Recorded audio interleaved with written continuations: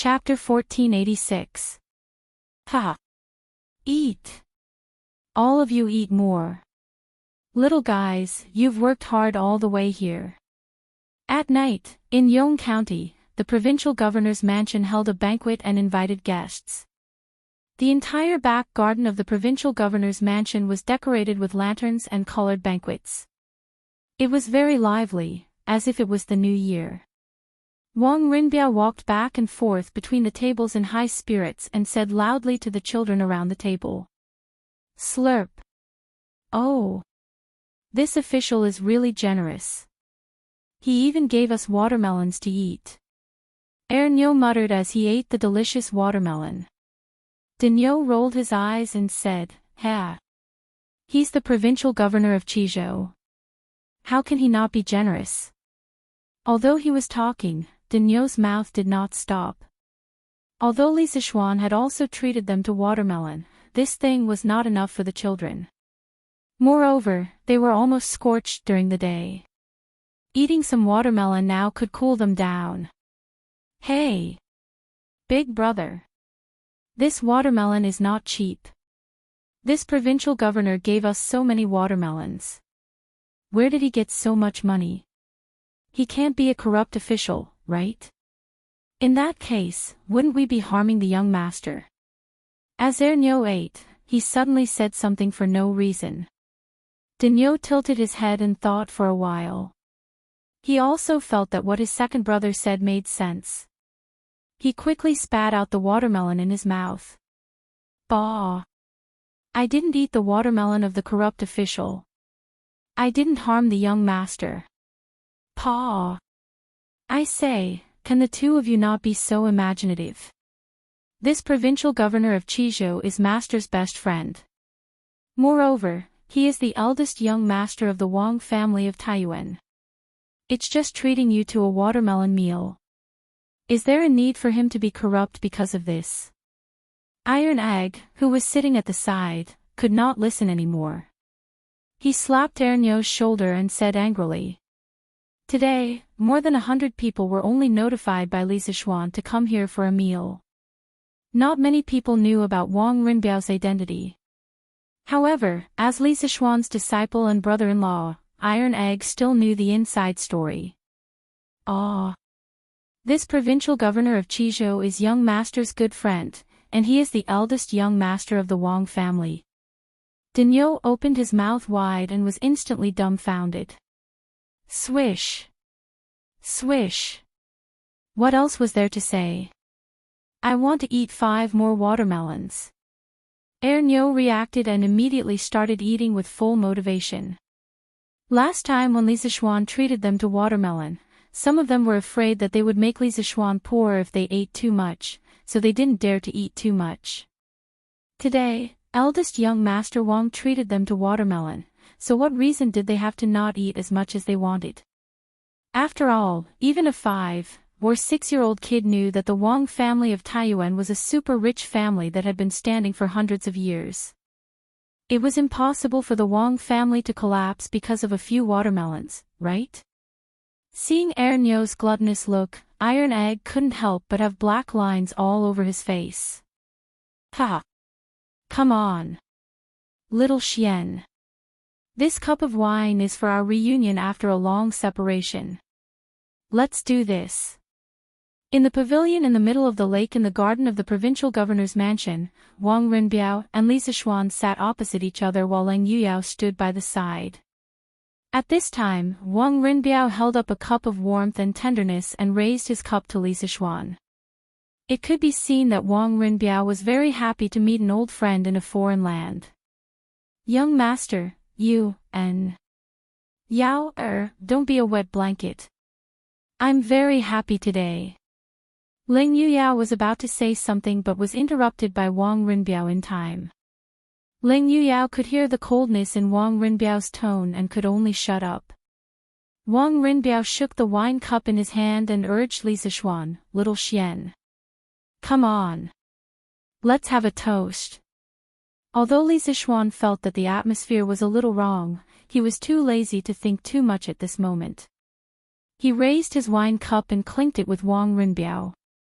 I haven't seen you for half a year, Rinbiao, your alcohol tolerance has improved. After 3 rounds of wine, Li Zixuan said half-jokingly. Hee hee. Little Xian, you've been living in a bustling place like Chang, and for a long time and have a lovely wife as your companion. Naturally, you don't know that in a desolate county like Qizhou, only good wine is the best sustenance. Wang Rinbiao's face suddenly became a little dejected and he seemed to be a little drunk as he muttered. Li Zixuan's eyes flashed. At this time, he could finally conclude that Wang Rinbiao was indeed problematic. Oh, no, to be precise, Wang Rinbiao should be hiding something in his heart. Rinbiao, if you have something in your heart, just say it. As long as it's within my ability, as a brother, I'll definitely do my best to help you. Li Zixuan put down his wine cup and said with a serious face. Hee hee. Can't help. Can't help anyone. Little Xian, come on. Drink. Let me tell you, once a person is drunk, it's like he's an immortal. Incomparably happy. If you don't believe me, you can try it. Wang Rinbiao waved his hand and then poured himself another cup of wine. He raised his head and drank it all. Li Zixuan curled his lips. When he was drunk, he would only have a splitting headache, but he had never felt as happy as an immortal. Perhaps only those who drown their sorrows in alcohol would have such a feeling, right? Because the air they breathed in reality was bitter. Only when they were drunk and entered a dream would they forget the bitterness. Young master, you can't drink anymore. Leng Yuyao, who was standing at the side, couldn't hold it in anymore. She went up and took the wine pot from Wang Rinbiao's hand and shook her head. Leng Yuyao. Are you going to disobey me too? Wang Rinbiao's voice suddenly became incomparably cold, causing Leng Yuyao's body to tremble. At this time, she saw that his hair had unknowingly become messy. With his disheveled appearance, he looked like a drunken arrogant scholar, but also like a lonely lovelorn. Li Zixuan had never seen Wang Rinbiao like this before. He couldn't help but advise, Rinbiao, you've drunk too much. Go and rest first. If there's anything, we'll talk about it tomorrow. Miss Leng, quickly help your young master to rest. Leng Yuyao looked at Li Zixuan gratefully and then went up to help Wang Rinbiao up from the chair. However, Wang Rinbiao twisted his body and broke free. He snorted, I'm not drunk. I'm not drunk. Who dares to pull me? Little Xian, come, it's rare for us brothers to meet. Let's get drunk tonight. Cough, cough. Cough, cough, cough. At the end, he actually coughed.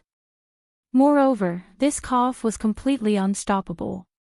His shoulders couldn't help but tremble violently. Leng Yuyao panicked and quickly took out a white silk handkerchief from her sleeve. Young master, young master. Quickly go back to your room and lie down. Yao will send someone to call Dr. Zhang over right now. Cough, cough, cough. Wang Rinbiao's entire body arched as he coughed. Suddenly, his expression changed. He quickly snatched the handkerchief from Leng Yuyao's hand and coughed heavily. Then, as if he had collapsed, he directly fell into Leng Yuyao's arms. That white and flawless handkerchief was now dyed bright red. As Wang Rinbiao fell, that handkerchief slowly fell to the ground. Someone. Quickly go to the west of the city and call for Dr. Zhang. Leng Yuyao's face instantly turned pale. At this moment, she couldn't care about anything else. She directly helped Wang Rinbiao up and anxiously said to the servants in the courtyard. Li Zixuan's expression changed. He quickly got up to help Leng Yuyao support Wang Rinbiao and said to Hu Hanyun in the courtyard, Uncle Hu, let the children go back to rest. Today's banquet is over. Yes. Young master. Old Hu also knew that something urgent had happened in the provincial governor's residence and couldn't be delayed. He responded and called a group of stunned children out of the provincial governor's residence. Miss Lang, quickly help Rin Biao lie down on the bed. Let me take a look at him first. Li Zixuan looked at Leng Yuyao, whose face was full of tears, and said in a deep voice. Leng Yuyao, who had always been a cold-faced swordswoman, was not only crying like a pear blossom in the rain, she was also a little confused. After Li Zixuan's voice fell, it took her a while to realize that Li Zixuan also seemed to know medical skills. Thus, her eyes suddenly burst forth with infinite splendor. Marquis, you must save my young master. Leng Yuyao supported Wang Rinbiao into the room and said to Li Zixuan with a face full of expectation.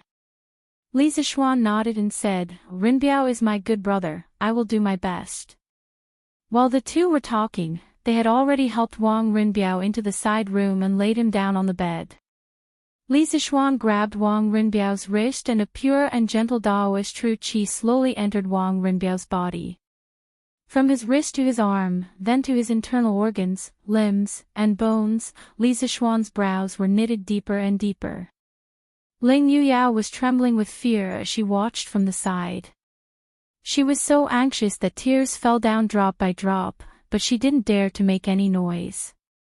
Miss Leng. Dr. Zhang is here. After an unknown period of time, a servant's shout came from outside the room. Come in. Leng Yuyao saw that Li Zixuan didn't speak for a long time and was at a loss. When she heard the servant's shout, it was as if she heard a voice from the heavens and hurriedly said. But then she realized that this was disrespectful to Li Zixuan and hurriedly said, Wait. Don't come in first. But her words were a little too late. A white-haired old man carrying a medicine box had already walked in. The old man couldn't help but say with an awkward expression, Miss Leng, should this old man come in or go out? Leng Yuyao couldn't help but be embarrassed. She froze there and didn't know what to say. Since you're here, come forward and take a look at Provincial Governor Wang. At this time, Li Zixuan, who was taking Wang Rinbiao's pulse by the bed, finally stood up and said to the old man. This. The old man had a troubled expression. For a moment, he didn't know what to hear. Because he knew Leng Yuyao, but he didn't know Li Zixuan. Leng Yuyao first looked at Li Zixuan apologetically, then said to the old man, Marquis Yong, and wants you to take a look at my young master. Why aren't you going? You are Marquis Yonghan. Pardon my disrespect. The old man opened his mouth in shock. Li Zixuan wasn't just famous in martial arts and engineering, he was also extremely famous in the medical field. After all, other than the Imperial Physician Bureau, the best medical institution in Great Tang was on Mount Yunshan. This old man will take Provincial Governor Wang's pulse now. The old man wiped the sweat on his forehead and suddenly felt a little pressured. After all, he had heard of Li Zixuan treating Qin Qiong's illness. In his opinion, Li Zixuan's medical skills definitely wouldn't lose to him. Marquis, I'm sorry. Yuyao lost her composure just now and let Physician Zhang in. At the door, Leng Yuyao said softly with an apologetic expression. Li Zixuan waved his hand and said, This Marquis isn't a petty person. Some doctors have the problem of being arrogant because of their talents, but this Marquis doesn't. The most important thing now is to stabilize Rinbiao's condition, then we can talk about other things. Leng Yuyao said gratefully, Thank you, Marquis. After pausing for a moment, she asked softly, Marquis, how is my young master? Li Zixuan shook his head and said in a deep voice, Let's talk about it after Physician Zhang is done. Although Leng Yuyao was anxious, she couldn't persuade him anymore. She could only suppress the uneasiness in her heart and wait quietly by the side. 15 minutes later, Physician Zhang stood up and walked toward Leng Yuyao and Li Zixuan. How is my young master, Physician Zhang? Leng Yuyao couldn't wait to welcome him and asked. Physician Zhang sighed and said, Miss Leng, the provincial governor is still suffering from his old illness. This old man has already told him not to let the provincial governor drink anymore, but why? At this point, he looked at the tear-stained Leng Yuyao and thought that the other party wouldn't be able to persuade Wang Renbiao to drink, so he sighed helplessly and said, "Sigh." To the provincial governor, alcohol is a poison that penetrates the intestines. "Miss Leng, if it's for the sake of the provincial governor, please don't let him drink anymore." Leng Yuyao's tears fell to the ground and she nodded repeatedly. "I will definitely not let my young master drink anymore in the future." "Physician Zhang, when do you think my young master will wake up?" Physician Zhang shook his head and said with a difficult expression, "It's hard to say. If it's short, it'll be an hour. If it's long, it'll be 3 to 5 days. Of course, this is only this old man's personal opinion. If I've said something wrong, I hope Miss Lang and Marquis can forgive me." After saying that, he cupped his hands toward Leng Yuyao and Li Zixuan. Leng Yuyao quickly turned her gaze to Li Zixuan. Li Zixuan said in a deep voice, "Physician Zhang's diagnosis is basically correct. It's just that this Marquis feels that although drinking too much has hurt Renbiao's liver and stomach, Renbiao's biggest problem right now is that he overthinks and has a knot in his heart. If this heart disease can't be cured, even if he doesn't drink for the rest of his life, his body will continue to deteriorate." A trace of surprise flashed across Leng Yuyao's eyes, but it was more of pain. The tears in her eyes flowed faster. She probably didn't cry as much as she did in the past 10 years. At this time, Physician Zhang nodded and said, "Marquis is right. This old man has also said that the provincial governor has more of a heart disease. But this old man has lived for dozens of years and only knows how to treat physical illnesses, but not mental illnesses. Please forgive this old man for being powerless, Miss Lang. Farewell." After saying that, Physician Zhang carried the medicine box and turned to leave without waiting for Leng Yuyao's persuasion. Physician Zhang, by the time Leng Yuyao reacted, Physician Zhang had already gone out of the door. She could only look at Li Zixuan and begged, "Marquis, your medical skills are brilliant. Yuyao begs you to save my young master." Li Zixuan said with a pained face, "Renbiao is my brother." Seeing him in such a situation, this Marquis is also heartbroken. But the heart disease still needs to be cured. Before that, Miss Leng, you have to tell this Marquis in detail. What has Renbiao experienced in the past 6 months in Qizhou? Leng Yuyao opened her mouth. After hesitating for a moment, she said softly, "My young master, he fell in love with a commoner girl." Chapter 1487. What? Renbiao fell in love with a commoner girl. Inside the provincial governor's mansion, after hearing Leng Yuyao's words, Li Zixuan's eyes widened as he exclaimed in disbelief. No wonder Wang Renbiao said that no one could help him at the banquet table. Li Zixuan really couldn't help him with this matter. Since ancient times, it was difficult for an upright official to settle a family dispute, not to mention the marriage of the eldest son of the Wang family of Taiyuan. Li Zixuan himself didn't care about family background, but that didn't mean that others didn't. As a large aristocratic family, the Wang family of Taiyuan valued family background more than anyone else. As a matter of fact, the 5 surnames and 7 gazes had always attached great importance to the marriage of their clan's disciples. They would usually choose to marry between the 5 surnames and 7 gazes for generations. Currently, the 7 great clans, no, the 4 great clans, were basically related to the other 4 great clans. This was the result of generations of marriage. For thousands of years, commoners had always been proud of marrying a girl of the 5 surnames. Even some important officials in the imperial court were the same. However, it was often difficult for ordinary people to marry a girl of the 5 surnames because their family background wasn't enough. Later on, the 5 surnames came up with something called dowry money. What was dowry money? To put it in layman's terms, if a high official wanted to marry a girl of the 5 surnames, but didn't have the prestige, he would need dowry money. Dowry money could be millions, but even so, there were still many people who flocked to it. If a girl of the 5 surnames was like this, how could a man of the 5 surnames get married so casually? Especially since Wang Rinbiao was the eldest son of the Wang family of Taiyuan. It was almost impossible for him to marry a commoner girl. Wang Yu wouldn't agree, Princess Tong and wouldn't agree, and the other elders of the Wang family of Taiyuan wouldn't agree either. Young master did fall in love with a commoner girl, but that girl doesn't seem to like young master. This damned girl is really blind. Young master is willing to lower himself to take a fancy to her, but she doesn't know what's good for her. At the end, a trace of anger appeared on Leng Yuyao's face. Li Zixuan couldn't help but say, that girl doesn't like Rinbiao, shouldn't Miss Leng be happy? Li Zixuan had long seen through Leng Yuyao's feelings for Wang Rinbiao, so he asked this question. Leng Yuyao stared blankly for a moment before her face flushed red. This made Li Zixuan click his tongue in wonder. Even an icy beauty like Leng Yuyao would blush. I am only young master's shadow. Wherever young master goes, I will be there.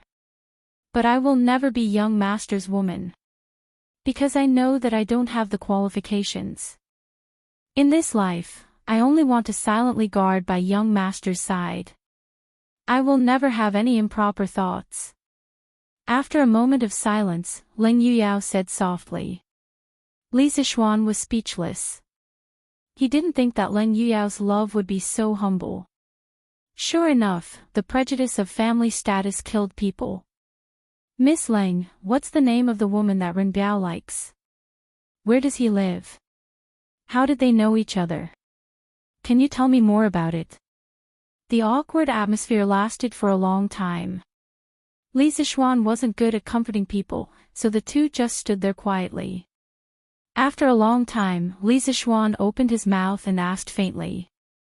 He was really curious about the woman that could make Wang Rinbiao fall head over heels for her. Who was she? Leng Yuyao's face turned cold. She paused for a moment and recalled, at the beginning of this year, young master was ordered to take up his position in Qizhou. When he arrived at Yong County, the people of Yong County lined the streets to welcome him, but there was one exception. Just as young master was about to enter the city, a white-clothed woman in mourning clothes and 2 servants carrying a coffin blocked the city gate. Wearing mourning clothes and blocking the gate with a coffin. Could it be that there was an unjust case in Yong County? Li Zixuan couldn't help but interject when he heard this. Leng Yuyao nodded expressionlessly and said, there was indeed an unjust case. At that time, young master also didn't expect to encounter such a thing. But young master was kind and didn't blame her for it. Instead, he went up and asked the woman if there was an unjust case. After some questioning, he found out that the woman's name was Li Jingchu. Her father's name was Li Xingyun. Li Xingyun had owned a carriage shop when he was alive. It was the largest carriage shop in the Qizhou. He bought goods from the members of the Yanhuang Chamber of Commerce and specialized in selling carriages and bicycles from the Strange Taste Pavilion in the Qizhou. But by chance, the former county magistrate of Yong County, Zhang Liang, took a fancy to Li Jingchu's beauty and wanted to take her as his concubine. Although Li Jingchu was the daughter of a merchant, she had her own pride. Of course, she wouldn't marry a man in his 40s and would rather die than become his concubine. Zhang Liang couldn't be forced, so he could only set his sights on Li Xingyun. He first invited Li Xingyun to the county office and tried to persuade him. But Li Xingyun wasn't willing to use his daughter's happiness to climb up the social ladder, so he tactfully refused. Zhang Liang was furious and threatened to make Li Xingyun unable to do business in Yong County. From then on, the Li family's carriage shop had local ruffians causing trouble every few days. Li Xingyun reported it to the officials a few times, but in the end, nothing was done. What was more serious was that one night, a large group of bailiffs suddenly surrounded the Li family's residence. Zhang Liang said that there was a treasonous item in the Li family's residence and wanted to search it. When Li Xingyun heard the news, he immediately came out of his bedroom. But he couldn't stop the bailiffs from searching the residence. The entire Li family was in chaos. The women were also alarmed. They all put on their clothes and left their rooms to avoid being violated. Li Xingyun thought that Zhang Liang was just trying to scare him, but who knew that the bailiffs really found a treasonous item in the Li family's residence. It was a gold medal. Gold medal? What gold medal? Li Zishuan was curious. Ling Yuyao paused for a moment and said softly, that gold medal came from the Eastern Palace. And it was engraved in the Wuda era. Hidden Crown Prince. Li Zishuan sucked in a breath of cold air. He secretly thought that the county magistrate was really King Ruthless. He actually used King Shili Jianqing to frame Li Xingyun. This was playing with fire. Ling Yuyao nodded and said, that's right. That was the gold medal used by the Eastern Palace when the hidden crown prince was still in power. Zhang Liang used this as an excuse to put Li Xingyun in jail. In jail, he ordered the jailers to torture Li Xingyun and force Li Xingyun to agree to marry his daughter to him. He also secretly sent someone to send a message to Li Jingchu, saying that if she wanted to save her father, she would obediently become his concubine.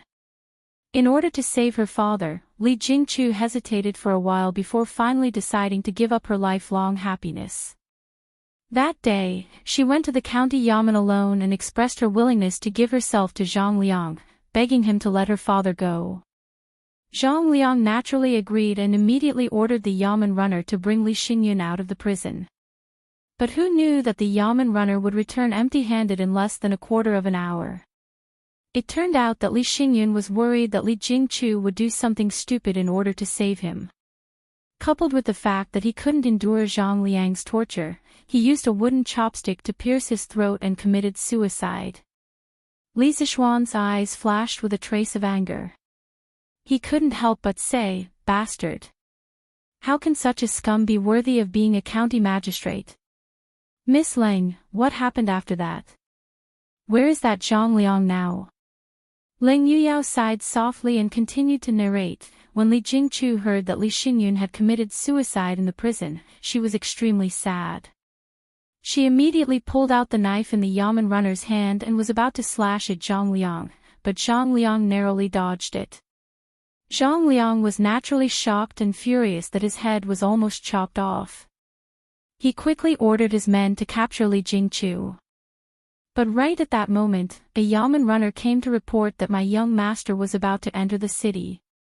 In order to leave a good impression in front of my young master, Zhang Liang quickly turned around to prepare a carriage and went out of the city to welcome him. Li Jingchu took the opportunity to escape. Logically speaking, if Zhang Liang had sent someone to chase after her, he would definitely have been able to catch up with her.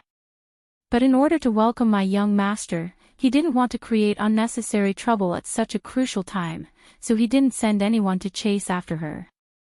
After Li Jingchu returned home, she immediately asked the servants to prepare mourning clothes for her and went to a coffin shop to buy a coffin.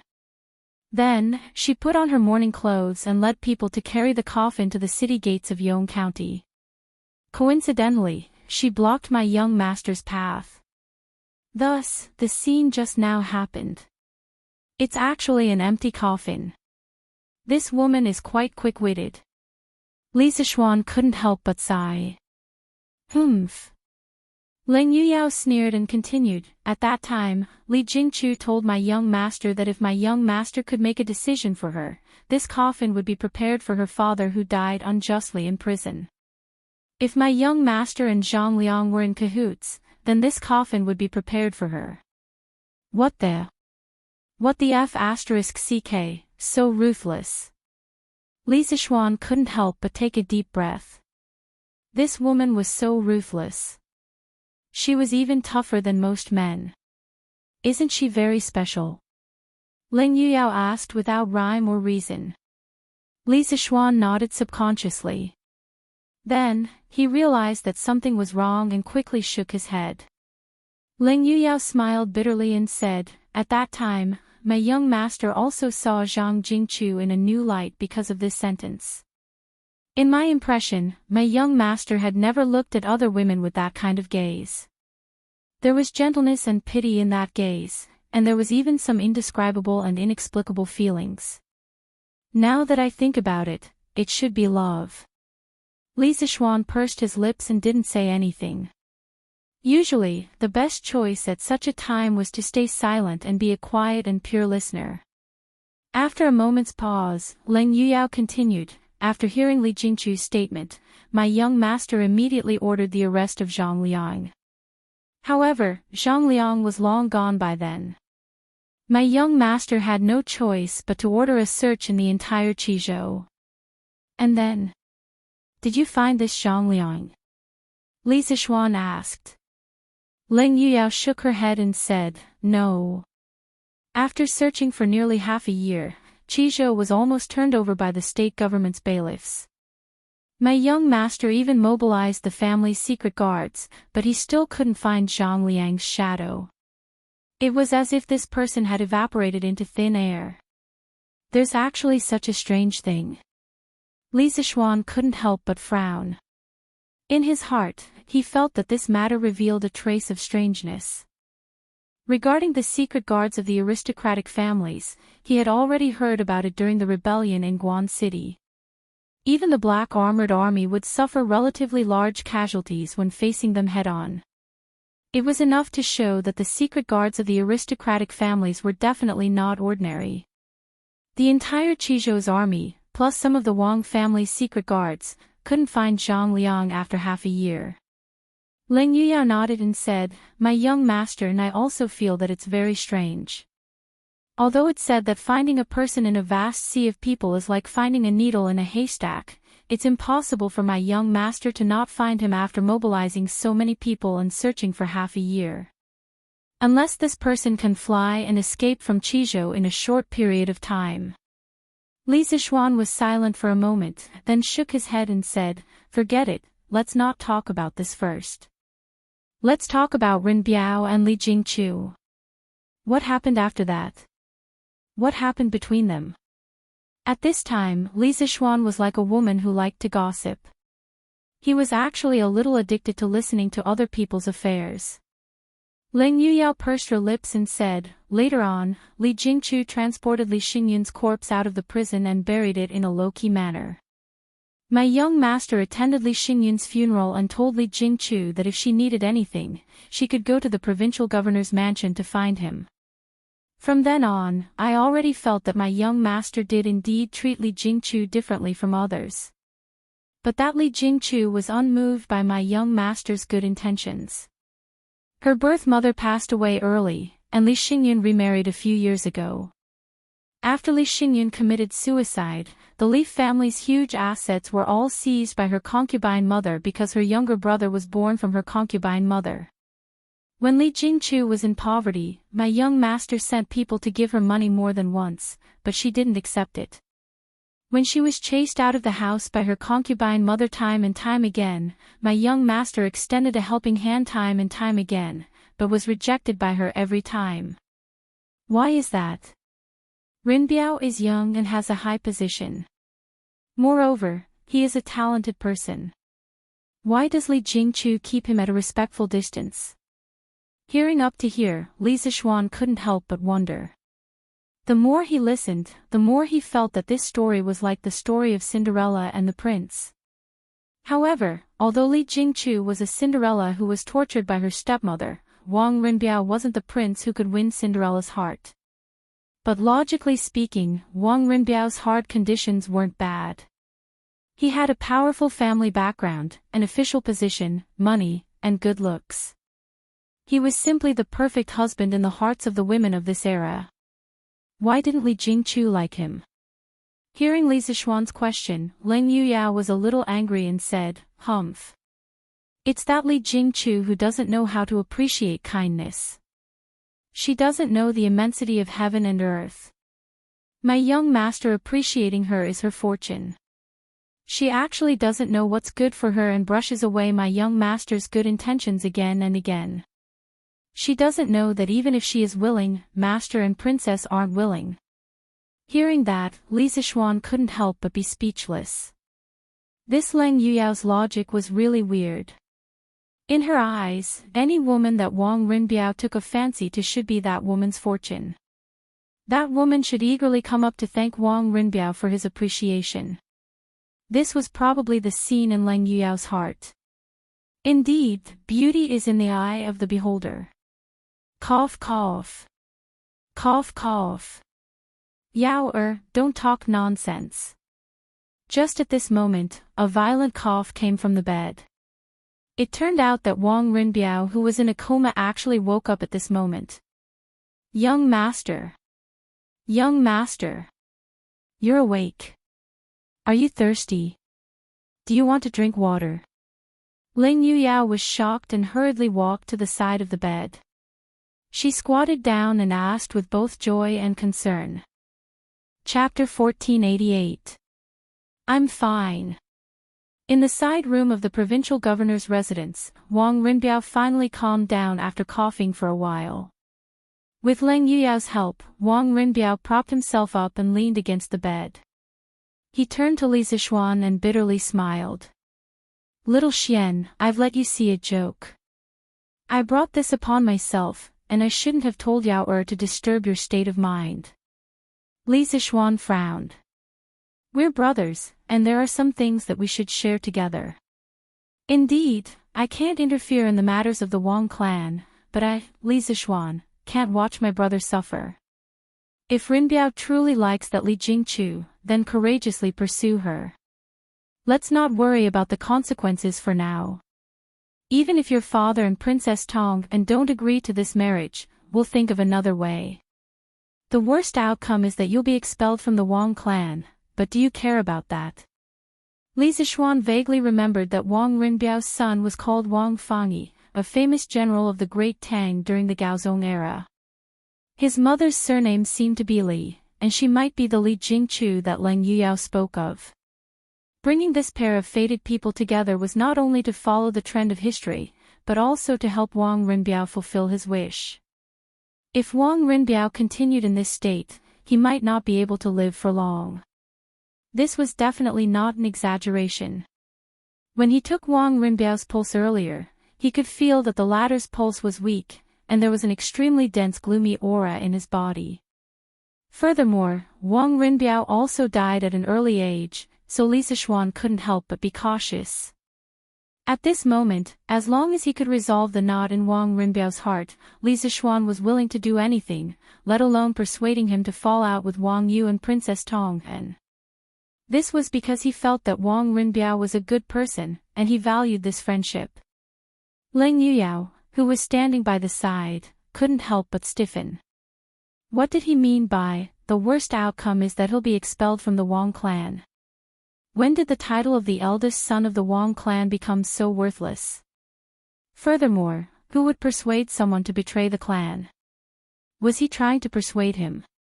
Just as she was about to say something, Wang Rinbiao, who was lying on the bed, said, "Of course I don't care about these empty titles.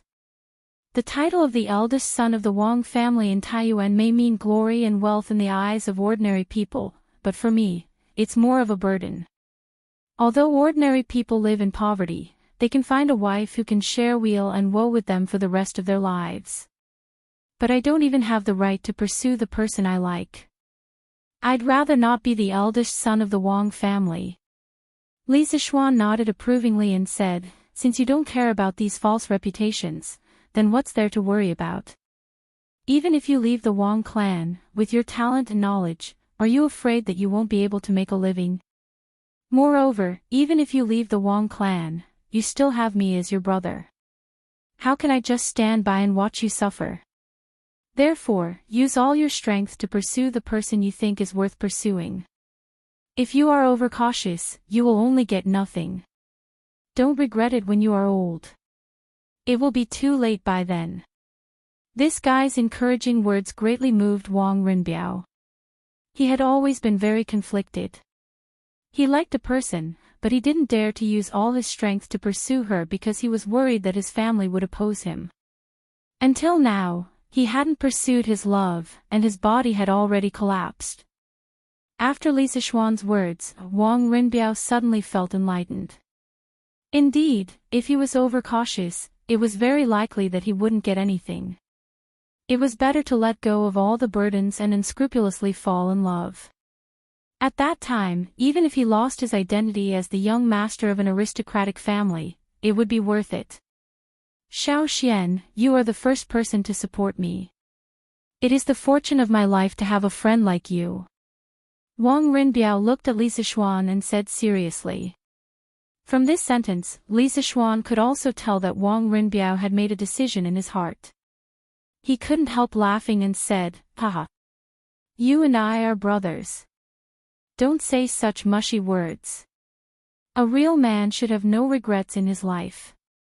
As your brother, I hope that you can pull yourself together as soon as possible and pursue the woman you like. Leng Yuyao's face suddenly darkened. She bowed and said, Young master, you just woke up from a serious illness. You must be hungry. I will go to the kitchen and get someone to cook some porridge for you. After saying that, without waiting for Wang Rinbiao to respond, Leng Yuyao turned and left the room. Her back view was very bleak. Li Zixuan looked at Leng Yuyao with a complicated gaze. He felt a little uncomfortable in his heart. He only cared about comforting Wang Rinbiao and neglected Leng Yuyao's feelings. Although Leng Yuyao once said that she didn't have any extravagant hopes of becoming Wang Rinbiao's woman, this kind of behavior in front of her, encouraging Wang Rinbiao to pursue another woman, would more or less hurt her. Sigh. It's also troublesome to have too many women. Fortunately, I only have one wife. At the end of his thoughts, Li Zixuan couldn't help but rejoice. Miss Leng is also a good woman. Seeing Wang Rinbiao looking at Leng Yuyao's back view with a complicated gaze, Li Zixuan, who came back to his senses, suddenly said meaningfully.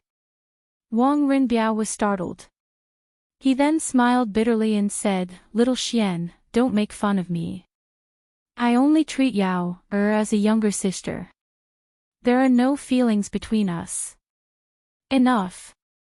I don't care about your matters. As a brother, I only hope that you can untie the knot in your heart as soon as possible and pursue your own happiness. This way, we can continue to drink and chat merrily in the future. Li Zixuan waved his hand and said. Wang Rinbiao nodded, but then frowned again. He smiled bitterly and said, Sigh. But Jingchu has always been neither close nor distant to me. I really don't know where to start. Little Xian, you are quite experienced in this aspect. Can you teach this brother? Li Zixuan heard this and his forehead was full of black lines. What do you mean by I am quite experienced in this aspect? I only have one wife, okay? Do you have to make me sound like a saint of love? But compared to Wang Rinbiao, who was a noob in the field of love, he did have a little more experience in this aspect. Rinbiao, have you ever thought about why Miss Li has been keeping a distance from you? Could it be that she feels that she is of low birth and not worthy of you? After a moment of silence, Li Zixuan asked. Wang Rinbiao shook his head without thinking and said, No. Although Jingchu is a woman, she is also a proud person.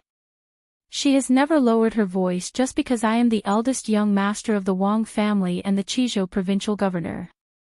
She has her own pride and is definitely not someone who belittles herself.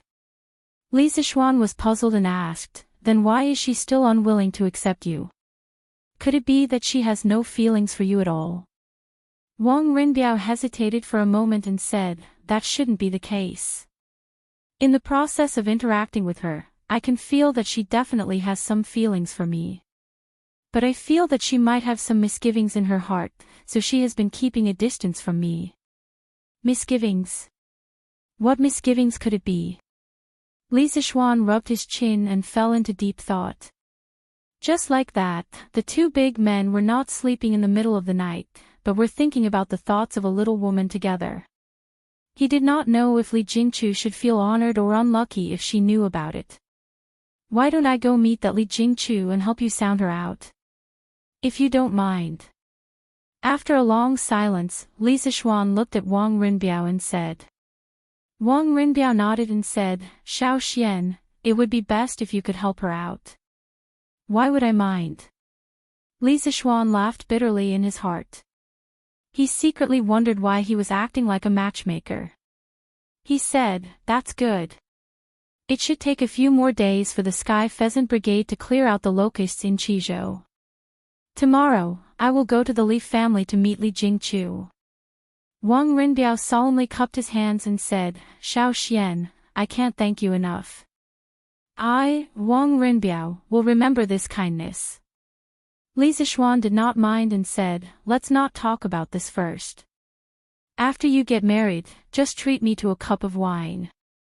Wang Rinbiao smiled. He suddenly remembered something and quickly said, "Oh, right, Xiao Xian. There's something I forgot to tell you. When I heard that your Sky Pheasant Brigade was coming to Qizhou, I ordered the county magistrates to start collecting chickens from the people. Now, 120,000 chickens from the counties have gathered in the city, and all of them have been marked and registered. Xiao Xian, you can add them to the Sky Pheasant Brigade tomorrow." Li Zishuan's eyes lit up and said happily, 120,000. That's great. With these 120,000 chickens, the Sky Pheasant Brigade's scale will increase to 620,000. It has basically reached the limit of the children's control ability. Wang Rinbiao nodded and said, "Yes. As long as it can help you, Xiao Xian." Li Zishuan thanked him and then left. "You Jinx, why did you come back again? Do you want to kill everyone in your family before you are satisfied?" In a luxurious mansion in the west of Yong County, a woman in embroidered clothes and a group of servants blocked the gate of the mansion and said fiercely to a woman in white clothes, "This is my home. Why can't I go back?" The plain-clothed woman, however, remained fearless as she retorted with a cold expression. You damn girl, how dare you talk back? If it weren't for you Jinx, how could Master be harmed by that corrupt official Zhang Liang? How can you still have the face to step into this house?"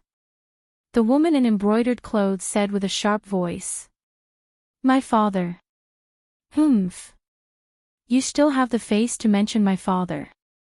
The plain-clothed woman's expression turned cold, and the temperature around her dropped to freezing point. She said coldly, "Back then, before my father's body was even cold and he was buried, some people were already in a hurry to divide up the family property. They replaced the shopkeeper and accountant of the carriage shop with their own family members. Lu Yuerong, do you dare to say that you have a clear conscience in front of my father's memorial tablet? You rebelled. You wild girl, you're really rebelling. No matter what, I'm still your concubine. How dare you call me by my name? You're really a wild girl who didn't have a mother to teach you." The woman in embroidered clothes pointed at the woman in white clothes with trembling hands and feet, and her voice became sharp. The woman in plain clothes had a cold glint in her eyes. She coldly stared at the woman. If looks could kill, then the woman would have been cut into 1,000 pieces. "If my mother was still alive, how could a vicious woman like you be so arrogant? I came back today just to burn incense for my father. I don't want to argue with you. Burn incense. Don't even think about it. Men. Get this Jinx out of here." The woman in embroidered clothes glared and ordered the servants around her. "Let me see who dares." The woman in white clothes shouted, "My father treated all of you well when he was alive. You all know very well whether the Leaf family is thriving or declining under this woman's hands. Normally, I can't be bothered to argue with this woman. Today, I, Li Jingchu, just want to burn incense for my father. If any of you dare to stop me, my father's spirit in heaven will not forgive you." As soon as she said that, the servants around the madam looked at each other and hesitated. That's right, this woman was Li Jingchu, whom Wang Rinbiao had been thinking about. Who else could the woman be but Li Jingchu's second concubine? You guys, quickly stop this Jinx.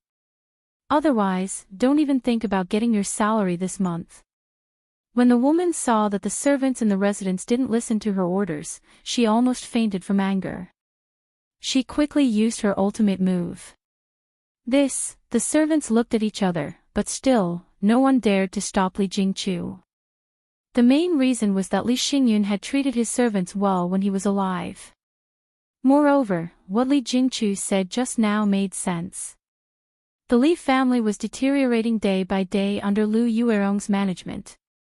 At this rate, Li Xingyun's family business would be squandered away by Lu Yuerong sooner or later. As servants, they would definitely be dismissed by then.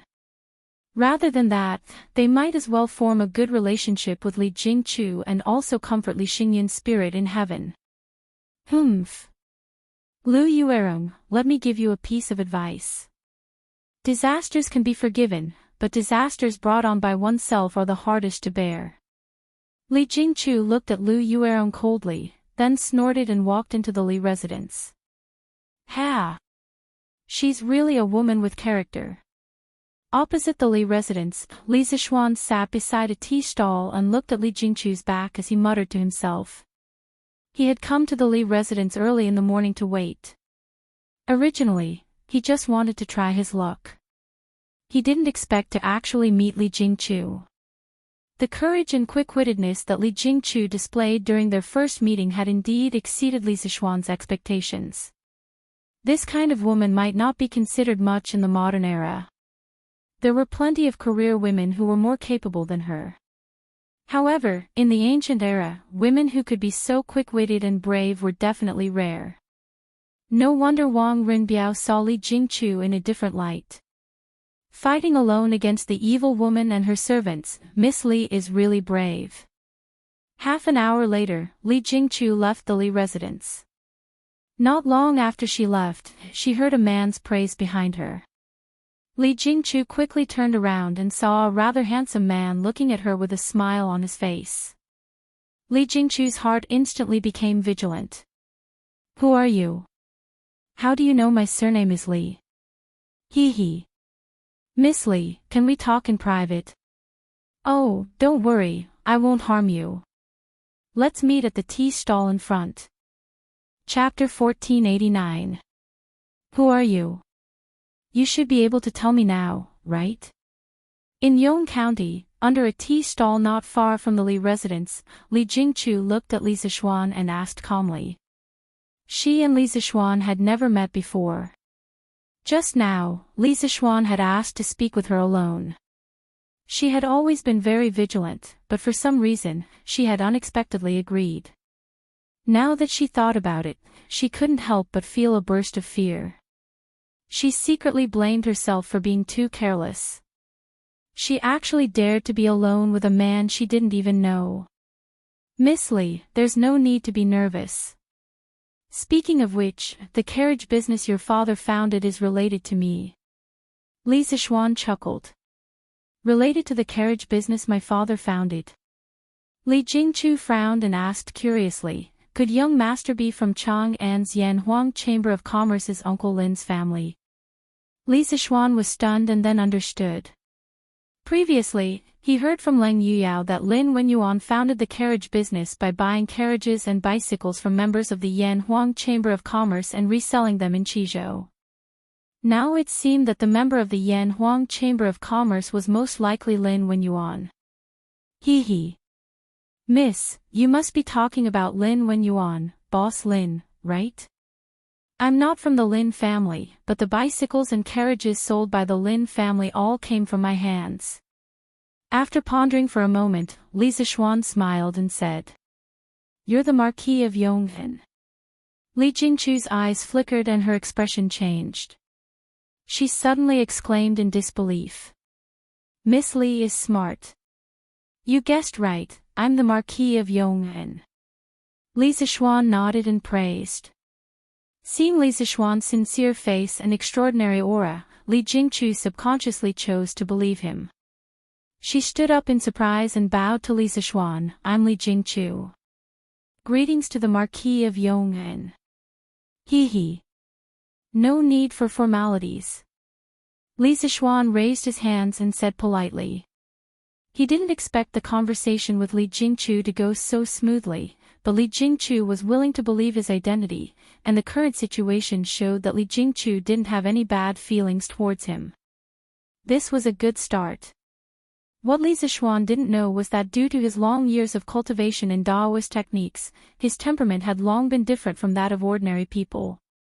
The natural aura of Daoist techniques on his body had a special attraction to the living beings of the world, making them subconsciously feel a sense of familiarity.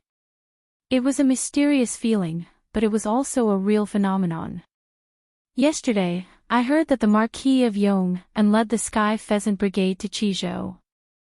Jingchu has admired Marquis' reputation for a long time, but yesterday, I had no chance to see Marquis' real face because of the mundane affairs I had to attend to. To be able to see Marquis today is truly Jingchu's good fortune. Li Jingchu said excitedly. The previous vigilance in her heart had now turned into joy. Facing the suddenly enthusiastic Li Jingchu, Li Zixuan was not used to it.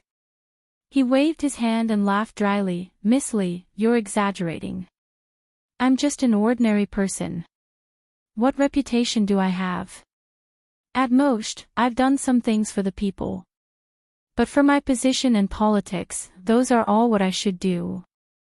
Li Jingchu shook her head and said, "Marquis treats the people well. Everyone in the world knows that. First, there was the curved yuan plow, and then there was the Sky Pheasant Brigade going to the counties to exterminate locusts today. The people of the world have all received Marquis' kindness. If this is only for his position and politics, then I don't know how many officials in the dynasty are incompetent. The person my father admired the most when he was alive was you, Marquis. It's a pity that my father didn't have the chance to see Marquis until his death." At this point, Li Jingchu's face suddenly became sad. Li Zixuan couldn't help but comfort her. "Miss Li, the dead can't be brought back to life. I already know a thing or two about your father. I'm very sorry. Before this, although I didn't know your father's character, your father would rather die than submit for your lifelong happiness. Just based on this point alone, he was a good father worthy of respect. I believe that if your father's spirit is in heaven, he will definitely hope that you can live a happy life and not be sad for him all day." "No. No." Li Jingchu's eyes were red and swollen. She shook her head fiercely and said, "If possible, I'd rather marry Zhang Liang than let my father commit suicide. Lu Yuerong is actually right. I'm indeed a jinx. I'm the one who caused my father's death." At this point, a teardrop fell from the corner of Li Jingchu's eye. When Lu Yuerong was making things difficult for her, she could force the other party to be speechless with just a few words. But now, she couldn't help but cry after saying a few words to Li Zixuan. From this, it could be seen that her strength was just for others to see. Under her strong appearance, there was a fragmented and fragile heart on the verge of collapse. Seeing this scene, Li Zixuan felt a little uncomfortable. After a moment of silence, he said, "Miss Li, your father's death can't be blamed on you no matter what. Saying that you're a jinx is even more nonsense. It's like a group of people walking on the road being hit by a carriage. Could it be that you want to blame him for going out today? The only person to blame for this matter is Zhang Liang. Such a treacherous person doesn't deserve to be a magistrate of a county, much less a person. Thank you, Marquis, for speaking up for Jingchu. But it's a pity that the wicked person didn't get his retribution and is still at large." Li Jingchu wiped the tears from the corner of her eyes and whispered softly. Li Zixuan said with a resolute expression, "Miss Li, the net of heaven has a long arm, but it never escapes. As long as Zhang Liang is still in the Tang Empire, I firmly believe that he will be brought to justice sooner or later. Because wicked people are not tolerated by the heavens." Li Jingchu's eyes flashed. After pausing for a moment, she said, "I hope so." Although she said this, she didn't have much hope in her heart. Li Zixuan also knew that it was impossible to convince Li Jingchu with just words.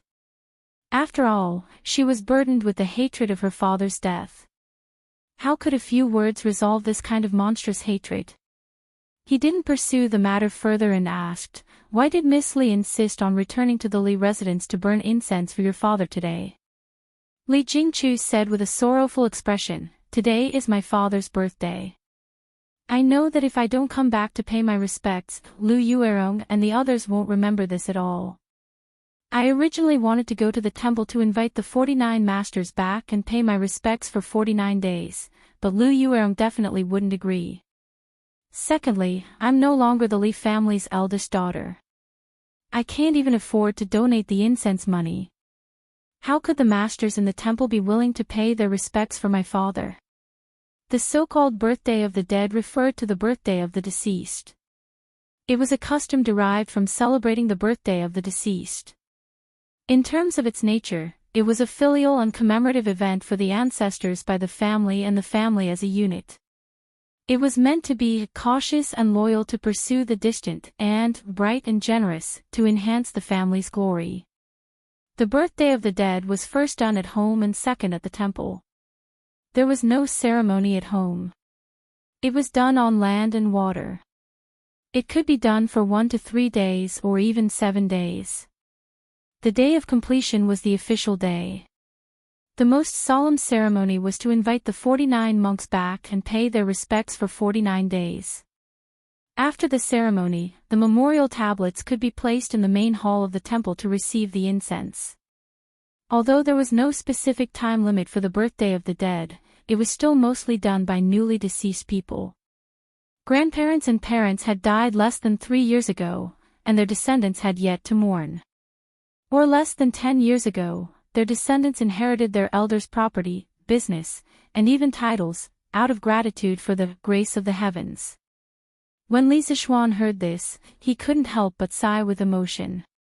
Miss Li's filial piety is commendable and admirable. I'm willing to step forward to help you regain control of the Li family. This way, Miss Li can openly celebrate your father's birthday. What do you think, Miss Li? Li Jingchu was suddenly startled. Obviously, she didn't expect Li Zixuan to propose such an idea. After hesitating for a moment, she shook her head and said, "Thank you for your kindness, Marquis. However, I, Li Jingchu, only want to take back what I've lost. I want everyone to be convinced. I want the Li family to flourish in my hands. Only in this way can I comfort my father's soul in heaven." When he heard this, Li Zixuan couldn't help but raise his opinion of Li Jingchu. He nodded and said, "Miss Li is very bold.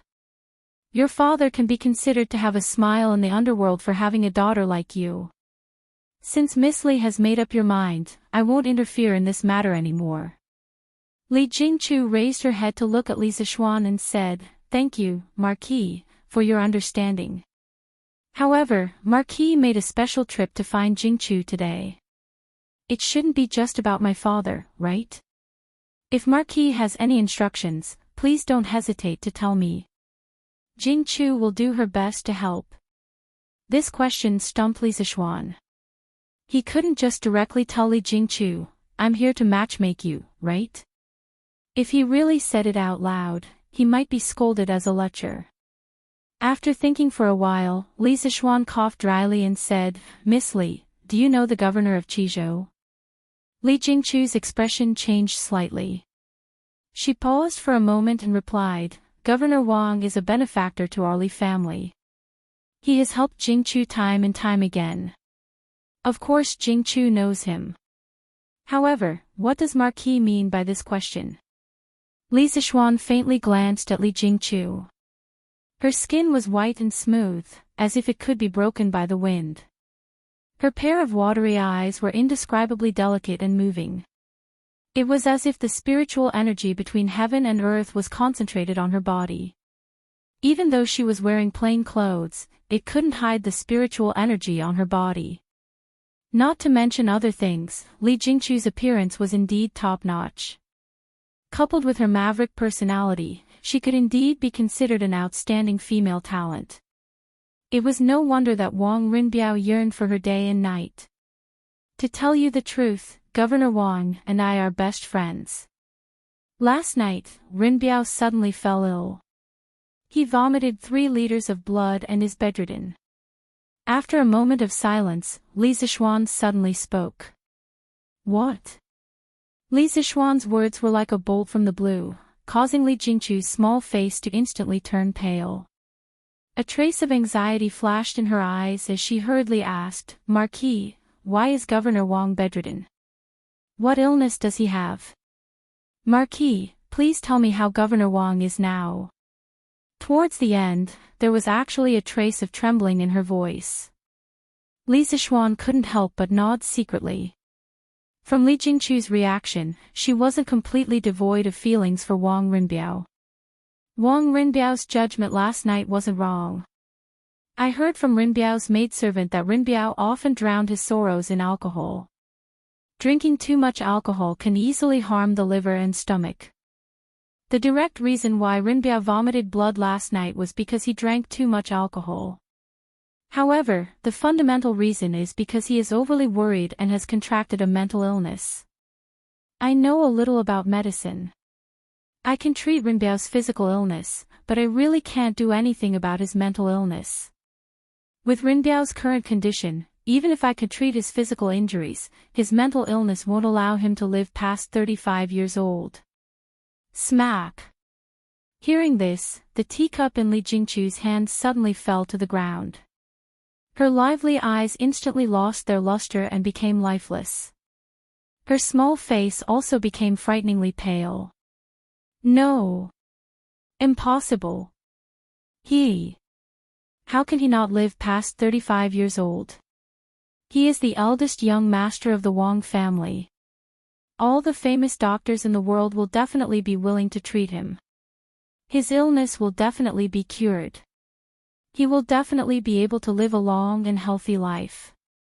Marquis, this can't be true. Hurry up and tell me, this can't be true. Towards the end, Li Jingchu was already sobbing uncontrollably. She didn't know what kind of trust it was, but she had already shed all her disguises in front of Li Zixuan and revealed her truest and weakest side. She looked at Li Zixuan anxiously, as if she was praying and pleading at the same time. Li Zixuan said in a deep voice, Miss Li, Rinbiao's illness is indeed very serious. I'm definitely not lying to you. Last night, when Rinbiao was unconscious, he once muttered your name. I asked around about you from the others because I'm guessing that the crux of Rinbiao's mental illness is very likely related to you. A hint of panic flashed across Li Jingchu's eyes. She stroked the hair in front of her forehead and said, Oh. Marquis, Jingchu is just a commoner. How can Governor Wang's mental illness be related to Jingchu? The people around the tea stall had long been sent away by Li Zixuan's guards. Now that there was no one else here, Li Zixuan decided to lay his cards on the table. He looked at Li Jingchu with a burning gaze and said in an extremely serious tone, Miss Li, I don't believe that you can't sense Rinbiao's feelings for you. Today, there's only the two of us here. Can you tell me your true thoughts? Li Jingchu's body trembled and she was stunned. At first, she was shy, but then she hesitated and struggled. After a long silence, she finally opened her mouth and said, Marquis, Governor Wang's kindness to Jingchu, of course Jingchu can feel it. Jingchu is very grateful for Governor Wang's help time and time again. However, my father's death has not been avenged and Zhang Liang is still at large. The Li family has also declined because of this. At this juncture, Jingchu really doesn't have the heart to care about personal feelings. Governor Wang's feelings are not something Jingchu can accept. When Li Zixuan heard this, he finally knew what Jingchu's misgivings were. He couldn't help but frown and say, according to what I know, in the past 6 months, Rinbiao has not only mobilized the provincial government's troops, but also many Wang family's secret guards. He almost turned the entire Qizhou upside down, but he still couldn't find any traces of Zhang Liang. If Zhang Liang can't be found in 10 years, will Miss Li not get married for 10 years? If your father sees you like this in heaven, I'm afraid he will be more heartbroken than anyone else, right? Besides, can you bear to see Rinbiao's body and mind deteriorate and die young because of you? Li Jingchu hugged her head and said with a pained expression, Marquis, don't force me. I don't want to let my father down, and I don't want anything to happen to Governor Wang. Please don't force me. Seeing Jingchu's pained expression, Li Zishuan also couldn't bear it. He thought for a while, then gritted his teeth and said, Fine. Since that's the case, I will make a gentleman's agreement with Miss Li today. Within 2 years, I will definitely help Rinbiao find Zhang Liang's whereabouts and avenge your father. When the time comes, I hope Miss Li can face your true feelings. Chapter 1490. Is Marquis speaking the truth? Under the tea stall, after listening to Li Zishuan's gentleman's agreement, Li Jingchu's eyes widened in surprise as she asked.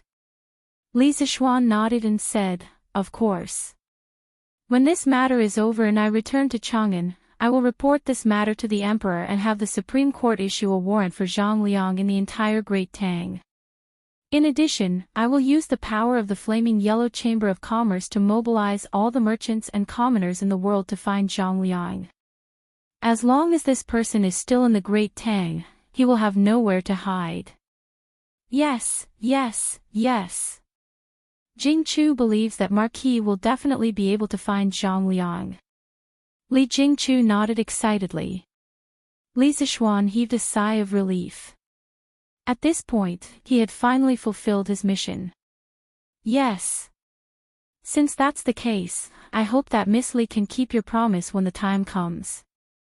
Don't suppress your feelings and don't be overly cautious. Not only will you hurt yourself, but you will also hurt the people who love you. It's unfair to you and Rinbiao. If your father knows this in the netherworld, he will definitely not be willing to see his daughter torment herself because of him. Hearing this, a trace of sadness flashed through Li Jingchu's eyes. After a moment of silence, she said softly, The Marquis is right. My actions from before were indeed too selfish. In the future, I will face this feeling squarely and will not harm Provincial Governor Wang again. Li Zishuan hesitated for a moment and could not help but say seriously, I helped you find Zhang Liang not to force you to be with Rinbiao. I just want you to face your own heart and not suppress your feelings. If you really have no feelings for Rinbiao, you can tell him clearly. This Marquis will not blame you for this. In the end, Li Zishuan did not want this matter to become a transaction. As the saying goes, a melon that is forcefully picked is not sweet. This was especially true for feelings. After all, two people would spend a lifetime together. Pfft. Hearing this, Li Jingchu couldn't help but smile through her tears and said, Marquis, don't worry. Now, no one can force me to do something I don't want to do, and no one can force me to marry someone I don't want to marry. Maybe in the past, but when that pair of chopsticks pierced my father's throat, Jingchu no longer has any relatives in this world. She no longer has any scruples, and she won't be threatened by others. At this point, Li Jingchu's voice turned low. She raised her head to look at Li Zishuan and said with a serious expression, Governor Wang holds a high position, but he treats people modestly. If it wasn't for him, the entire Li family might have suffered under Zhang Liang's evil schemes. When Jingchu was in despair, Provincial Governor Wang helped her time and time again. Humans are not plants, how can they be heartless?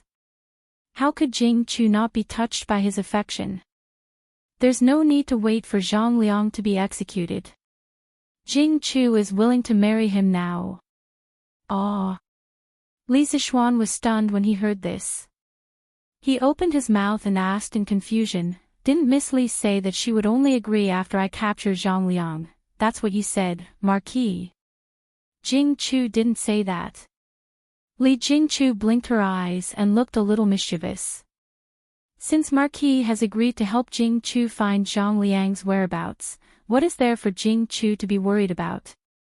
Even if we still can't find Zhang Liang after 2 years, at least all of us have tried our best. Marquis, what you said just now is right. Jingchu can't punish herself because of this obsession, punish. Provincial Governor Wang, and I can't let my father die with everlasting regret. After speaking, Li Jingchu opened her arms and looked up at the sky. It was as if she had been reborn and was filled with spiritual energy. Good. Good. Good. Li Zishuan clapped and sighed. Congratulations to Miss Li for being able to see through the obsession and get rid of the inner demons. Life is just a short few decades. While we are remembering our ancestors, we should also cherish the people in front of us. Cherish the people in front of us, Li Jingchu murmured. Then, she looked at Li Zishuan and said, Marquis, I want to visit Provincial Governor Wang. I wonder if you can help me. Li Zishuan pursed his lips and thought to himself, isn't this change too fast? It seemed that this girl was not only soft on the inside but also dared to love and hate on the outside. Once things were explained, her determination to pursue love was even stronger than Wang Rinbiao's. These two people were really a match made in heaven. Why not? Come with me, Miss Li. Li Zishuan smiled and said seriously, however, there is one thing that you have to consider carefully. Rinbiao is born in the Wang clan of Taiyuan, which is one of the top clans in the world. I don't need to tell you how serious the prejudice is. If you choose to be together with Rinbiao, the difficulties and obstacles you will encounter in the future will be more than you can imagine. Have you really thought it through? Li Jingchu was silent for a moment. Then, she said with a firm expression, there is a solution to the problem. Provincial Governor Wang is willing to lower his status and sacrifice so much for Jingchu. Even if the road ahead is full of thorns, Jingchu will not be afraid. I am willing to face it with him. Criticism, censure, and insults, so what? Sour, sweet, bitter, and spicy, only after tasting it yourself can you experience it. Good. Rinbiao really didn't misjudge you. Li Zishuan nodded. He couldn't help but praise Li Jingchu greatly. This woman had too many shining points. It was no wonder that she could train a peerless hero like Wang Fangyi. Let's go. Let's go to the provincial governor's residence. If Rinbiao knows that you are here to visit him, I reckon his illness will be half healed in an instant. Marquis, you're back. Why are you here? In the front courtyard of the provincial governor's residence, Ling Yuyao saw Li Zishuan walking in and quickly went up to greet him. However, when she saw Li Jingchu behind Li Zishuan, Ling Yuyao's expression instantly turned cold. Miss Ling, I heard that Provincial Governor Wang is seriously ill. This little girl has received many favors from Provincial Governor Wang, so I specially came to visit him today. Li Jingchu didn't shrink back or get angry because of Ling Yuyao's cold expression. She first bowed respectfully to Ling Yuyao and then spoke in a natural and unrestrained manner. Ling Yuyao's beautiful eyes narrowed. Clearly, she didn't expect Li Jingchu's attitude to change so quickly. There was a voice in her heart telling her not to let Li Jingchu in, but her rationality told her that Li Jingchu could speed up the recovery of Wang Rinbiao's illness and could completely dispel Wang Rinbiao's heart disease. She had to let Li Jingchu in. In the end, her rationality won over her selfishness. Ling Yuyao took a step to the side and gave way. Then, she said indifferently, go in. Young master just woke up not long ago. Thank you, Miss Lang. Li Jingchu looked at Ling Yuyao gratefully and then walked towards the side room. Li Zishuan thought about it and didn't want to join in the fun or be a third wheel. He looked at Ling Yuyao and wanted to say a few words of comfort. However, he realized that he couldn't because he wasn't Wang Rinbiao. His comfort was pale and powerless. Marquis, you don't have to worry about Yuyao. Yuyao said before that I don't dare to have extravagant hopes of becoming young master's woman. I only hope to be able to protect young master for the rest of my life. Ling Yuyao seemed to have sensed Li Zishuan's thoughts and said softly. Li Zishuan heaved a sigh and said, sigh. I hope all the lovers in the world can find their way together. Take good care of Rinbiao and let him get better as soon as possible. The 400,000 people of Chizhou are counting on him. This marquis can't stay here for long. I have to leave in 2 days. After that, he clasped his hands behind his back and turned to go out. As for the progress of Wang Rinbiao and Li Jingchu, he was not in the mood to care about it now. Now that Li Jingchu had untied the knot in her heart, there was no obstacle between her and Wang Rinbiao. It was only a matter of time before they got together. There was no suspense. On the other hand, Li Zixuan felt that he had brought a couple together, but he had hurt the other person's heart. This made him feel guilty. Wang Rinbiao, now you owe me too much. You can't die early. Otherwise, who can I find to collect the debt in the future? After leaving the provincial governor's mansion, Li Zixuan couldn't help muttering to himself. According to the official history, not long after Wang Fangyi was born, Wang Rinbiao died of illness. Wang Fangyi was as sad as an adult and was praised as a filial child at that time. Wang Fangyi's mother, Li Jingchu, was ostracized by her mother-in-law, great elder Princess Tonghen, and moved to Fengquan Villa. Wang Fangyi was still young, so he cultivated farmland, planted trees, and repaired walls and houses with other handymen. From this, it could be seen that there was a huge gap between a child with a father and a child without a father. After returning to the inn where old Hu and the children were staying, Li Zixuan took out the telegraph and began to send a telegram to Yunshan. The content of the telegram was very simple. It was to ask Ma Zhou to publish a notice in Datong Daily that the Sky Chicken Brigade had stopped collecting chickens. Because of the addition of the 120,000 chickens from Chizhou, the Sky Chicken Brigade now had 120,000 chickens. In addition to the chickens collected by Li Ku and Qing Chumo's team along the way, the Sky Chicken Brigade now had no less than 650,000 chickens. This was already the limit of the number of chickens they could control. If there were more, not only would it not have a positive effect, but it would also have a negative effect and slow down the speed at which they killed the locusts. After sending the telegram, Li Zixuan breathed a sigh of relief. He did not go to the provincial governor's mansion to see how Wang Rinbiao and Li Jingchu were doing. Instead, he directly went out of the city to observe the speed at which the Sky Chicken Brigade was killing locusts for the people on the farm. Now, the cooperation between the various small teams of the Sky Chicken Brigade had become extremely tacit. As a result, with the same number of chickens, the speed of killing locusts had increased by at least 30% compared to the beginning. In addition, the scale of the Sky Chicken Brigade had been greatly expanded. Li Zixuan conservatively estimated that within half a month, the Sky Chicken Brigade could eliminate more than 60 counties of locusts, which was close to 2/3 of the disaster area. The disaster relief operation was in full swing. Seeing that more and more people would be rescued, Li Zixuan did not know that danger had already arrived. Some messages about him were gradually rising in various places. At first, it was just a spark, but as more and more people spread the news, the spark began to have the momentum to start a prairie fire. The rumors had even spread to the vicinity of the capital. Don't sell the locusts to the government. Why? These locusts can be sold for a few coins. Bah! Are you stupid? 2 caddies of locusts can only be sold for 1 coin, but the Marquis of Yong and bought these locusts, fried them by the chef, and sold them at the Drunken Immortal restaurant. A plate can be sold for a few hundred coins. How is this possible? The Drunken Immortal restaurant is a place that sells food and wine. Why would they sell locusts? Who would eat something like that? Why not? Have you heard of the soaring prosperity that the Drunken Immortal restaurant introduced last year? That was made with locusts.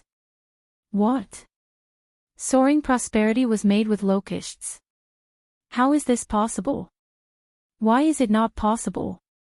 I have a relative who works as a waiter at the Drunken Immortal restaurant. He said it himself. Hiss. Then this Drunken Immortal restaurant is really black-hearted. A plate of locusts can be sold for a few hundred coins. I think so. It is not the drunken immortal restaurant that is black-hearted, but the Marquis of Yong'an. No wonder he is so rich. This kind of gossip was not too much. What was worse were some conspiracy theorists. In my opinion, the Marquis of Yong'an must have known about this year's locust plague long ago. Where did this come from? Humph. Why don't you think about it? Why would the Marquis of Yong'an raise hundreds of thousands of chickens in his own manor last year? Even if old Master Li is rich, he wouldn't let the Marquis of Yong'an waste his money like this, right? Think about the sky chicken core that is destroying locusts in various places. Everything seems to have been planned. Who dares to say that the Marquis of Yong'an didn't raise chickens for this year's locust plague? So what? If not for the Marquis of Yong'an sky chicken core, who knows how many crops would have been destroyed by the locusts? That's right, that's right. Bullshit. You think the Marquis of Yong'an is doing this for the citizens? Since he knew about this year's locust plague, why didn't he tell everyone in advance? If he did, there wouldn't be a locust plague now. The Marquis of Yong'an wants to use this locust plague to make a fortune. Make money. How can locusts make money? Ha! Firstly, the drunken immortal restaurant Soaring Prosperity is made with locusts. That thing is sold at a high price. A plate costs a few hundred coins. How much does the drunken immortal restaurant pay for a caddy of locusts? Back then it was 3 coins a caddy. Now it's even cheaper, 1 coin for 2 caddies. The drunken immortal restaurant used this to make a fortune last year. Hiss. The drunken immortal restaurant Soaring Prosperity is made with locusts. Is this for real? Ugh. I even ate Soaring Prosperity last year. The Marquis of Yong'an is really black-hearted. A plate of locusts is actually sold for a few hundred coins. Kiki. That's not all. Last year, the price of chicken seedlings in Chang'an City skyrocketed. The Marquis of Yong'an was summoned to the imperial court because of this. At that time, the Marquis of Yong'an claimed that he bought so many chickens to rear a batch of fresh and tender wild chickens so that the drunken immortal restaurant could use them for a full chicken banquet this year. Now you guys have also seen that the Marquis of Yong'an sky chicken core is eating locusts all over Guangzhou. When the time comes, they will definitely be plump and tender, perfect for a full chicken banquet. Won't the Marquis of Yong'an make a fortune again? Now you guys should understand why the Marquis of Yong'an knew that there would be a locust plague this year but didn't tell us, right? He wants to use our food to feed the locusts, and then use the locusts to feed his chickens. Hiss. Now that you mention it, it's true. I previously guessed that the Marquis of Yong'an might have predicted this year's locust plague last year. After all, he is the son of an immortal.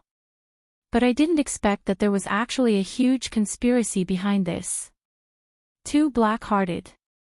I originally thought that the Marquis of Yong'an was a good marquis who empathized with the people. I didn't expect him to be such a selfish and black-hearted person who only cares about profits.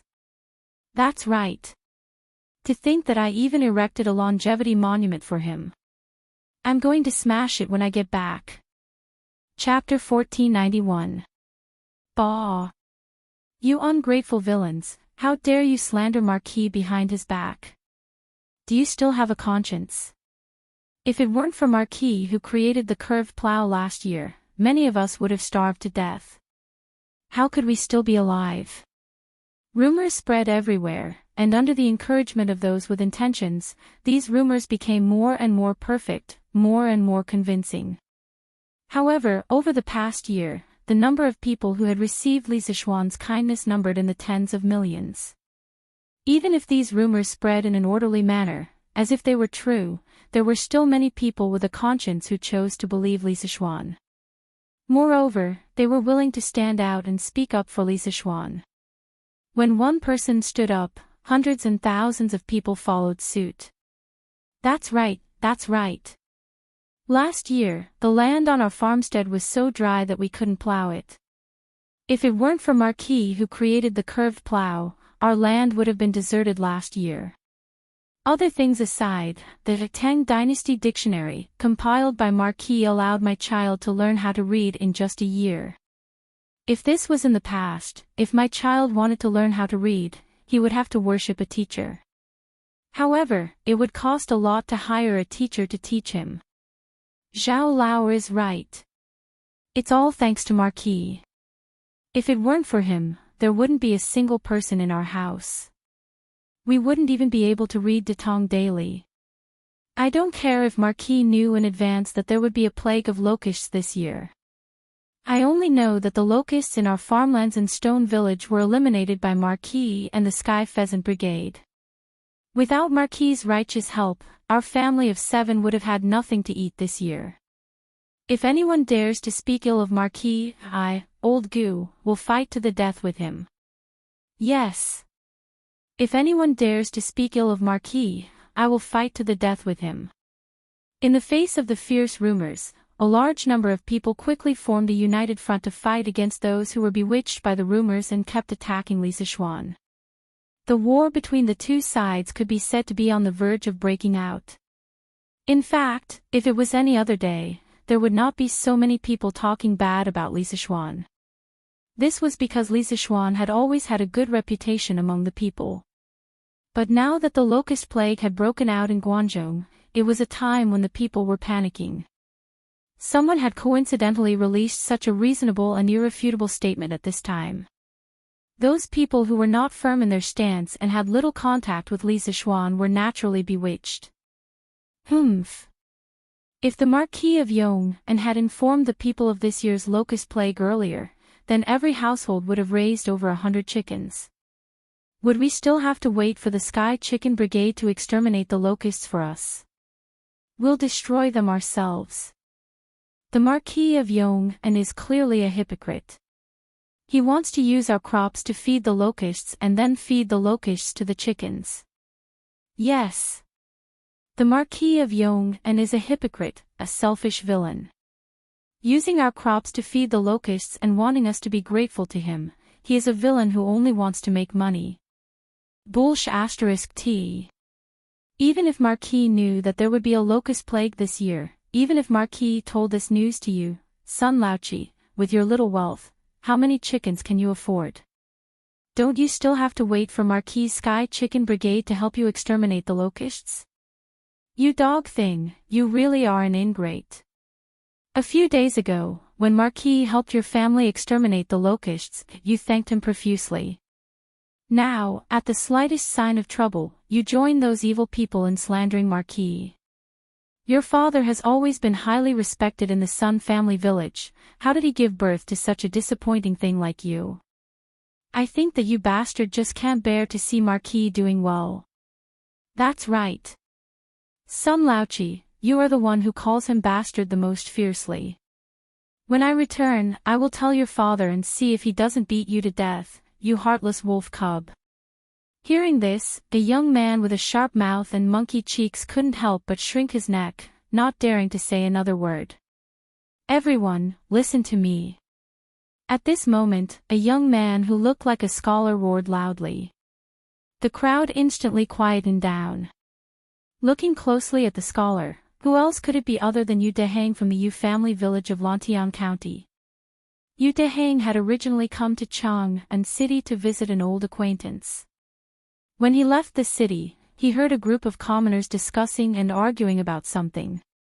He didn't think much of it at first, but after hearing the contents of the discussion and argument, he instantly realized that the situation was not normal.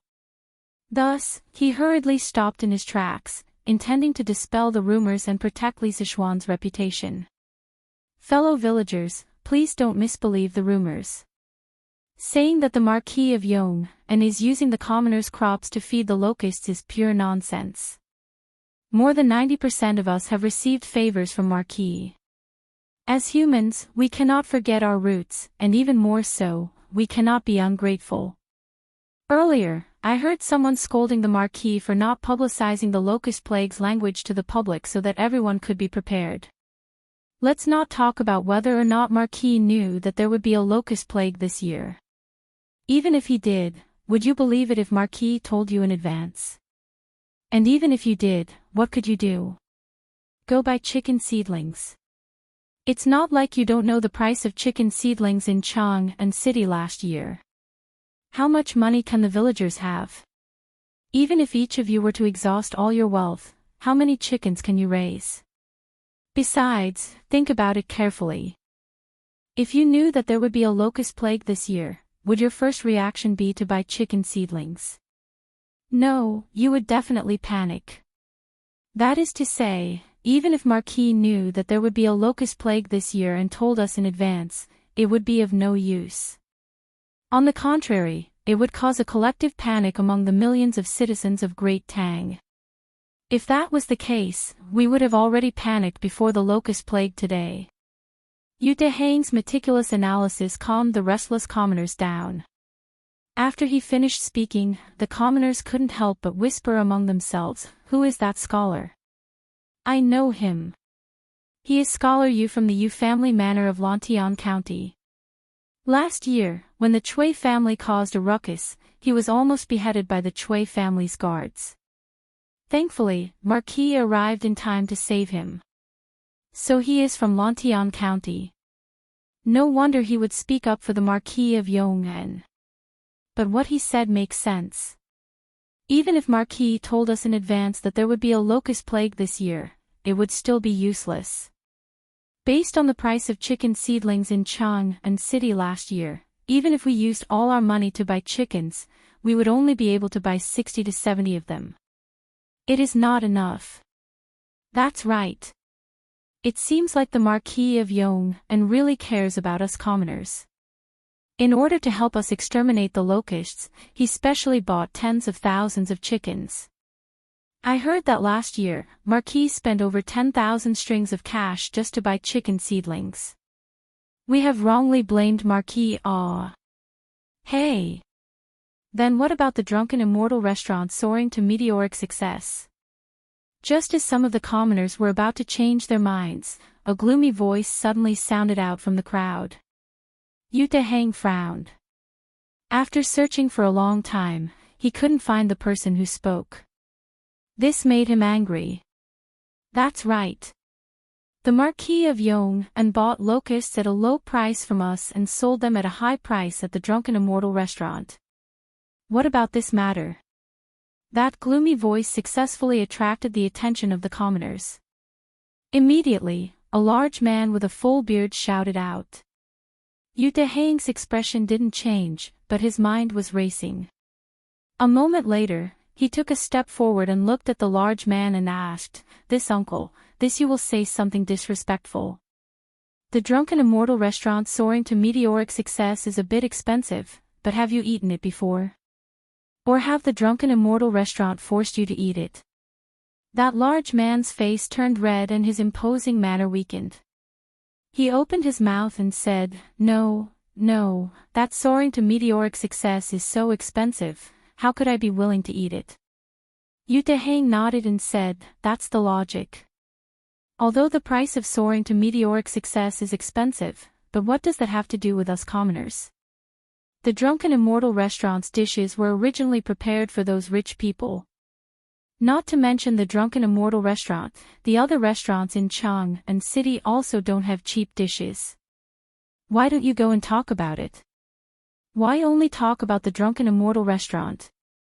The Drunken Immortal restaurant is open for business. First, they don't force people to buy or sell. Second, they don't sell shoddy goods. Those who have been to the Drunken Immortal restaurant all feel that it is worth it. They don't feel that soaring to meteoric success is expensive, so what qualifications do we have to talk about it?" After Yu Dehang said this, the commoners couldn't help but nod their heads. Seeing this, Yu Dehang struck while the iron was hot and continued, "In addition, have you heard of locusts being sold for money? No.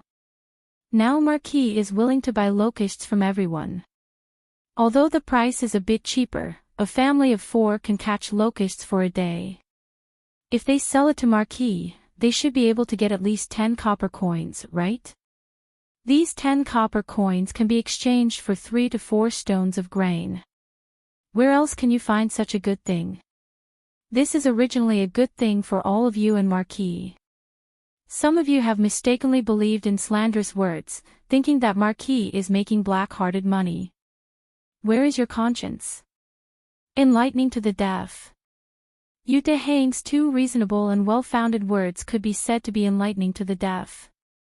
Hearing this, the commoners who had been bewitched earlier all blushed and lowered their heads in shame, not daring to say another word. Scholar Yu is right. This is originally a good thing, but some people are insatiable. They think that the benefits they get are too little. These bastards don't even think about it. Without Marquis, what kind of life would he be living now? He would probably be starving to death. That's right. Since we are indebted to Marquis, we have no reason to slander Marquis.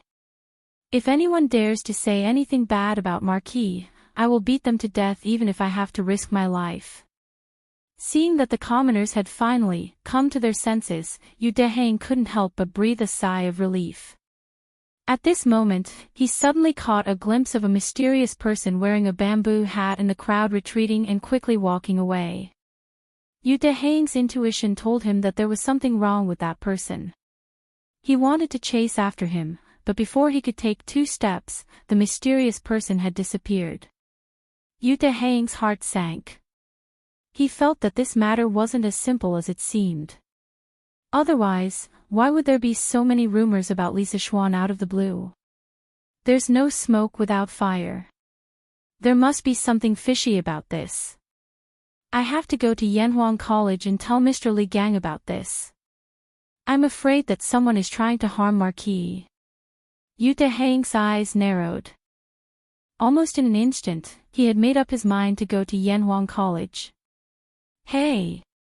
Kid! You've ruined Grandpa's plans. Where else do you want to go? After leaving the official road outside Chang'an City, Yu Dehang stepped onto the cement road to Yun Mountain. When she went around a mountain, 2 masked men in black suddenly appeared in front of Yu Dehang.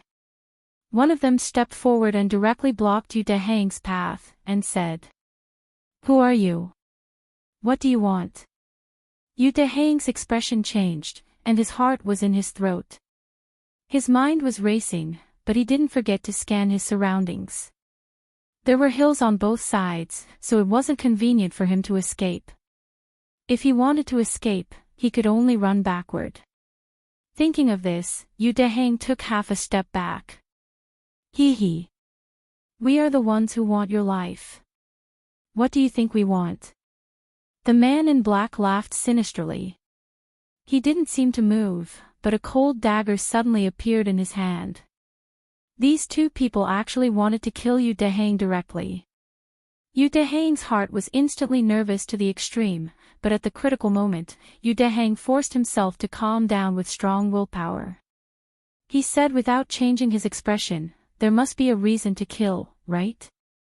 I have no grudges with you. Why do you want to kill me?" He wanted to stall for time because this cement road wasn't unfrequented.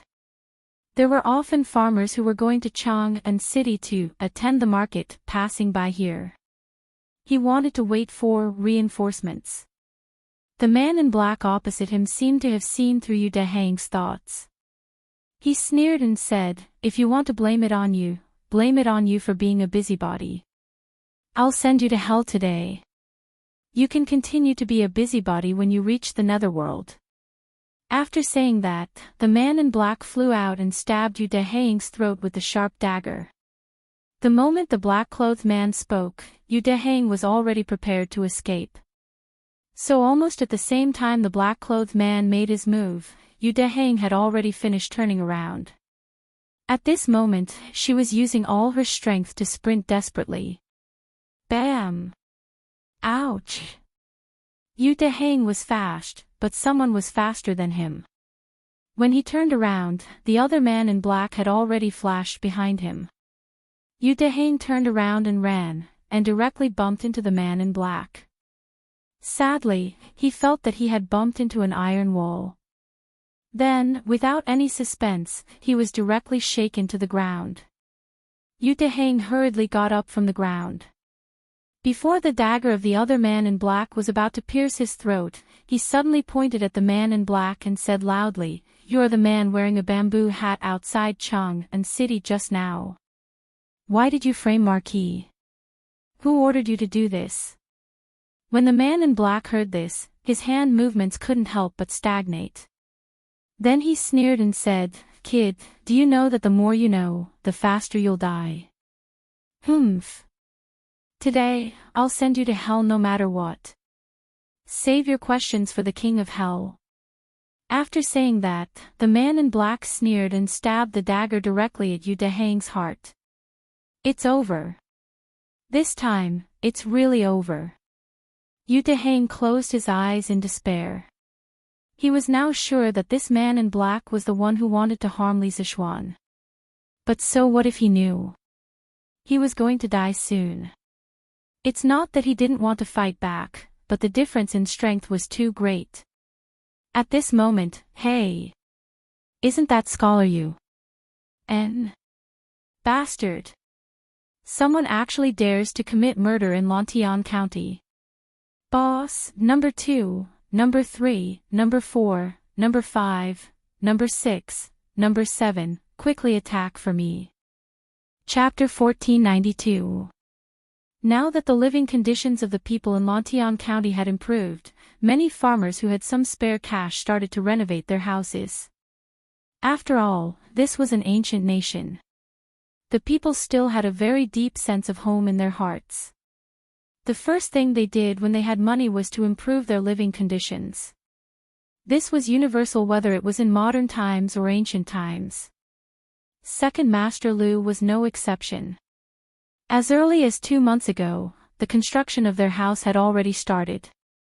Just recently, Second Master Lu brought his 7 sons into the city to buy some furniture like tables and cabinets. On the way home, he happened to see Yu Dehang being surrounded by 2 masked men.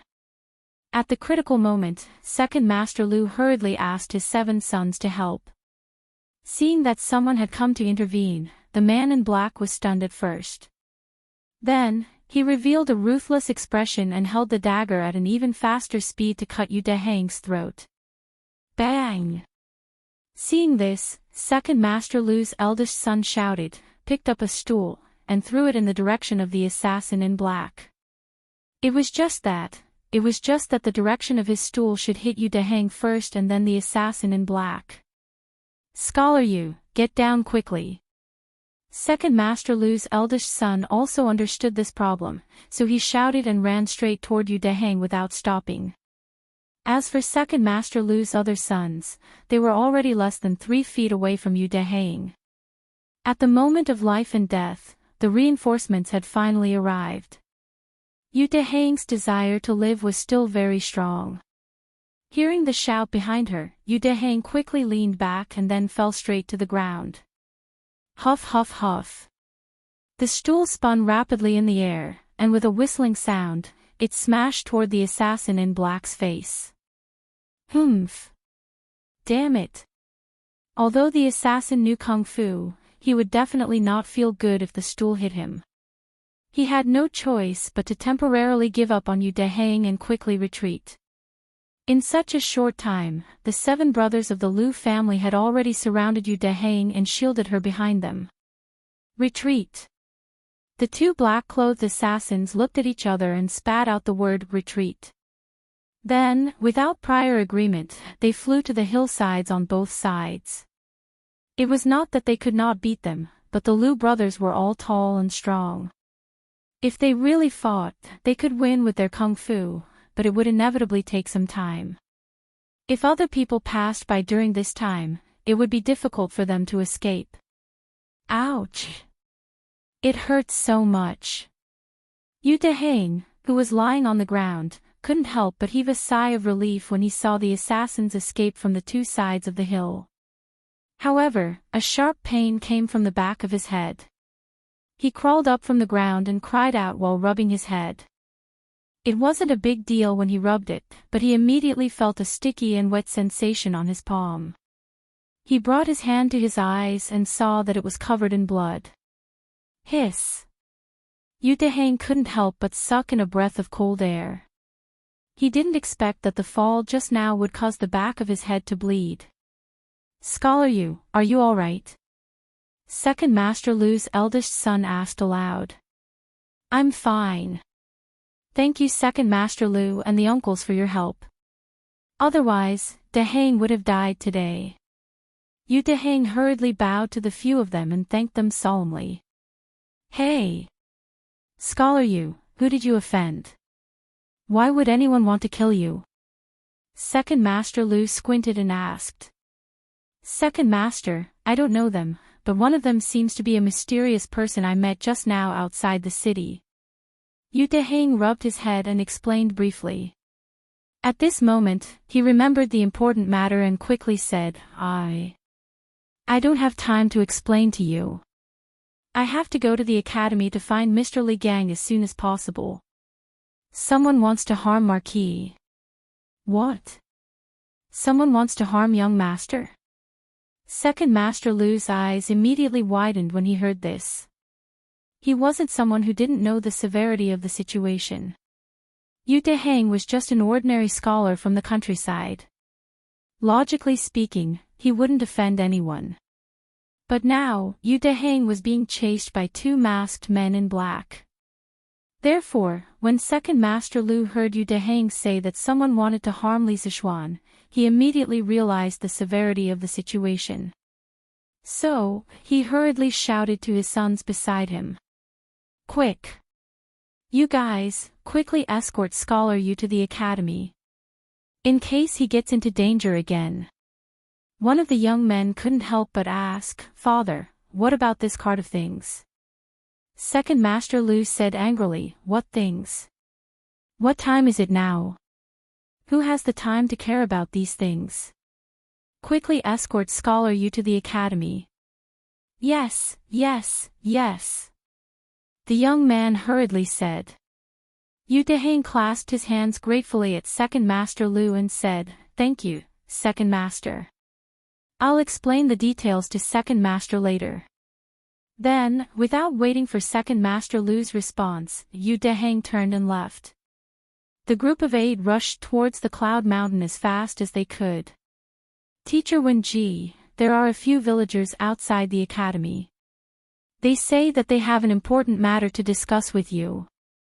Li Gang was in the office going through the final exam questions that had been drafted by the various departments. At this moment, Mo Zhong's voice sounded from outside the door. Come in. Li Gang frowned. After Mo Zhong pushed the door open and entered, Li Gang asked, Did the villagers say what important matter it is? Mo Zhong clasped his hands and said, No. But there's a young man named Yu Dehang among them.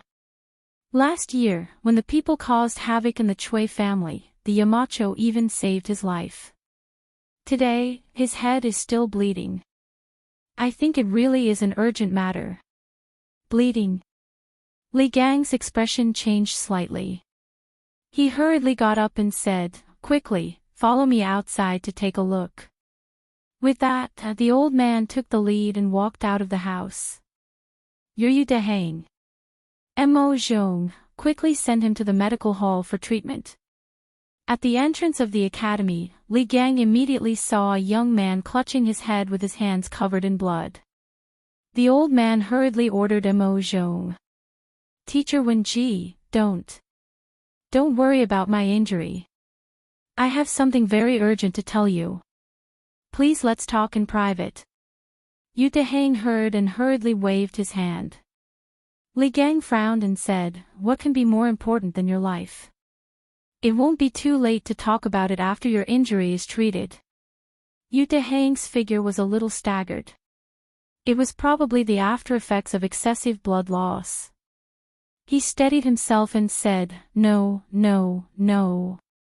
Teacher Wenji, someone wants to harm Marquis. What? Quickly. Mo Zhong.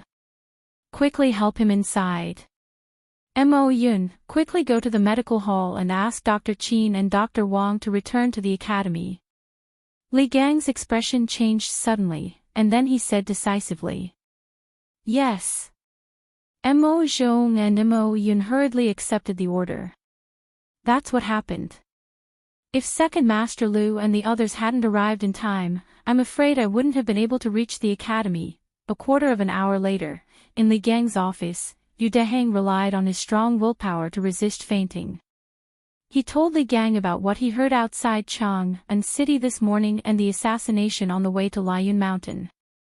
He told Li Gang, Yen Silu, Mo Huai, Ma Zhou, and Su Hongji who came after hearing the news. After saying that, Yu Deheng finally couldn't take it anymore and was about to fall to the ground. Fortunately, Second Master Lu's eldest son was quick to catch him. Li Gang hurriedly said, quickly, Mo Zhong, help Yu Deheng down with the Lu brothers. First, do some bandaging and wait for Dr. Wang and Dr. Qin to come back. Yes. Teacher Wenji. Mo Zhong led the Lu brothers to help Yu Deheng out. Inside the room, Li Gang's expression had become extremely grim. He said angrily, Yamacho led hundreds of thousands of chickens in Lantian County to go to the various counties in Guangzhou to exterminate locusts. I didn't expect that someone would use this as an excuse to maliciously slander them. They're really distorting the truth and devoid of humanity. I'm afraid this matter isn't that simple. Mo Huai, who had been sitting next to him without saying a word, said with a serious expression, all signs point to someone behind this, wanting to incite the people to cause trouble. They chose to slander Yamacho and incite public anger. Unexpectedly, the rumors they spread were exposed one by Yu Deheng, so they flew into a rage out of humiliation and wanted to silence him. Yen Silu frowned and said, the question is, who would choose to spread rumors to slander Yamacho at this time? What good would it do them? Ma Zhou pondered for a moment and said, Yamacho doesn't attend court all year round and rarely makes enemies in the court. Even if they do have enemies, those people don't seem to be so bold. Mr. Mo is right. I'm afraid this matter isn't as simple as it seems on the surface. Li Gang had calmed down by now. He frowned and said, in your opinion, what should we do now? Mo Huai pondered for a moment and said, no matter what the true purpose of those people is, they must have come with ill intentions. The Academy should immediately clarify those rumors through Datong Daily to prevent more people from being confused and bewitched by the rumors. Li Gang nodded and said, I'll write an article to refute Yamacho according to those rumors one by one. Not only me, but Ma Zhou, you also have to write. In addition, make arrangements for Datong Daily as soon as possible. Leave some places for us in tomorrow's newspaper. Ma Zhou cupped his hands and said, yes. Mr. Wenji. Should we inform Yamacho of this matter through the telegraph? Seeing that the plan was set, Su Hongji suddenly asked. The room instantly quieted down. After a moment of silence, Li Gang said, no need. Yamacho has rushed thousands of miles to provide disaster relief. It's not good to be distracted at this time. In addition to clarifying the rumors, I'll also write a report to His Majesty and let His Majesty send people to thoroughly investigate who is spreading the rumors.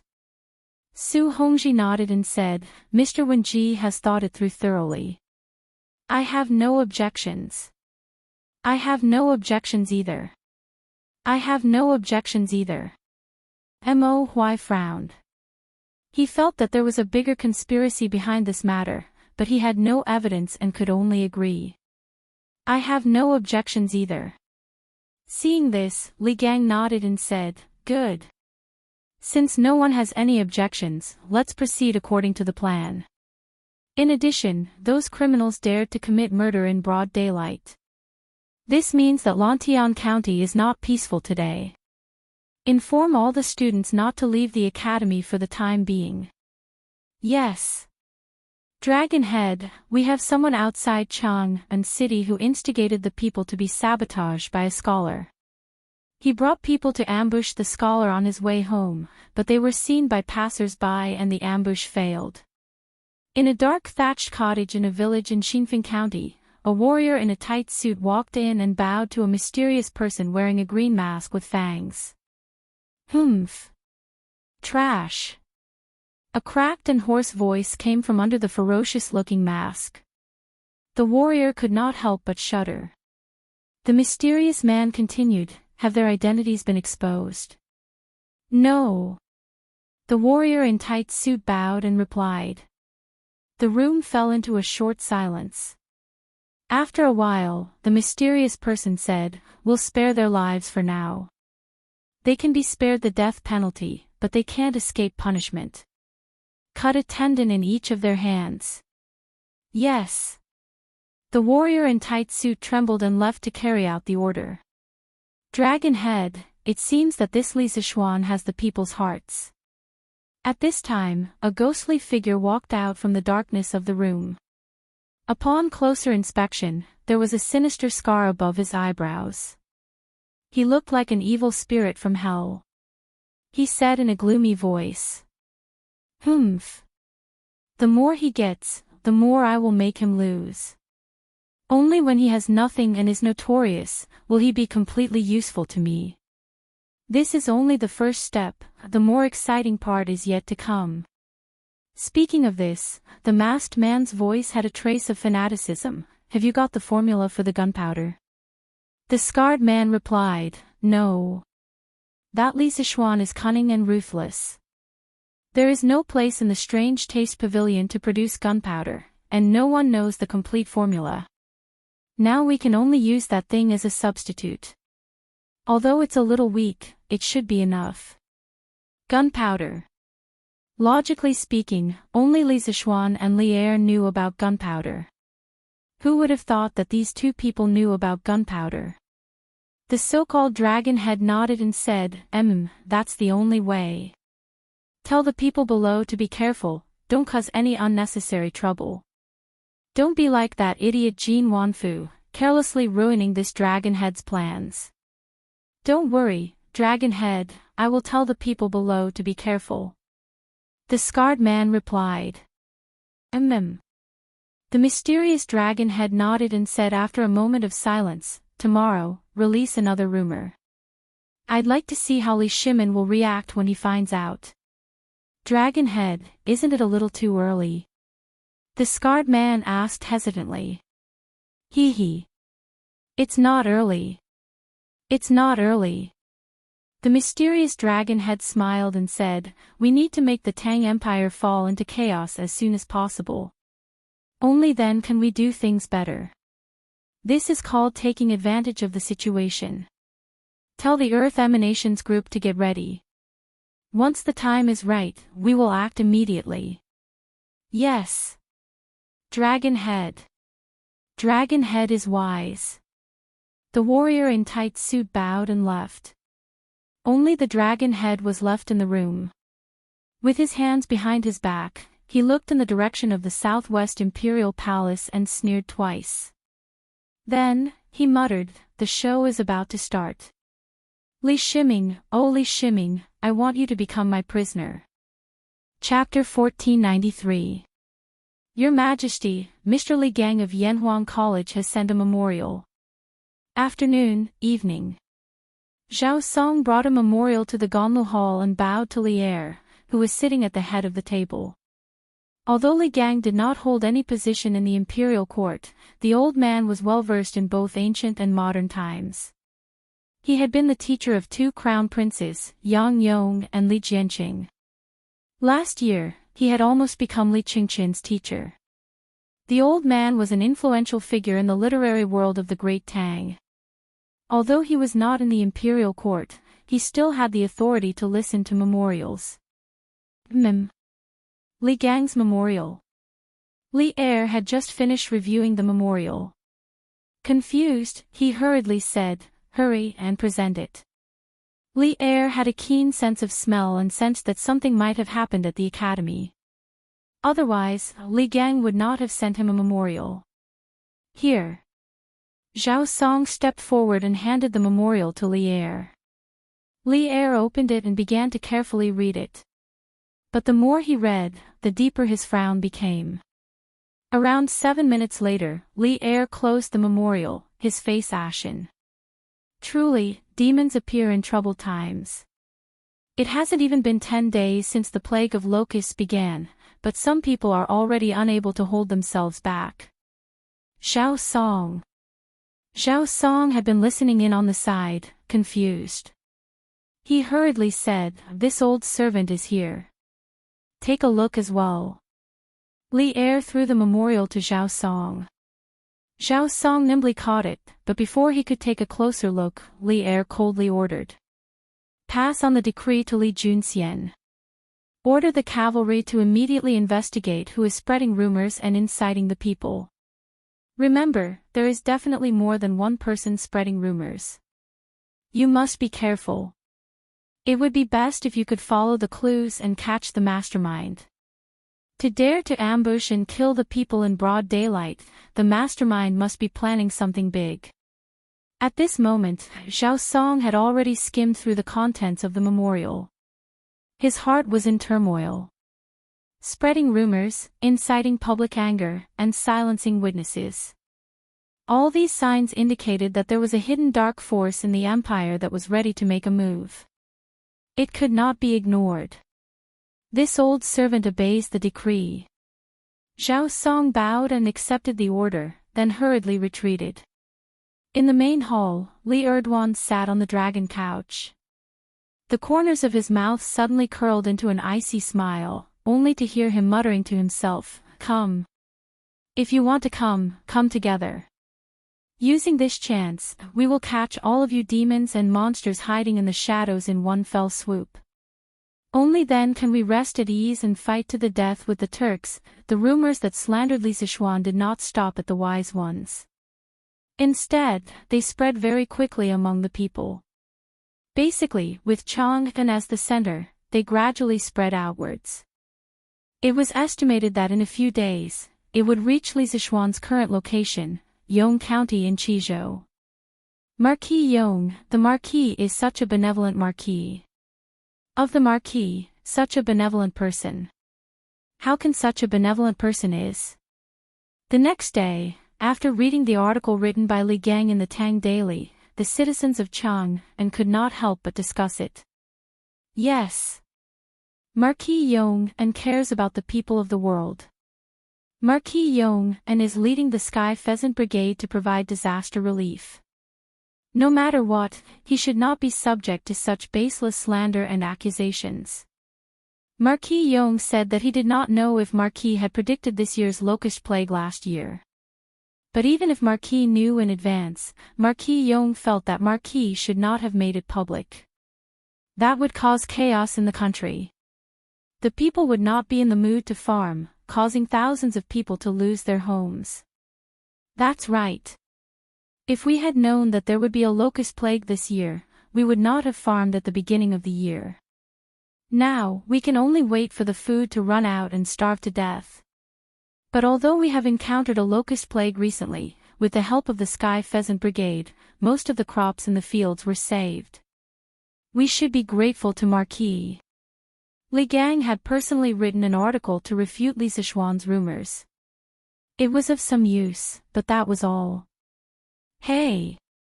Marquis Li Gang is the Yamacho of Yanhuang College, and Marquis Yong is the Yamacho of Yanhuang College.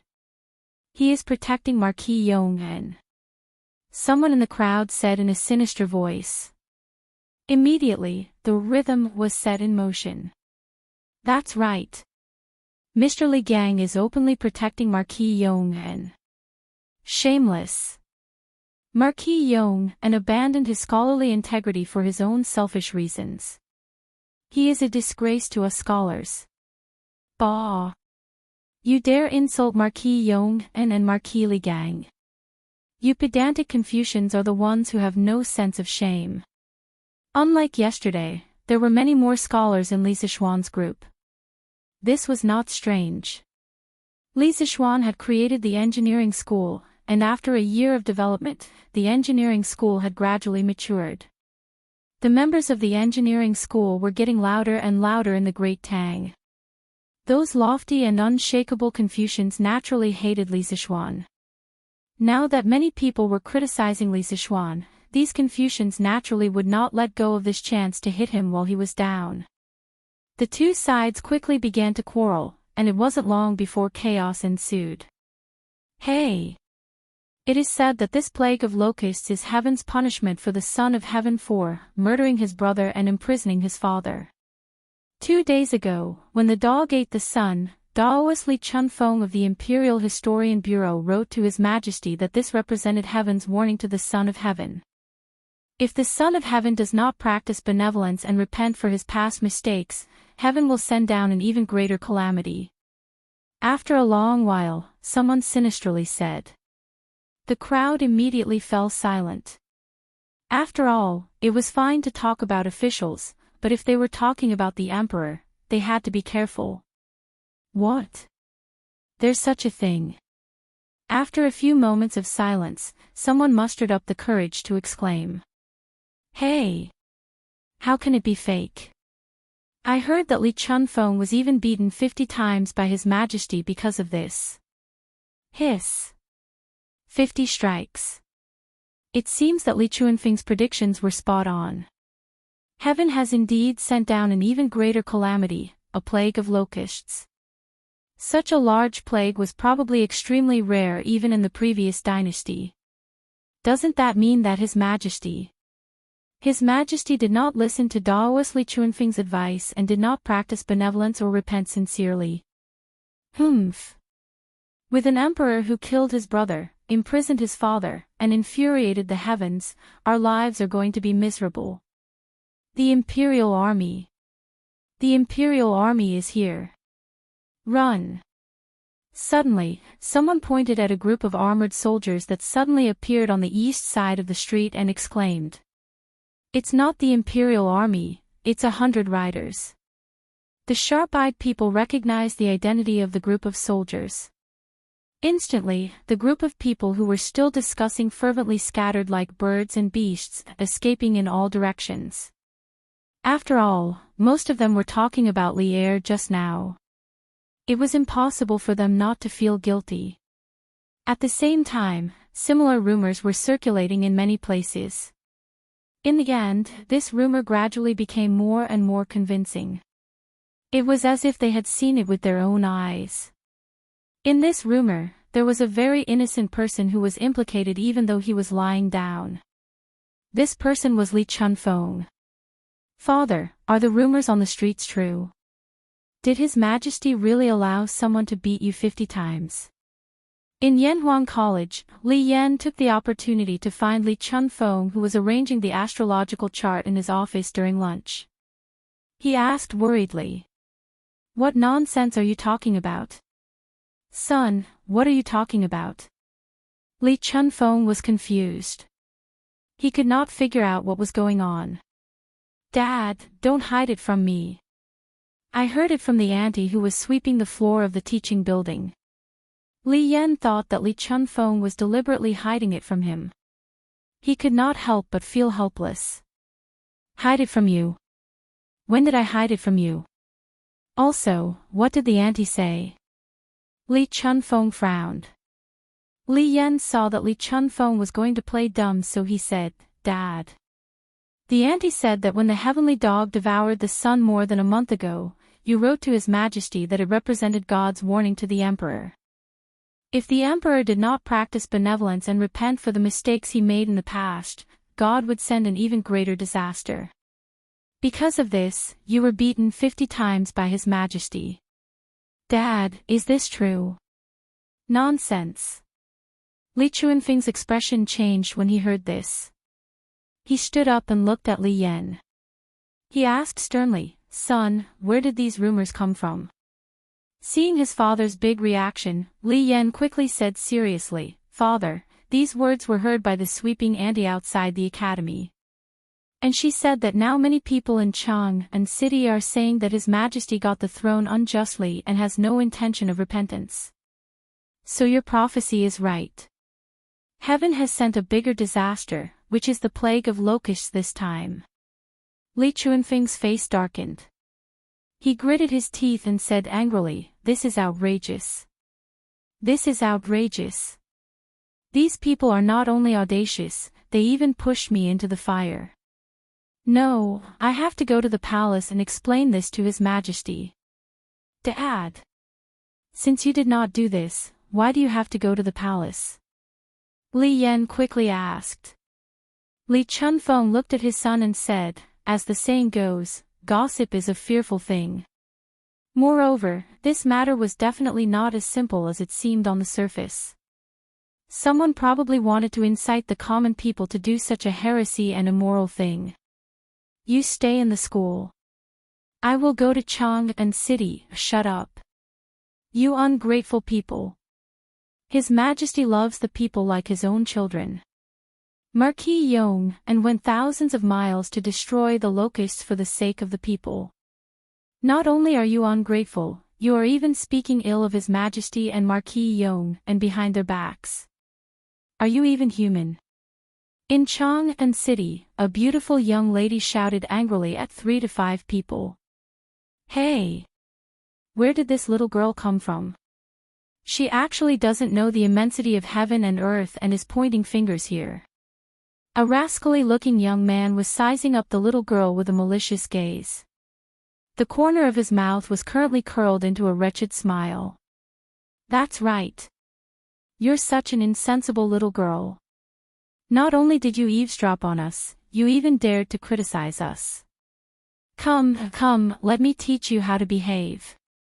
Another young man, who was slightly fatter, agreed. Then, he stretched out his hand to grab the young lady. Bastard!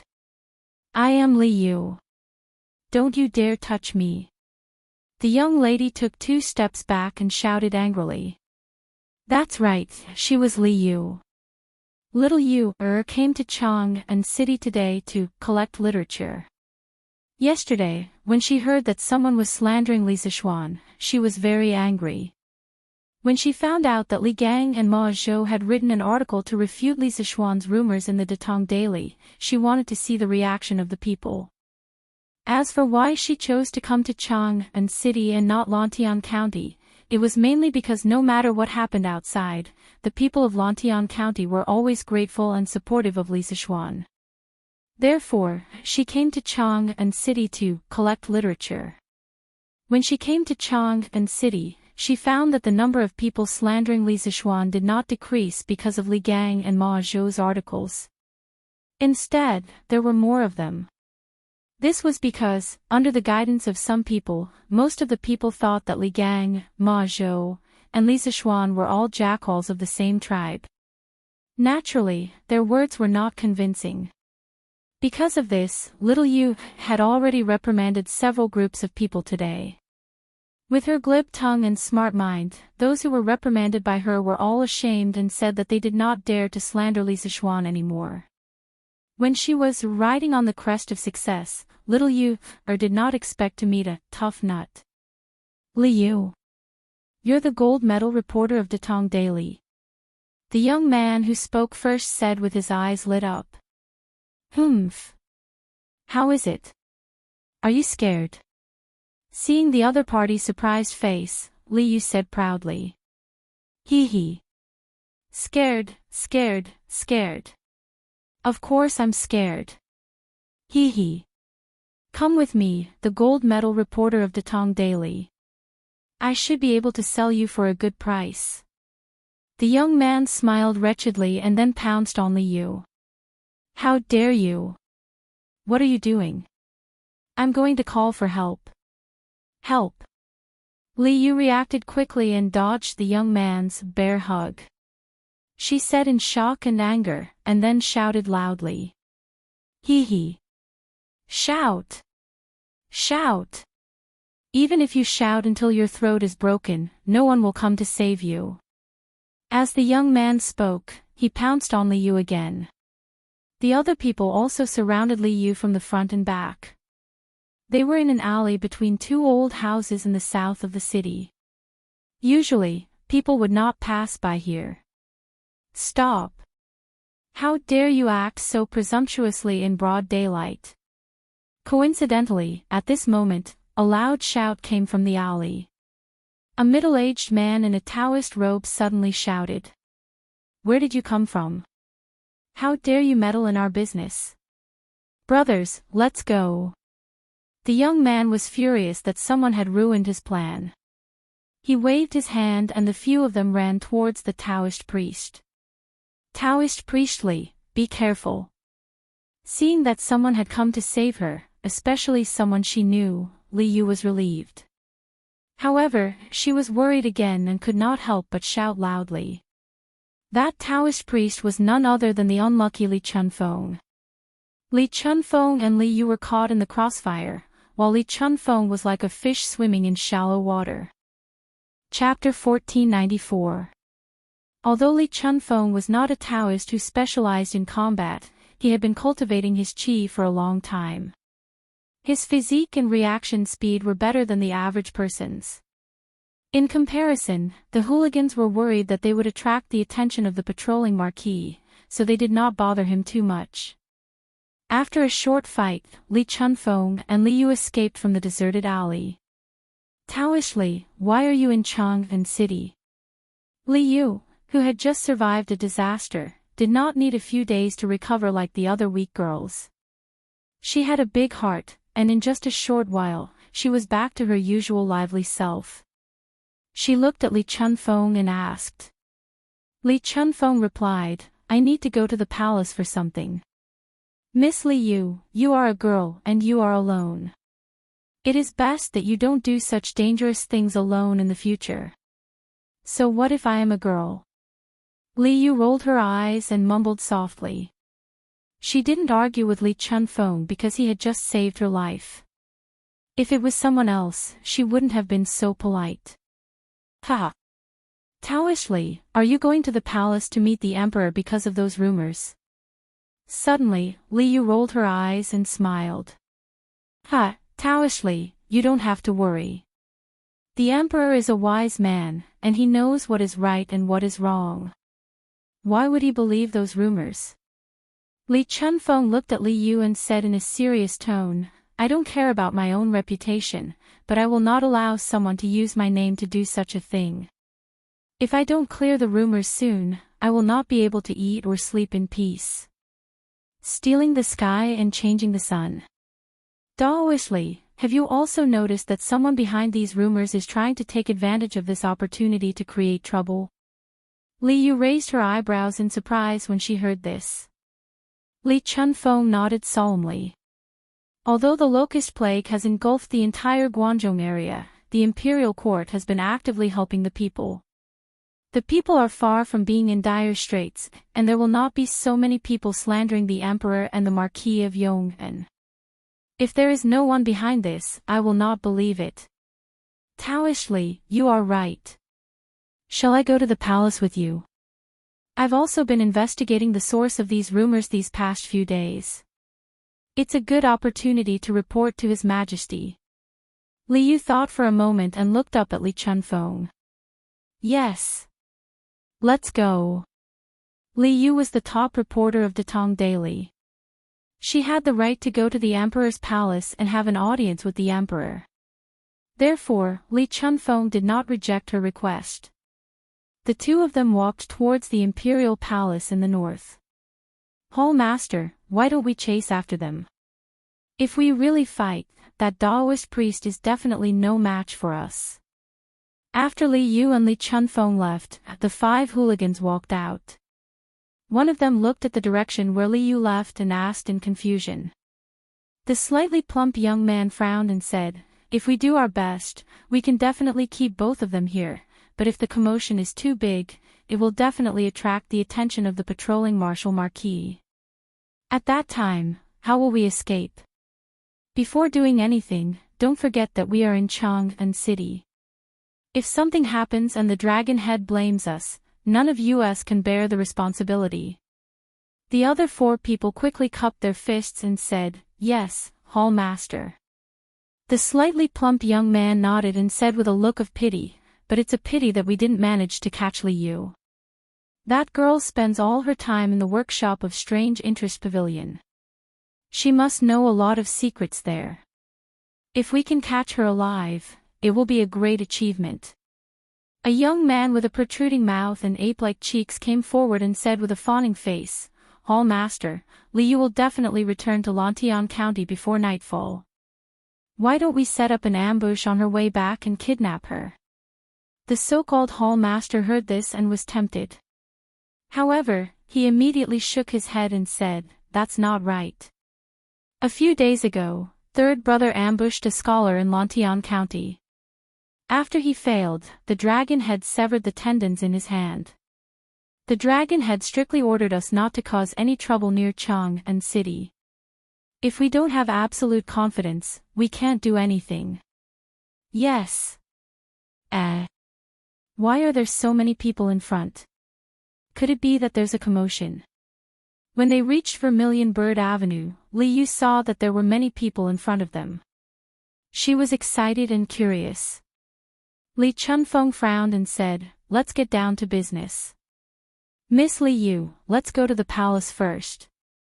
Liu pouted and mumbled, Master Li, we'll reach the palace after passing through Vermilion Bird Avenue. There's no rush. Let's go and see what's going on.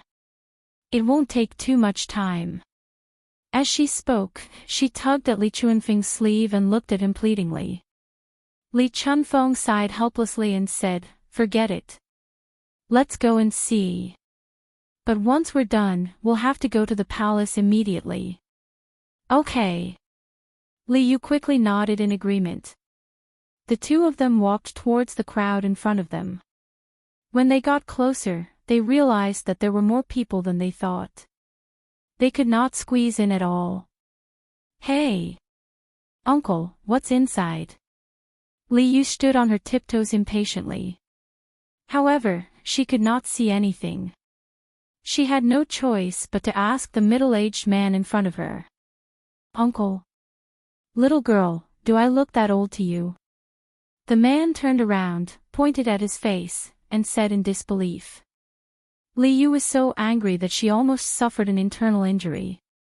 But in order to know what was going on in the crowd, she could only force a smile on her face. She said, "Ugh. No. Big brother, you look so young. Can you tell me what's going on in there?" The man was finally satisfied. "Hey! Inside. There are two godly monks fighting inside. It's so exciting. Godly monks. Fighting." Liu's eyes lit up when she heard that. She quickly asked, "Which two godly monks are they? What are they fighting about?" The man pouted and said, "Why do you have so many questions, little girl? I still want to see the fight. If you want to know, go and see for yourself." After that, he turned around and ignored Liu. Liu opened her mouth. Liu opened her mouth.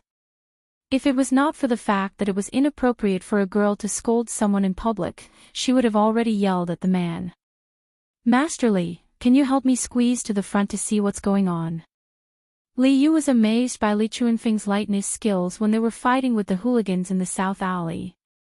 Liu believed that Li Chunfeng would be able to help her squeeze to the front in this situation. Li Chunfeng was speechless. He said, "The fight between the godly monks is just a smokescreen. What's there to see? Let's just go to the palace." Liu tilted her head and suddenly laughed.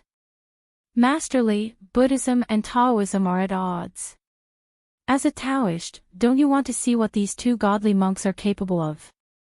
The art of war says that only by knowing yourself and your enemy can you win 100 battles. If you don't go and see, how can you know yourself and your enemy?" Li Chunfeng was stunned. He realized that he could not refute because what Liu said was the truth. In fact, the conflict between Buddhism and Taoism did not happen when Buddhism came from the East. As a foreign religion, Buddhism and Taoism had the same purpose when they first arrived in China. Therefore, the relationship between the two religions was relatively harmonious. However, as Buddhism and Taoism continued to be perfected in China, the two religions gradually formed an independent religious consciousness. Subsequently, the two religions developed a strong exclusionary ideology. Therefore, the two religions started to compete fiercely for the support of the upper class and the support of the lower class. Especially during the West Jin dynasty, Buddhism developed very quickly and put a lot of pressure on Taoism. Now, the Tang dynasty's ruler did not have any obvious hostility towards Buddhism and Taoism, although Li Er seemed to be closer to Taoism. Taoism and Buddhism developed together. Under such circumstances, the two religions fought even harder to gain the ruler's favor. Follow behind this poor Taoist. Li Chunfeng, who was tempted by Li Yu's words, took the lead and walked in front to help Li Yu open the way. Okay. Thank you so much, Taoish Li. Li Yu quickly followed behind Li Chunfeng with a smile. Li Chunfeng seemed to be surrounded by a strong and invisible force field. Wherever he went, the crowd would make way for him. After a while, the two of them arrived at the front of the line. Wow! Taoish Li, you're so good. Li Yu patted Li Chunfeng's arm and praised him. Although Li Chunfeng did not show it on his face, he was quite proud of himself. However, what Li Yu said next made him lose all his pride. He almost vomited blood. Taoish Li, since you're so capable, does that mean you don't have to line up at the academy's cafeteria?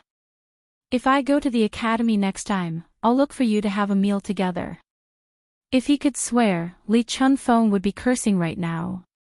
He had cultivated for more than 10 years and finally managed to cultivate some pure Taoist vital qi.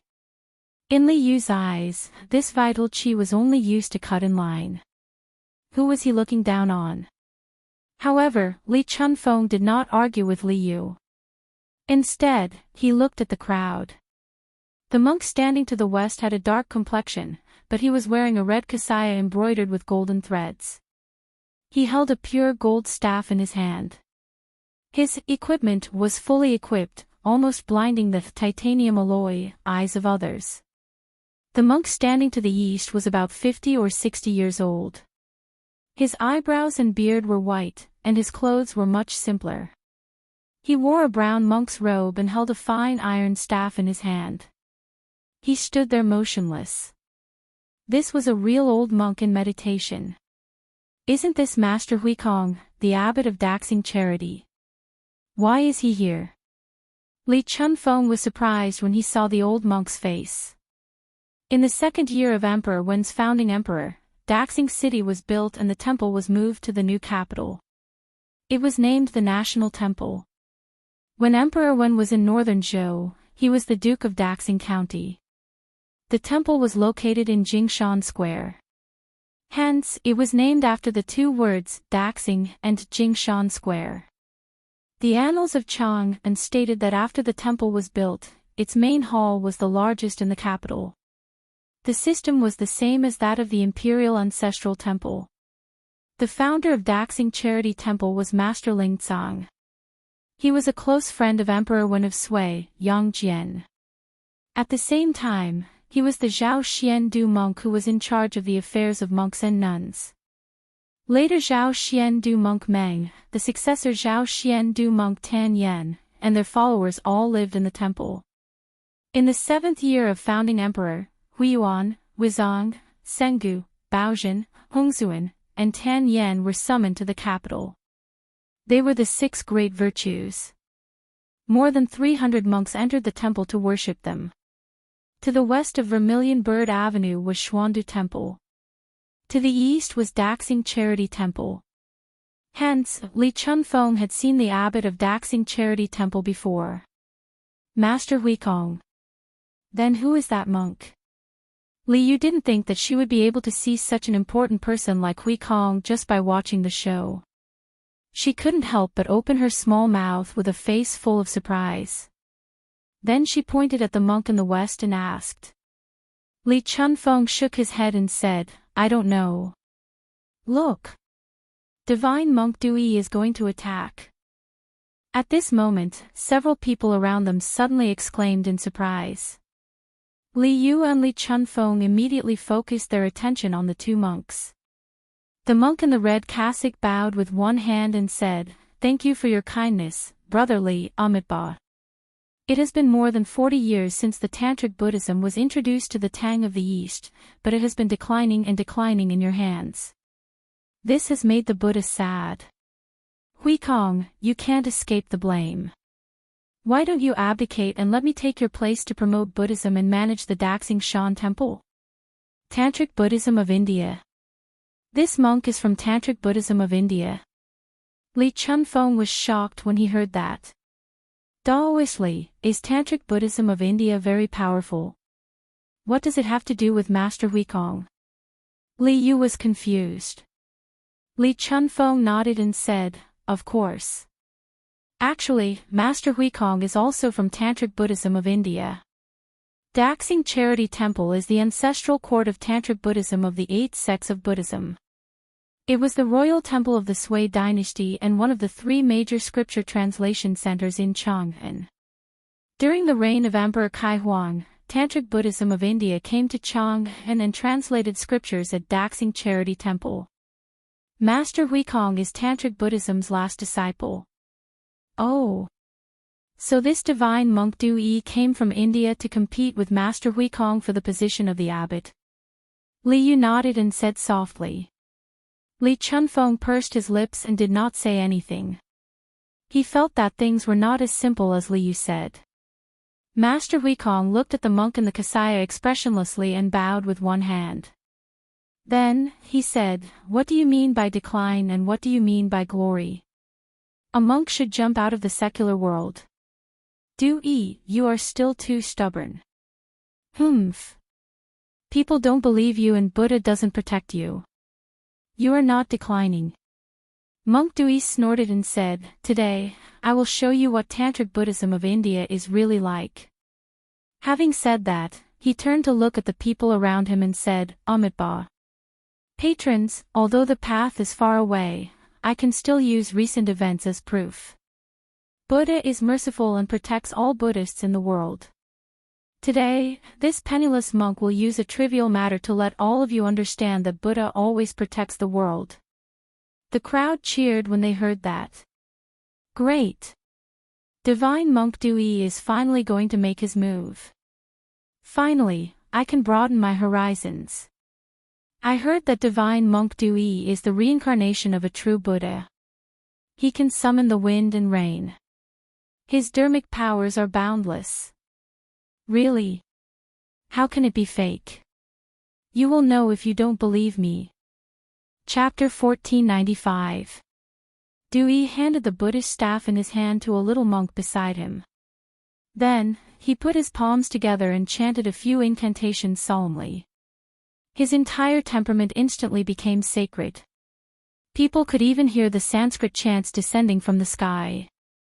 Faced with such a strange scene, the surrounding people's faces suddenly became solemn. They put their palms together and faced Du Yi as if they were on a pilgrimage. Amitabha. Gods and Buddhas, disciple Du Yi respectfully invites Buddha to descend and bless the world. At this moment, Du Yi suddenly used his deep and magnetic voice to speak loudly. Then, he took out a golden alms bowl and asked someone to bring a bowl of clear water. He poured the clear water into the golden alms bowl. Du Yi nodded to the little monk behind him. The little monk immediately took 3 incense sticks and lit them up. He inserted them into a small copper tripod. Smoke lingered around. After the people smelled the special fragrance, they felt refreshed. Du Yi placed his right palm in front of his mouth and performed a Buddhist salute. Soon after, he began to murmur, in this boundless world, all the Buddhas, including Mahabodhisattva and Mahasattva, will gather. Praise Shakyamuni Buddha for being able to overcome the evil world. His chanting speed was extremely fast. At the beginning, people could still hear what he was chanting. However, towards the end, they could not hear anything clearly. It only made people feel that the Buddhist scriptures were extremely obscure and profound. However, bathed in the Sanskrit chants, the people only felt that their bodies and minds were free and comfortable. In the 3,000 boundless worlds, vegetation, forests, rice, hemp, bamboo reeds, mountains, rocks, and dust, everything is counted as a Ganges river, a Ganges river sand, a realm, within a realm, a dust is a tribulation, within a tribulation, all the accumulated dust is a tribulation. When the flowers bloom, the Buddha nature is revealed. In the heart, there is a spiritual mountain. Open. As time passed, Dui's expression became more and more solemn. As he chanted, his voice became louder and louder. All of a sudden, he opened his eyes like an angry Arhat Vajra. He used his right hand to form a seal and pointed at the golden alms bowl that was filled with clear water. Following his last word, open, a magical scene appeared. Without any warning, an emerald green stalk grew out of the golden alms bowl. The stalk grew longer and longer, followed by a lotus leaf. Moreover, the number of lotus leaves kept increasing. When there were about 4 or 5 lotus leaves, a pink flower bud suddenly grew out of the lush greenery. Under the sunlight, the bud slowly bloomed. A moment later, a lotus flower bloomed proudly in front of everyone's eyes. Reflecting the noon sun, it looked incomparably bright. Witnessing such a spectacle with their own eyes, everyone was stunned. Lotus blooming in clear water, and under the watchful eyes of the crowd, the process of a lotus blooming for several months was revealed in just half an incense stick's time. If this was not the power of the gods and Buddhas, what else could it be? Lotus appeared out of thin air, the Buddha has appeared. The Buddha has appeared. Someone shouted, and the crowd knelt down in front of Dui. They put their palms together and said, "Greetings, Buddha. May the Buddha bless our entire family so that we can be safe and sound. May the Buddha bless my mother so that she can recover quickly. May the Buddha bless me so that I can become rich. May the Buddha bless my wife so that she can give birth to a fat child for me this time." In an instant, the people had all kinds of wishes. Li Yu's eyes widened. She tugged at Li Chuanfeng's sleeve and whispered, "Wow! Priestly, this divine monk Dui is so powerful. I clearly saw that there was nothing in the golden alms bowl except for clear water, but he could make a lotus bloom. It's so magical. Could this divine monk Dui really be the reincarnation of a god? That's not right. Mr. told me before that there are no gods or Buddhas in this world." Li Chunfeng shook his head and said, "Although I can't tell what method Dui used, he's definitely not the reincarnation of a god." Priestly, why are you so sure?" Li Yu asked curiously. Li Chunfeng pursed his lips and did not know what to say. He could only say, "Intuition. I think you're jealous of divine monk Dui's supernatural powers." Li Yu curled her lips and said softly. Li Chunfeng almost vomited blood when he heard that. At this moment, Monk Hui Kong, who was opposite Dui, was expressionless. He held a Buddhist bow with his right hand and said, "Amitabha, the lotus flower in the clear water is like the moon in the water. Everything in sight is illusory. Dui, you're so good at Buddhism, but you're using it to confuse the masses. That's ridiculous. I advise you to repent before it's too late." Hui Kong, you don't have the ability to communicate with the gods and Buddhas, yet you're slandering me. You're being disrespectful to the Buddha. Aren't you afraid that the Buddha will punish you?" Hearing this, Dui's gaze focused as he glared hatefully at Hui Kong and said. Abbot Hui Kong's expression did not change. He said, "Amitabha, I have a clear conscience. Why would I be afraid of the gods and Buddhas?" Dui sneered and said, I can't be bothered to argue with you. I asked you out today to compete in Buddhism. Now that I've used my magic, it's your turn. Let the people of Chang and be the judge and see whose Buddhism is more profound." Hui Kong closed his eyes and recited 2 lines of Buddhist scriptures. He then said, "Amitabha, I don't know your magic. I only know how to recite Buddhist scriptures, promote Buddhism, save the world, and persuade the people to be good. I'm willing to admit defeat in this kind of battle." Dui's eyes flashed with surprise. He then could not help but laugh and said, "Haha. Save the world, save the world, save the world. I'll show you what it means to save the world and save the world." Then, he held the golden bowl with the lotus and turned to look at the people who were kneeling on the ground. He was about to speak when he looked at Li Chunfeng and Li Yu. He said unhappily, "Why aren't you two kneeling when the gods and Buddhas are descending?" Because everyone around them had knelt down, only Li Yu and Li Chunfeng were still standing. Moreover, these two people were standing at the front, so they were particularly conspicuous. Just now, Du Yi was debating with Wei Kong, so he had no time to observe the situation around him. Now that he turned around, he happened to see these two living people standing. How could he bear it? The rest of the people who were kneeling on the ground looked at Li Yu and Li Chunfeng angrily after hearing Du Yi's question. Li Yu blushed and did not know what to do for a moment. Li Chunfeng's expression did not change. He bowed and said, "Master, please don't blame me. It's not that I don't respect the gods and Buddhas, but I only believe in the Jade Emperor and the three pristine Taoist ancestors. That's why I can't kneel." Du Yi's expression turned slightly better when he heard that. "So you're a friend from Taoism? Then, please stay here and observe the ceremony. Feel the holy light of Buddhism." Then Du Yi glanced at Li Yu who was beside Li Chunfeng. He didn't say anything, probably because he didn't want to argue with the girl. He turned to the people kneeling on the ground and said loudly, "Everyone, listen to me. Amitabha. Dear benefactors, this lotus is the lotus under the Buddha. This water is the holy water of Jasper Lake. The Buddha said, when the flower blooms, one can see the nature of Buddha. There is a spiritual mountain in one's heart. If you can see the water lotus, it means that you are fated with the Buddha. The Buddha is compassionate to all living beings, so he specially gave me the holy water of the divine lotus to cure all diseases.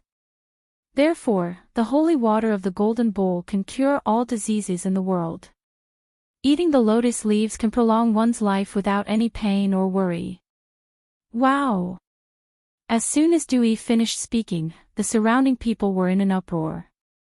According to Du Yi, the water in the golden alms bowl could cure all kinds of diseases, and the lotus in the clear water could prolong one's life. Wasn't this the effect of a divine object in the heavens? As a mortal, who would not want to drink the holy water and eat a lotus leaf? Therefore, the people kneeling on the ground went crazy. "Divine monk, my leg hurts when it rains. Please give me a drop of the holy water of Jasper Lake. In the future, this old man will definitely abstain from meat and pray for the divine monk day and night. Master, my mother has been suffering from abdominal pain recently. Please do me a favor and give my mother a drop of the holy water of Jasper Lake. I will go to the temple tomorrow to buy some incense money. Please give me a drop of the holy water of Jasper Lake. I am willing to donate 100 strings of incense money. I have been suffering from headaches recently.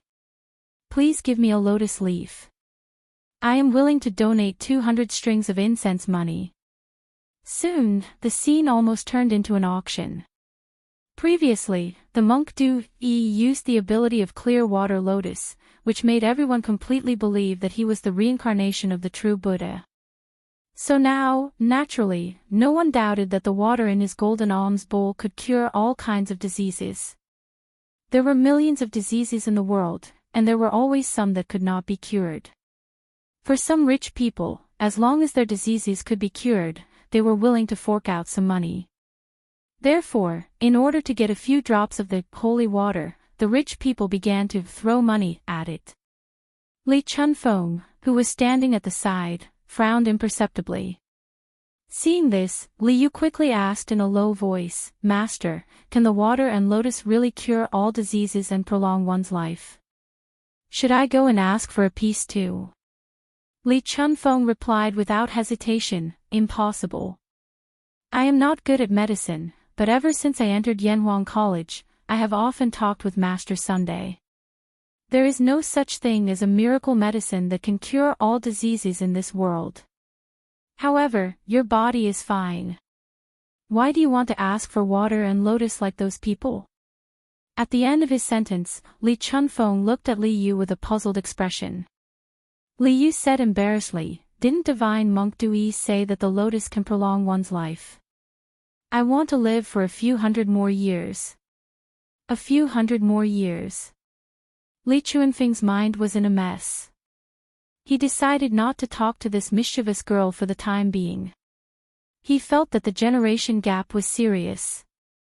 Well, Li Chunfeng had to know what the generation gap meant first. Amitabha. Buddha will help those who are fated. I will choose a few donors who are in urgent need of treatment to come forward and drink the holy water. Dewey said loudly in the midst of the commotion. Then, the crowd quieted down. Everyone looked at Dewey with eager eyes and prayed that he would choose them. Almsgiver, come forward. Dewey pointed at the old man who said that his leg hurt and said, Master, you called for me. Although the old man was the first to speak, when he heard that the rich people behind him were all willing to pay a few hundred incense sticks, he suddenly felt that he had no hope. Now that Dewey chose him first, he could not believe it. That's right. Donor, please come forward. Monk Dewey nodded and said, Yes, yes, yes. Thank you, Master. The old man bowed respectfully, then limped out of the crowd and came to Dewey's side. Dewey asked someone to bring a teacup and poured some of the water from the golden alms bowl into the teacup. He then passed it to the old man and said, Donor, drink it quickly. Let's see if your leg will be better.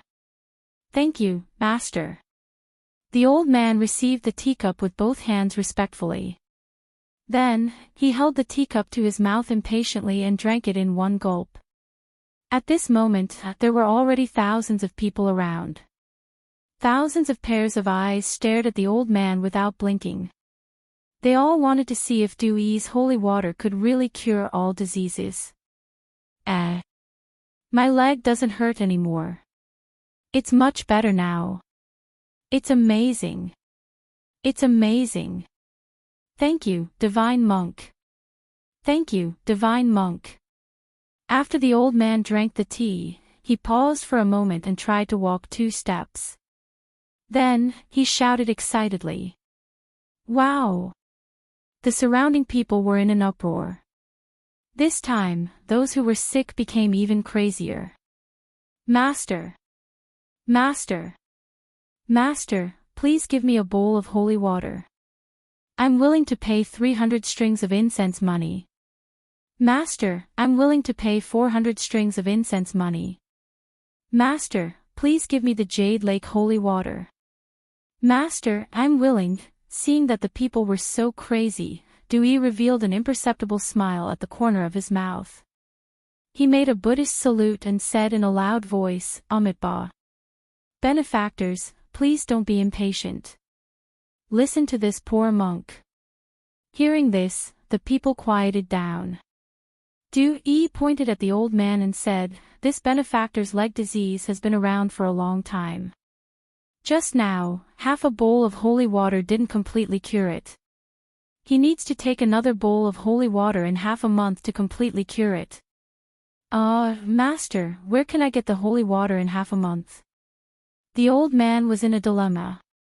Dewey smiled and said, Although this poor monk is a member of Tantric Buddhism, I've already joined the Dragon Sect. The Dragon Sect's mission is to help those in need. If you're willing to join the Dragon Sect, as a disciple, you can enjoy a bowl of holy water every half a month. There's such a good thing. Master. This old man also wants to join the Dragon Sect. What do you think? The old man said excitedly. The eyes of the other commoners also lit up, their faces filled with eagerness. Dewey said solemnly, Amitabha. If you join the Dragon Sect, you have to obey the sect's rules and believe in Buddha. You have to abstain from meat and pray to Buddha every day. Are you willing? I'm willing. I'm willing. The old man couldn't wait to reply. Dewey nodded and said, Good. Then this poor monk will make the decision to accept you as a member of the dragon sect. In the future, you have to abstain from meat and pray to Buddha, accumulate virtue and do good deeds. Yes, Master. The old man put his palms together and bowed. Master. I want to join the dragon sect too. Master. I beg you to take me in. At this time, the surrounding people began to scramble to join the dragon sect. Each of them had a fanatical expression and the scene was very lively. Chapter 1496. Hui Kong, how is it? Are you convinced of your loss? On the Vermilion Bird Avenue, after agreeing to let a group of people join the Heavenly Dragon sect, Monk Du Yi turned to look at Hui Kong and said provocatively. Hui Kong was expressionless.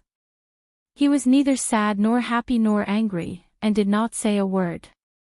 Seeing this, Du Yi revealed a victorious smile and said, Amitabha, Buddha is merciful.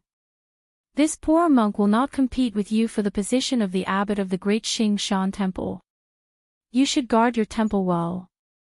There is a Buddhist temple in Xinfeng County called the Heavenly Dragon Temple. This poor monk has been there recently. If Master Hui Kong is free, you are welcome to fight with this poor monk at any time. After saying that, Du Yi no longer paid attention to Hui Kong and turned to leave. But before he left, he looked at the vast number of believers in front of him and said loudly, Amitabha, benefactors, those who have passed my test and can become a member of the Heavenly Dragon sect, please go to the Heavenly Dragon Temple in Xinfeng County tomorrow morning. At that time, you will officially become a member of the Heavenly Dragon sect, and I will preach to you on the spot. Okay. Master is going to preach tomorrow, then I have to go no matter what. Thank you, Master. I will definitely go to the Heavenly Dragon Temple tomorrow. Farewell, Master. Farewell, Master. In the warm farewell of the people, Du Yi held the golden alms bowl in his hand and the Buddhist staff in his hand. With the attitude of a victor, he left. Let's go. Enter the palace. Li Chunfeng turned around and saw Li Yu was in a daze. He hurriedly said, Oh, oh. Li Yu came back to her senses and responded. She followed behind Li Chunfeng and after a few steps, she could not help but ask, Daoist priest, why do I feel that this monk Du Yi is not here to fight with Master Hui Kong today? Li Chunfeng did not confirm nor deny, but smiled faintly and asked, Why do you think so? Li Yu frowned and said, I feel that he just wants to use Master Hui Kong's fame to attract more believers and let the people join his Heavenly Dragon sect. However, he does have some ability.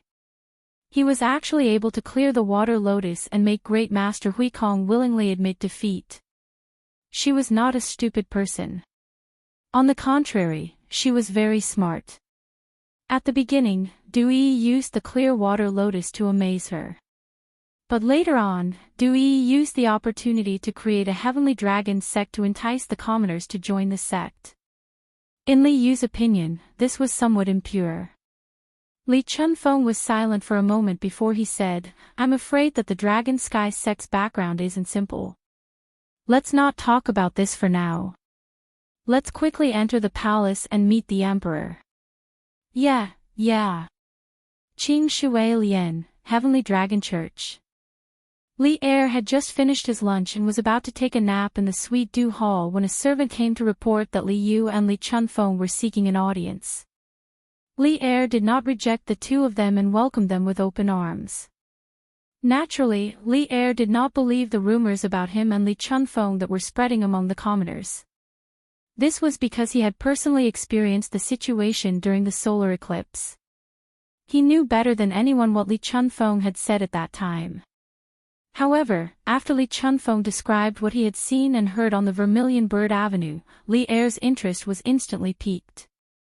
He sat up straight and looked at Li Chunfeng.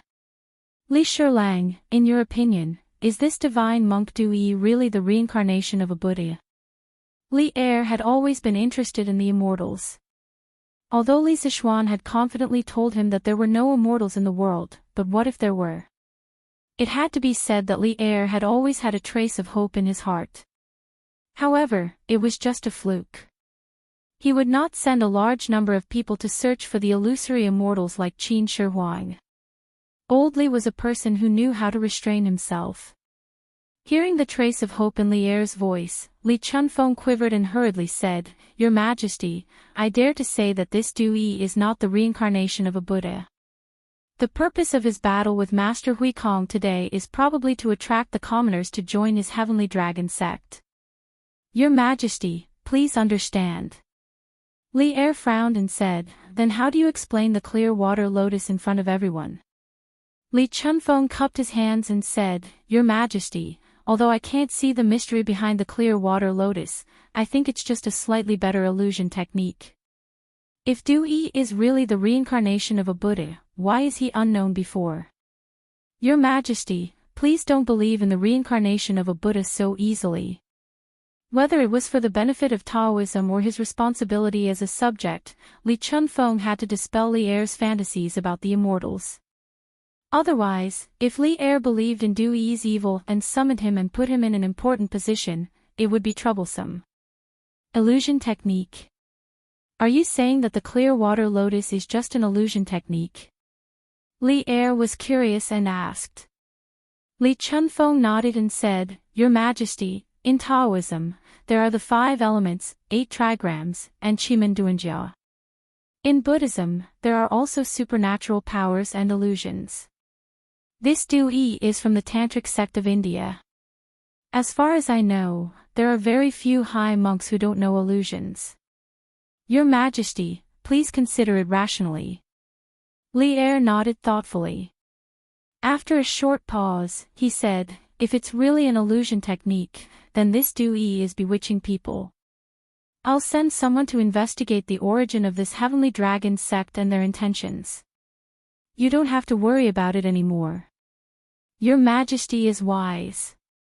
Li Chunfeng cupped his hands and said, "Your Majesty, in order to save the locust plague, Mr. traveled thousands of miles to the various counties to provide relief. Now, there are many unfavorable rumors about Mr. Your Majesty, please help Mr. to clear Mr.'s name." At this moment, Li Yu stood out and bowed to Li Er. Li Er nodded and said, "I've heard about the rumors about the Duke of Yong'an. I've already ordered people to investigate the source of the rumors. When the time comes, I'll definitely give the Duke of Yong'an an explanation. I'm not a muddle-headed ruler, I won't believe in slanderous rumors." Li Yu heaved a sigh of relief and said, "Your Majesty is wise. I'm impressed." Li Er couldn't help but laugh and said, "You little girl, what benefits did the Duke of Yong'an give you for you to speak up for him like this?" He always felt that Li Yu was very familiar. There was an indescribable feeling that was very close to him. That was why he gave Li Yu the title of a gold medal reporter. Moreover, his attitude towards Li Yu was more tolerant. If it was someone else who said this to him, he would definitely punish them for the crime of gossiping about the imperial court. However, since it was Li Yu who brought it up, he didn't have any thoughts of getting angry. Li Yu quickly said, "Your Majesty, Li Yu isn't speaking up for Sir, I'm speaking up for justice. Even if I don't say anything, I'm sure Your Majesty knows what kind of person Sir is. However, the rumors about Sir are endless. Not only that, aren't there many rumors about Your Majesty among the people?" Li Er's face darkened. Li Chunfeng had mentioned those rumors before, but he said it in a more tactful manner. Now that Li Yu said it again, it was the same as exposing his scars again. Looking at everything together, I feel that there must be someone with bad intentions behind this. They want to incite the people to be dissatisfied with Sir, the imperial court, and even Your Majesty. Although I'm just a little girl, Sir said that everyone has a responsibility for the rise and fall of the world. I hope Your Majesty can treat this matter seriously and not let those evil people succeed." Li Er's face turned solemn. He had indeed thought about the mastermind behind this, but he didn't expect Li Yu to have such thoughts.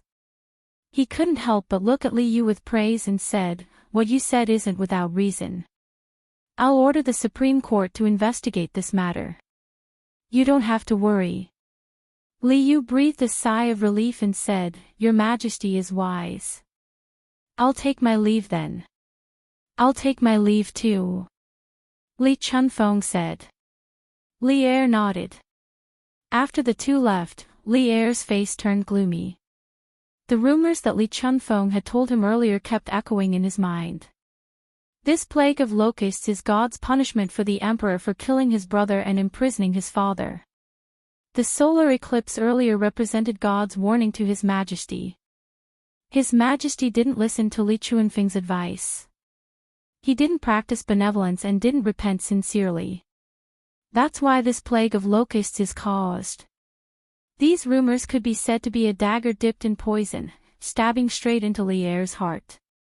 As an emperor, Li Er knew the importance of the people's hearts more than anyone else. Otherwise, he wouldn't have said to Li Zishuan in prison, the emperor is the boat, and the people are the water. The water can carry the boat, but it can also capsize the boat. He agreed greatly. It was because he knew the importance of the people's hearts that Li Er was so angry that someone was spreading rumors against him and shaking the hearts of the people. Especially at the end of last year, the 1,000-year-old Chui family was directly trampled by the angry people. Li Er deeply understood the importance of the people's hearts. Those who were spreading rumors now were similar to Li Zishuan's method of dealing with the Chui family last year.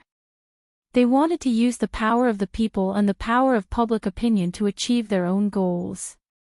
Obviously, someone wanted to destroy his roots. Naturally, he couldn't just sit there and wait for death. He had to fight back. Xiao Song. Previously, I asked the 100 Cavalry Division to investigate the rumors about Li Zishuan. How's the investigation going? After a long silence, Li Er suddenly opened his mouth and asked coldly. Xiao Song bowed and said, Your Majesty, so far, we've caught 5 people who deliberately spread rumors and incited the people.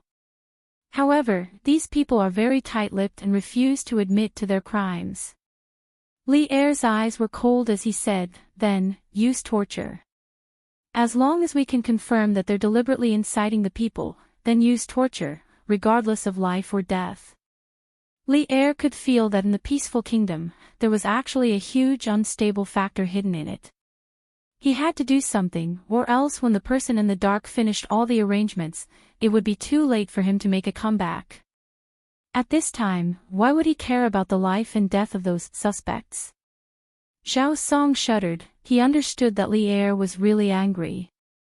He quickly bowed and said, This old servant obeys. Li Er thought for a while and ordered, This dragon sect also needs to be thoroughly investigated. Immediately send out a spy from the 100 Cavalry Division. Before tomorrow night, you must give me a result.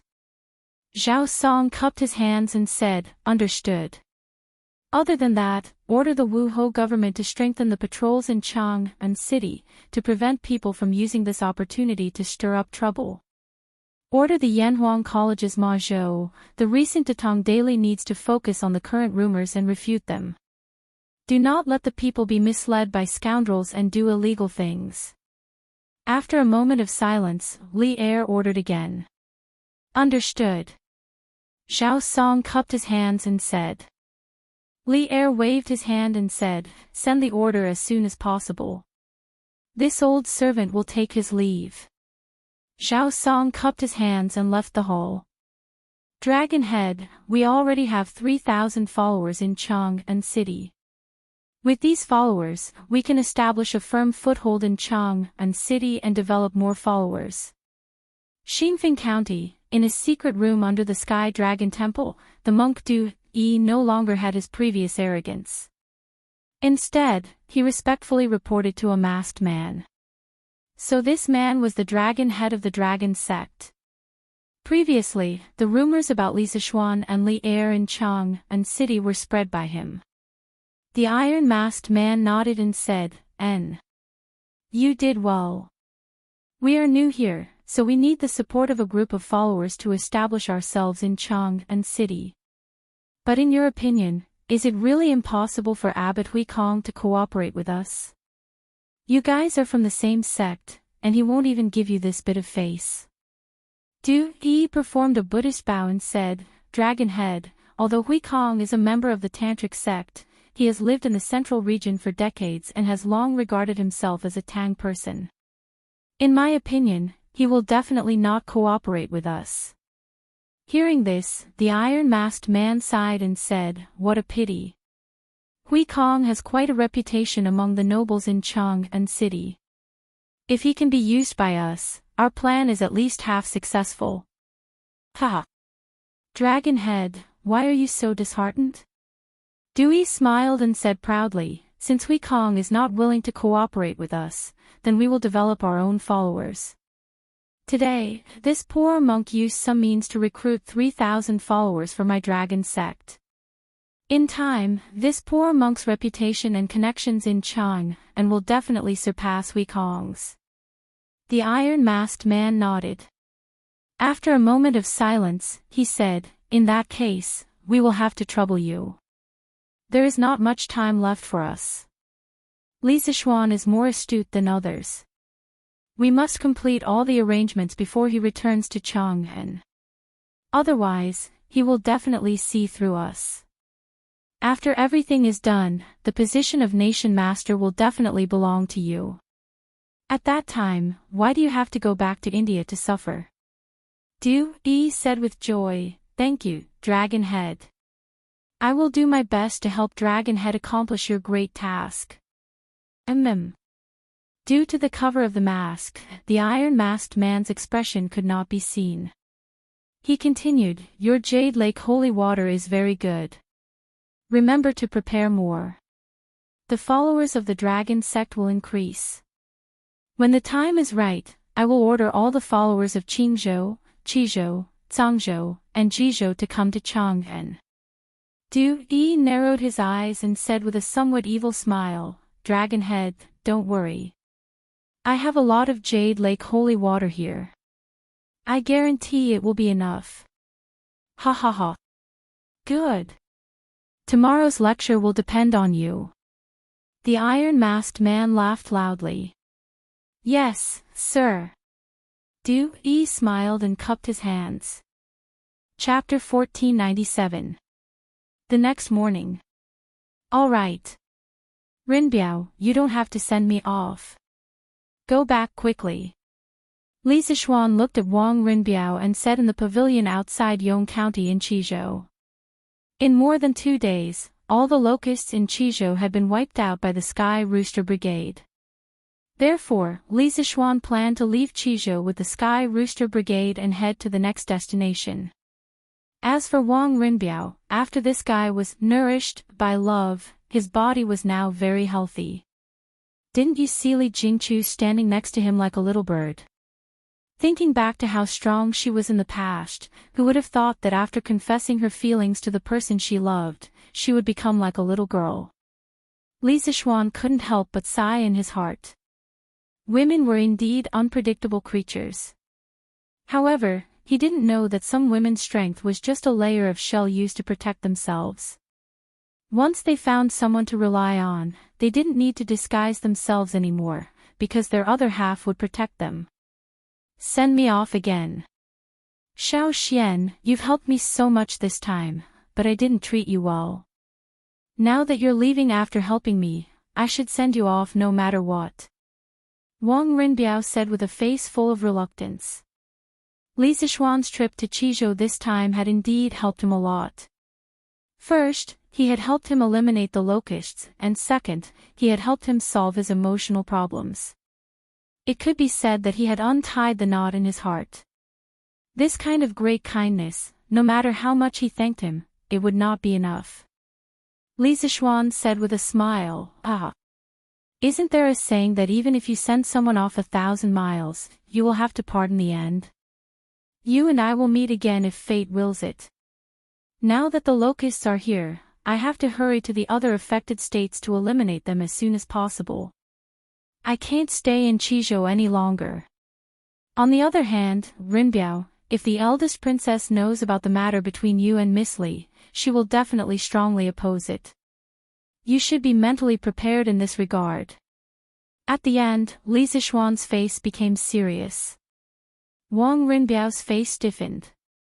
He had obviously thought about these problems before, but the happy life of the past 2 days had made him choose to temporarily avoid these problems. Now that Li Zixuan had brought it up in front of him, all those troublesome matters immediately floated to the surface of his mind. Little Xian, don't worry. Little Chu and I are already mentally prepared. No matter how difficult the road ahead is, no matter how many people oppose us in the future, we will advance and retreat hand in hand and walk down together. We will never leave each other, and we will follow each other in life and death. Wang Rinbiao held Li Jingchu's hand and said firmly. At this time, Li Jingchu also said, Marquis, don't worry. I will walk down the road with Rinbiao in the future. Even if the eldest princess opposes it, even if everyone says that I am a shameless bad woman, as long as Rinbiao needs it, I will always stand with him. After saying that, the two of them seemed to have some kind of tacit understanding. They looked at each other, their eyes full of determination and love. When Li Zixuan saw this, he suddenly felt that he was unnecessary here. In order to prevent himself from being a third wheel, he quickly said, since it's like this, then I can be assured. Rinbiao, Miss Li, if you need my help in the future, just ask. I can't manage the Wang family's internal matters, but I can still help with the Wang family's external matters. Wang Rinbiao said gratefully, many thanks. In the past, he did not need the help of others, but it was different now. Since he chose to be with a commoner girl, he had to be prepared to break off relations with his family and even be kicked out of his family. The Taiyuan Wang family's young master that everyone envied before, without the support of his family, could become a commoner. In this kind of situation, Li Zixuan was still willing to extend a helping hand to him. This meant that this was true friendship. How could Wang Rinbiao not be grateful? How could he not be moved? Li Zixuan nodded and said, all right. You guys take care of yourselves. Rinbiao, your body hasn't fully recovered yet, so you need to recuperate for a period of time. With Miss Li here, I definitely don't need to worry about this. Let's part ways here, see you again someday. Wang Rinbiao and Li Jingchu both cupped their fists and said in unison, Little Xian, Marquis, take care, see you again someday. Li Zixuan nodded. Suddenly, he looked at Leng Yuyao and said, Miss Leng, you take care too. Leng Yuyao, who was standing to the side, looked up at Li Zixuan and cupped her fists. Marquis, take care. See you again someday. Li Zixuan responded. Then, he mounted Big White and turned to leave. The Sky Rooster Brigade had already left under Old Hu's lead.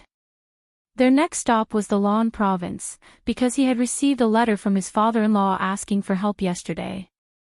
It was a letter from Wang Qingxing, the county magistrate of Yifang County, who had asked Han Tianhu to send Li Zixuan a letter. The letter said that some counties in the Lan province had also encountered a locust plague. Han Tianhu hoped that Li Zixuan could bring the Sky Rooster Brigade along. How could Li Zixuan refuse? Coincidentally, after leaving the Lan province, he could head east and bring the Sky Rooster Brigade to meet up with Li Ku and Qing Chumo.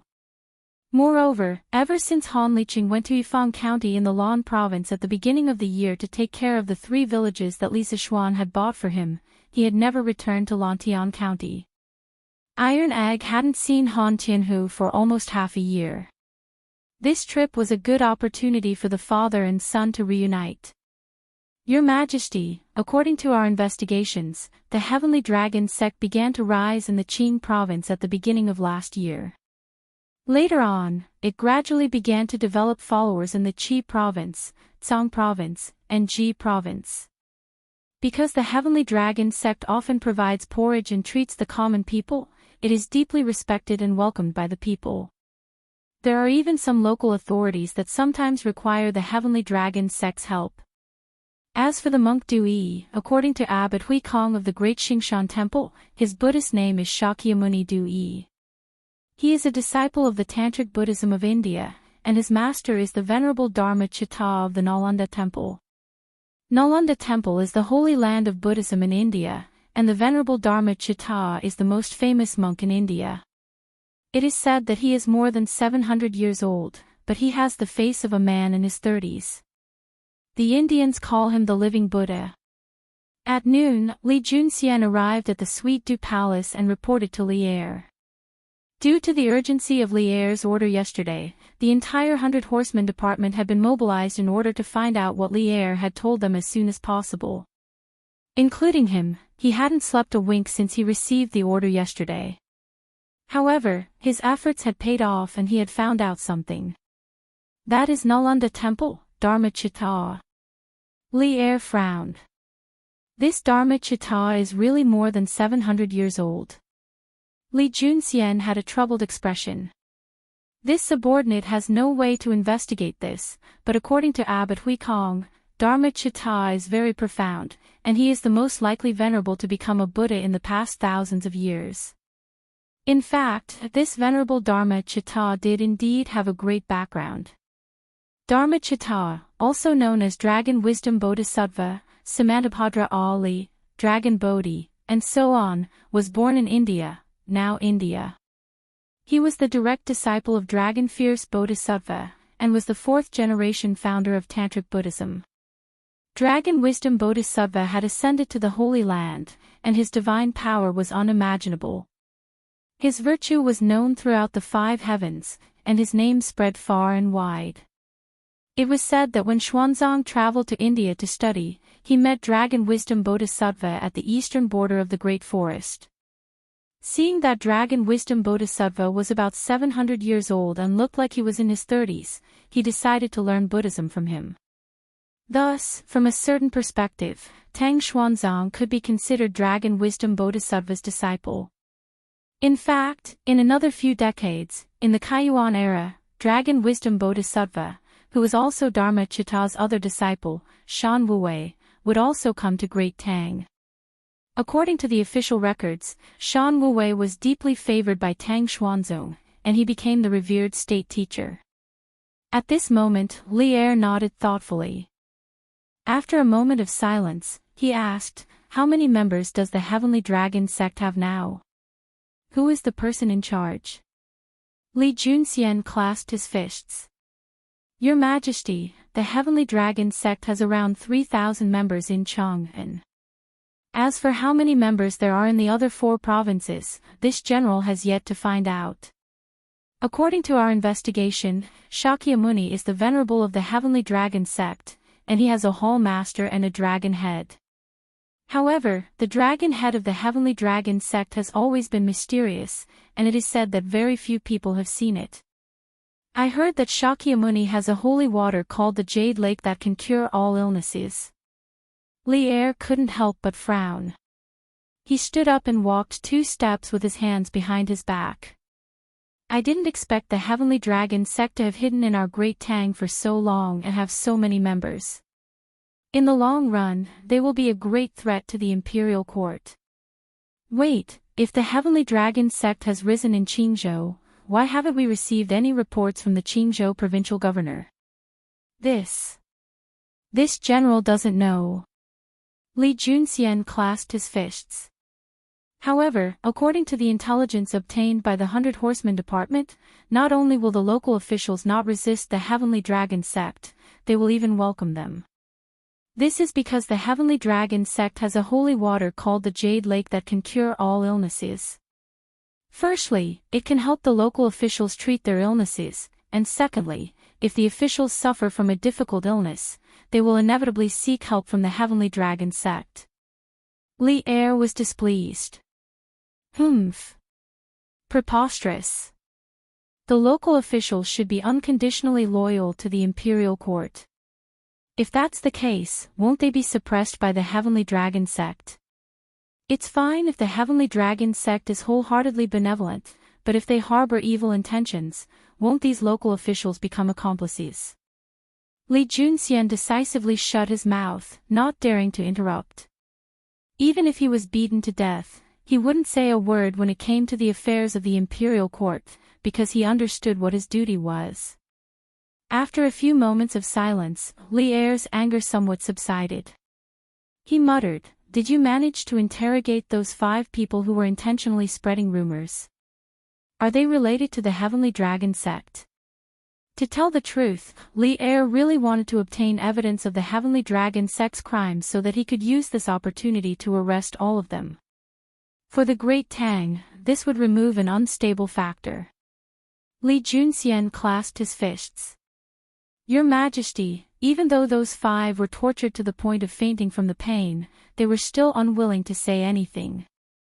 Now, 2 of them have been tortured to the point of death, but they would rather die than tell us why they spread the rumors." Li Er's face instantly turned so gloomy that it seemed like water would drip from it. "Preposterous. Then continue to arrest them and torture them. We don't believe that they'll all be so stubborn." Li Junxian hesitantly said, "Your Majesty, if we make such a big fuss, we might harm the innocent, and if word gets out, the court might criticize us and harm Your Majesty's reputation. Your Majesty, please reconsider."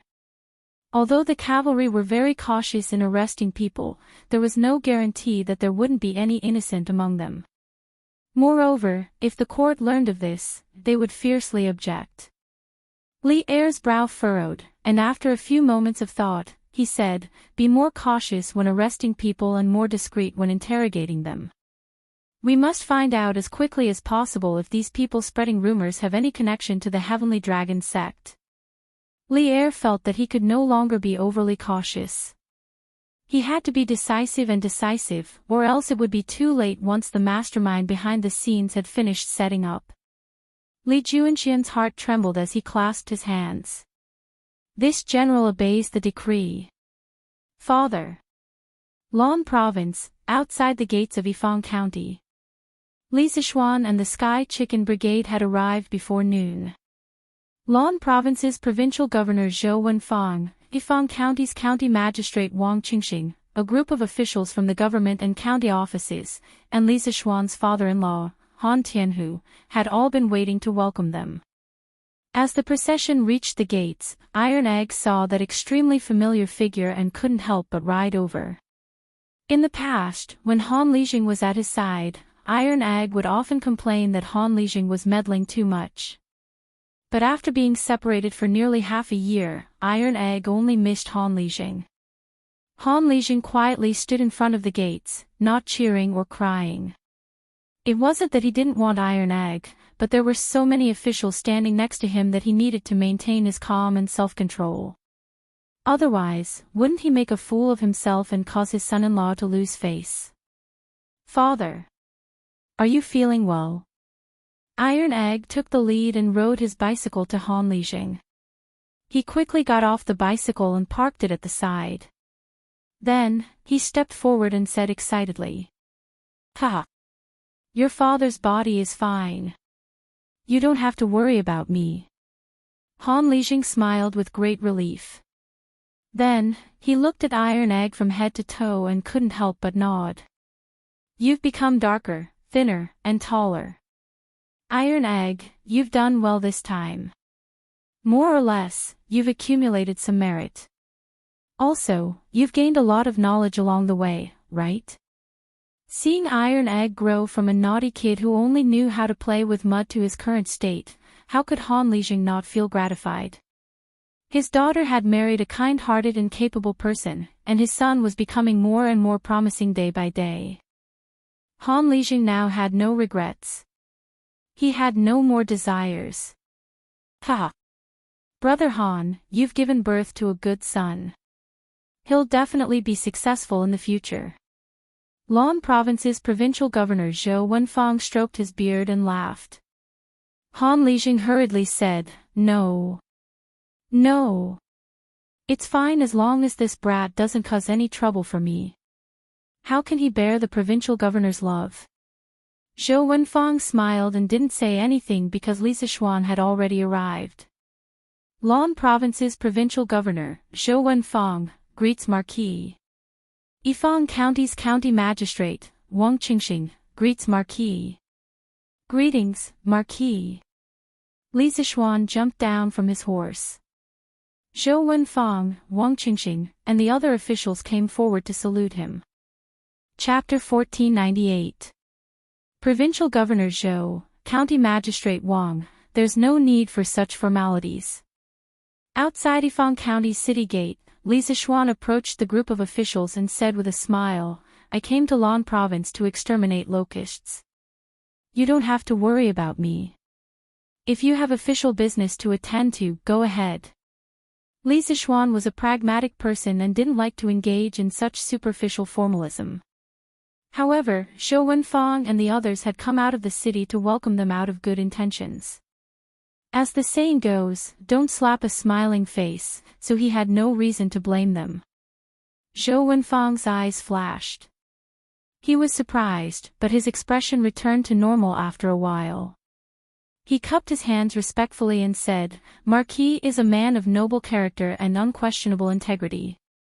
I admire you for your devotion to the public. Speaking of this, he turned to the group of officials behind him and said with a serious expression, Did you all hear that? If you have official business to attend to, go back to the Yamen immediately and don't make any mistakes.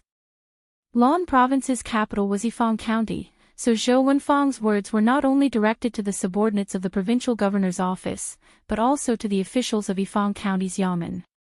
Yes. The 30-odd officials standing behind couldn't help but look at each other. After a while, they cupped their hands and said in unison. Zhou Wenfang pointed to the hundreds and thousands of people around him and said to Li Zixuan with a smile, Ha! Marquis! These people came to welcome you on their own accord after hearing the news. I didn't ask them to come. I can't chase them away. Li Zixuan pursed his lips and looked at the people around him who were looking at him with anticipation. Li Zixuan said loudly, Folks of Lan Province, I'm here, so you don't have to worry about the plague of locusts anymore. The sun is so hot, everyone should go back and eat. This afternoon, the Sky Rooster Brigade will head to the villages to exterminate the locusts. Actually, on their way here, they had met quite a number of enthusiastic citizens. Li Zixuan was naturally aware of the pleas of the citizens. It was noon, and the scorching sun was blazing above their heads. It was as if it was going to burn people to death. Therefore, Li Zixuan didn't waste any time. With just a few words, he made the citizens feel completely at ease. Thank you, Marquis. Thank you, Marquis. Li Zixuan's voice was very loud, and almost all the people around him heard it clearly. Hearing this, they couldn't help but cheer loudly and express their gratitude. Let's go back and eat. Li Zixuan said kindly. After receiving the reply they wanted from Li Zixuan, the citizens did not stay any longer and left in satisfaction. The Sky Rooster Brigade is finally here. The locusts in our county should be wiped out soon, right? Of course. It said that the Sky Rooster Brigade only took 2 days to exterminate the locusts in Qizhou. Good boy. So fast. Hey. We still have to thank Master Han. Do you know why the Sky Rooster Brigade came to Lan directly after exterminating the locusts in Qizhou? Why? Because Master Han is the father-in-law of the Marquis of Yong'an. Willow Village, Nanping Village, and Kaiyang Village were originally bought by the Marquis of Yong'an for Master Han. Now that our Lan province is suffering from a locust plague, how could the Marquis of Yong'an not help? Oh. I remember now. It seems like there is such a thing. Speaking of which, the farmers in these 3 villages are close to the coal mines and iron mines. Just by working in the mines, they can earn a lot of money every month. Who asked the coal mines and iron mines to belong to the Marquis of Yong'an? The Marquis of Yong'an is famous for being nice to his subordinates. Before this, although Li Zixuan had never been to Lan Province, many citizens in Lan Province had received Li Zixuan's kindness, especially the citizens of Yifang County.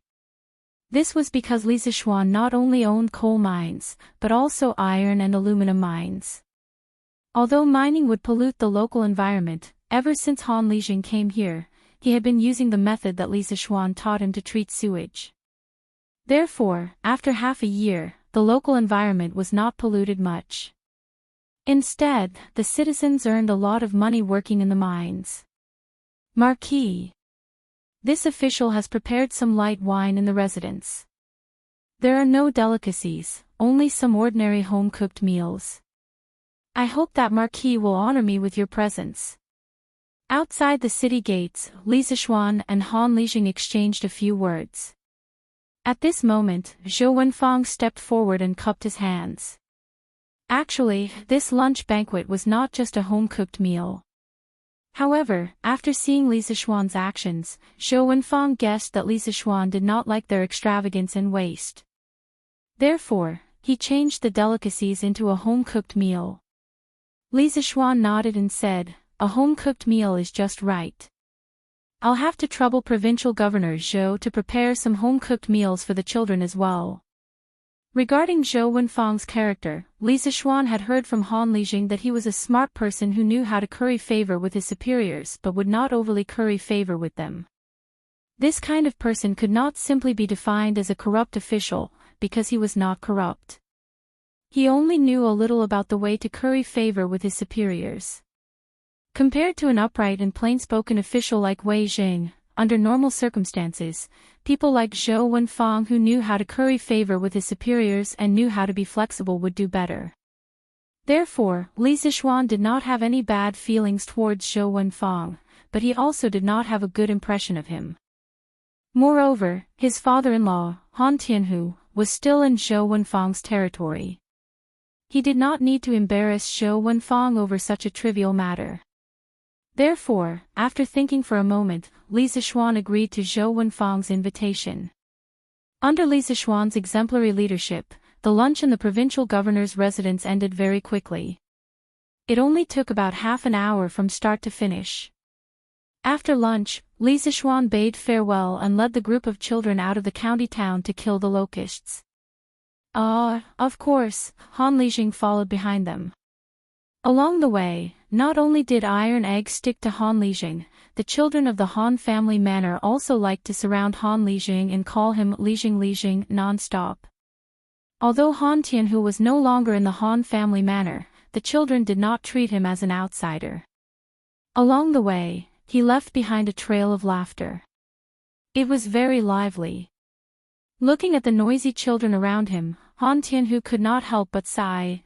"I never thought that these little rascals who only knew how to play with mud and dig out bird nests would become heroes who saved the world after learning the art of controlling chickens from Hu Jing and Hu Gua. Ha! It's not easy for them to be heroes." At this moment, Li Zixuan interrupted. "It's only been 8 days since the locust plague happened, and these children have already traveled hundreds of miles. Many of the children's backs are peeling from the sun, and they have rashes all over their bodies. They can only sleep on their stomachs at night. I've let these children down, I've made them suffer." He was also speaking from his heart. This season was the hottest season of the year, and yet he had brought these children everywhere to help with the disaster. In the eyes of others, they were heroes, but the price of being a hero was too heavy for these children. In just a few days, the children were all tanned by the sun. It was impossible for Li Zixuan not to feel guilty. "Xiao Xian, don't say that." Han Lijing said in a low voice, "These children have suffered a little, but what they have seen and learned along the way is enough for them to use for the rest of their lives. To be able to follow you to kill locusts and gain experience is their honor. When they grow up, they will be grateful to you." Li Zixuan shook his head and did not reply. Suddenly, Li Zixuan caught a glimpse of a particularly large pond in front of them. The pond's topography was lower in the south and higher in the north. The most important thing was that its shape was very strange. The part near the north was built with stone dams. Seeing this, Li Zixuan quickly reacted. He pointed at the pond and asked, "That pond must be the sewage treatment pond father-in-law had people repair, right?" When Han Tianhu had complained to Li Zixuan about the serious water pollution near the iron and coal mines, Li Zixuan not only bought the 3 villages near the iron and coal mines, but also taught Han Tianhu some methods to treat the sewage. One of them was the sewage treatment pond. Han Tianhu looked in the direction Li Zixuan was pointing at, then nodded and said, "That's right. That's the sewage treatment pond. There are 2 other ponds like this near the iron mines. After using this thing, the sewage has indeed decreased a lot. It's because of this that no one objected to us mining." Li Zixuan nodded and praised, "That's right. We can't just bury ourselves in mining and ignore the feelings of the locals. Otherwise, we'll become a rat that everyone wants to beat up. That should be our iron mine, right?" As he spoke, Li Zixuan pointed to a small hill in front of them. They could vaguely see a lot of people on the hill. Han Tianhu looked at it and then replied, "Yes. That's right. That's our iron mine. It's also the largest iron mine in the Lan province. Today, the iron mine is transporting a batch of ore to Lantian County. Fubin couldn't leave, so he didn't come. Xiao Xian, do you want to go take a look?" After pondering for a moment, Li Zixuan nodded and said, Of course, I have to go take a look." Now, more and more iron was being used in the workshops. Carriages needed iron, bicycles needed iron, and weapons and armor needed iron. Moreover, it was an astronomical number. Now that he was in Yifang County, he could go to the mines to take a look and see if he could increase the mining capacity. "Fubin, come out quickly. Look who's here." When they arrived at the mines, Han Li directly shouted towards the inside. As soon as he finished speaking, a young man with dark skin and a thin figure quickly walked out from the shed. "Uncle Han." Marquis, you're here." The young man first greeted Han Tianhu, then when he saw Li Zixuan, he couldn't help but be stunned. He quickly went forward and bowed respectfully, "Marquis, I know you're going to Yifang County at noon, but I couldn't leave at that time, so, this young man is Fubin."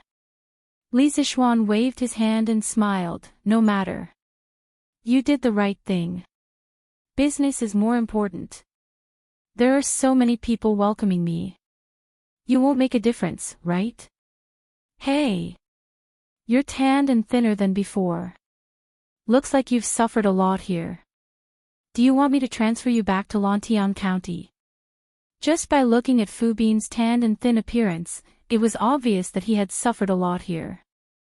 If he was now fair and fat, Li Zixuan would suspect that this young man had been eating and drinking all the time. "Marquis, I'm not suffering. I'm not suffering at all." Hearing this, Fubin shook his head like a rattle drum and quickly said. Han Tianhu laughed, "Hee. This young man has taken a fancy to Registrar Zhang's daughter. Xiao Xian, if you ask him to go back now, how would he be willing? I think even if you were to chase him away with a knife, he wouldn't leave." Li Zixuan heard this and couldn't help but ask, "Oh. Fubin, you've taken a fancy to Registrar Zhang's daughter?" "Sure. You young man. Do you want me to help you matchmake?" Fubin didn't even think and rejected, "No need, Marquis. How could I trouble you with such a small matter? Furthermore, she might not even like me." At the end of his sentence, Fubin's face turned red like a monkey pg. Li Zixuan was also an experienced person. How could he not see that this couple was about to become a couple? He smiled and said, "All right. Then I won't interfere. But when the both of you get married, I will be attending the wedding banquet. Oh, if you have time, go back and visit Faubert. He is getting older." A trace of shame flashed across Fu Bin's face when he heard that. He nodded and said, After I'm done with my work, I will make a trip back." Faubert didn't have any children and had always treated Fu Bin as his own son. Fu Bin knew this very well. Li Zixuan nodded and didn't dwell on this matter. He said seriously, Xiao Bing, how is the iron mine's production now? When it came to serious matters, Fu Bin's face immediately turned serious. He quickly replied, Marquis, this iron mine can now mine about 5,000 caddies of ore a day. Under normal circumstances, we have to send a batch of iron ore out of the warehouse every 3 days.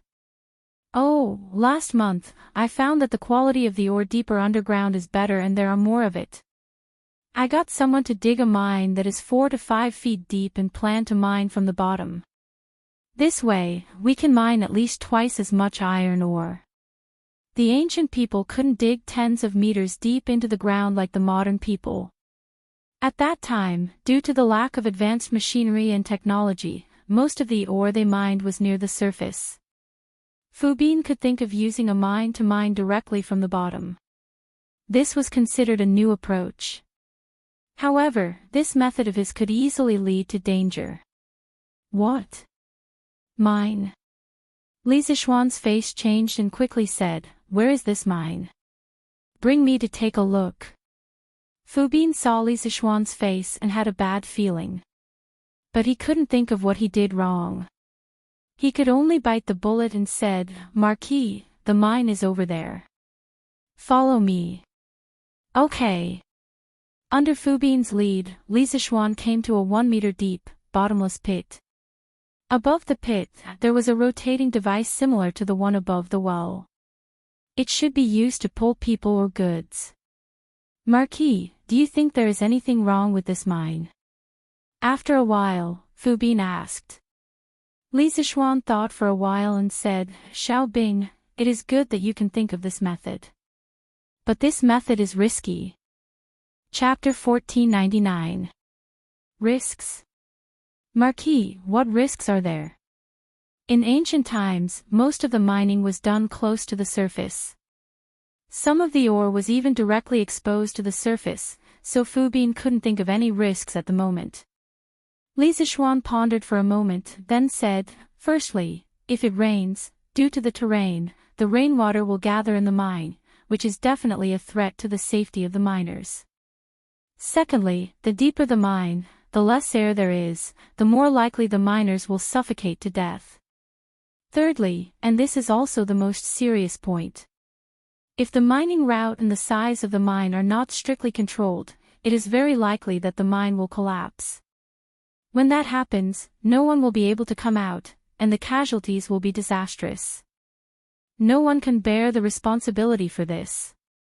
After hearing Li Zishuan list out the risks, Fu Bin's face instantly turned pale. Although his skin was already tanned, it was still very obvious that his face was pale. Marquis, then, why don't I get someone to fill up the mine? Fu Bin was scared. Although he was almost half a gangster in the past, and although he was now the manager of an iron mine, and could be said to have great power in his hands, he didn't dare to get involved in a murder case. Yeah. Xiao Xian. Since mining in this mine is so dangerous, why don't we fill it up to prevent the miners from losing their lives? Besides, this mine is so deep. What if a playful child comes here to play and accidentally falls in? The ore near the surface of this iron mine is enough for us to mine for another 2 years. There's no need to take such a risk. Han Tianhu, who was beside him, also said with concern. Li Zishuan frowned and didn't say a word. He was also weighing the pros and cons in his heart. When it came to mining, if there was a large amount of ore on the surface, then the best choice was of course to mine on the surface. Not only was it simple and convenient, but the mining efficiency was also much higher.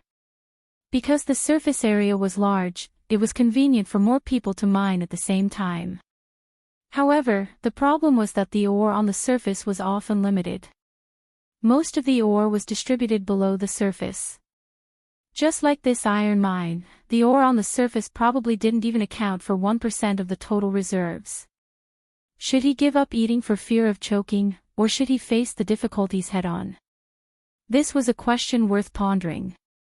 After pondering for a long time, Li Zishuan said, Don't fill it up yet. This mine is only 4 to 5 feet deep. If we can control the path and the size of the mine well, the risk is relatively low. Xiao Bing, in the future, when the miners are mining in the mine, the tunnel must not be more than 10 feet wide. Also, you need to plan the mining route in advance. You cannot dig through 2 tunnels. In addition, the mine could only be dug from the depth of the mine. It couldn't be dug any further. The deeper it went, the greater the risk. Before the miners entered the mine, they had to use torches or candles to check if there was enough air underground. They also had to build a drainage ditch above the mine to prevent rainwater from entering the mine. Do you remember all these?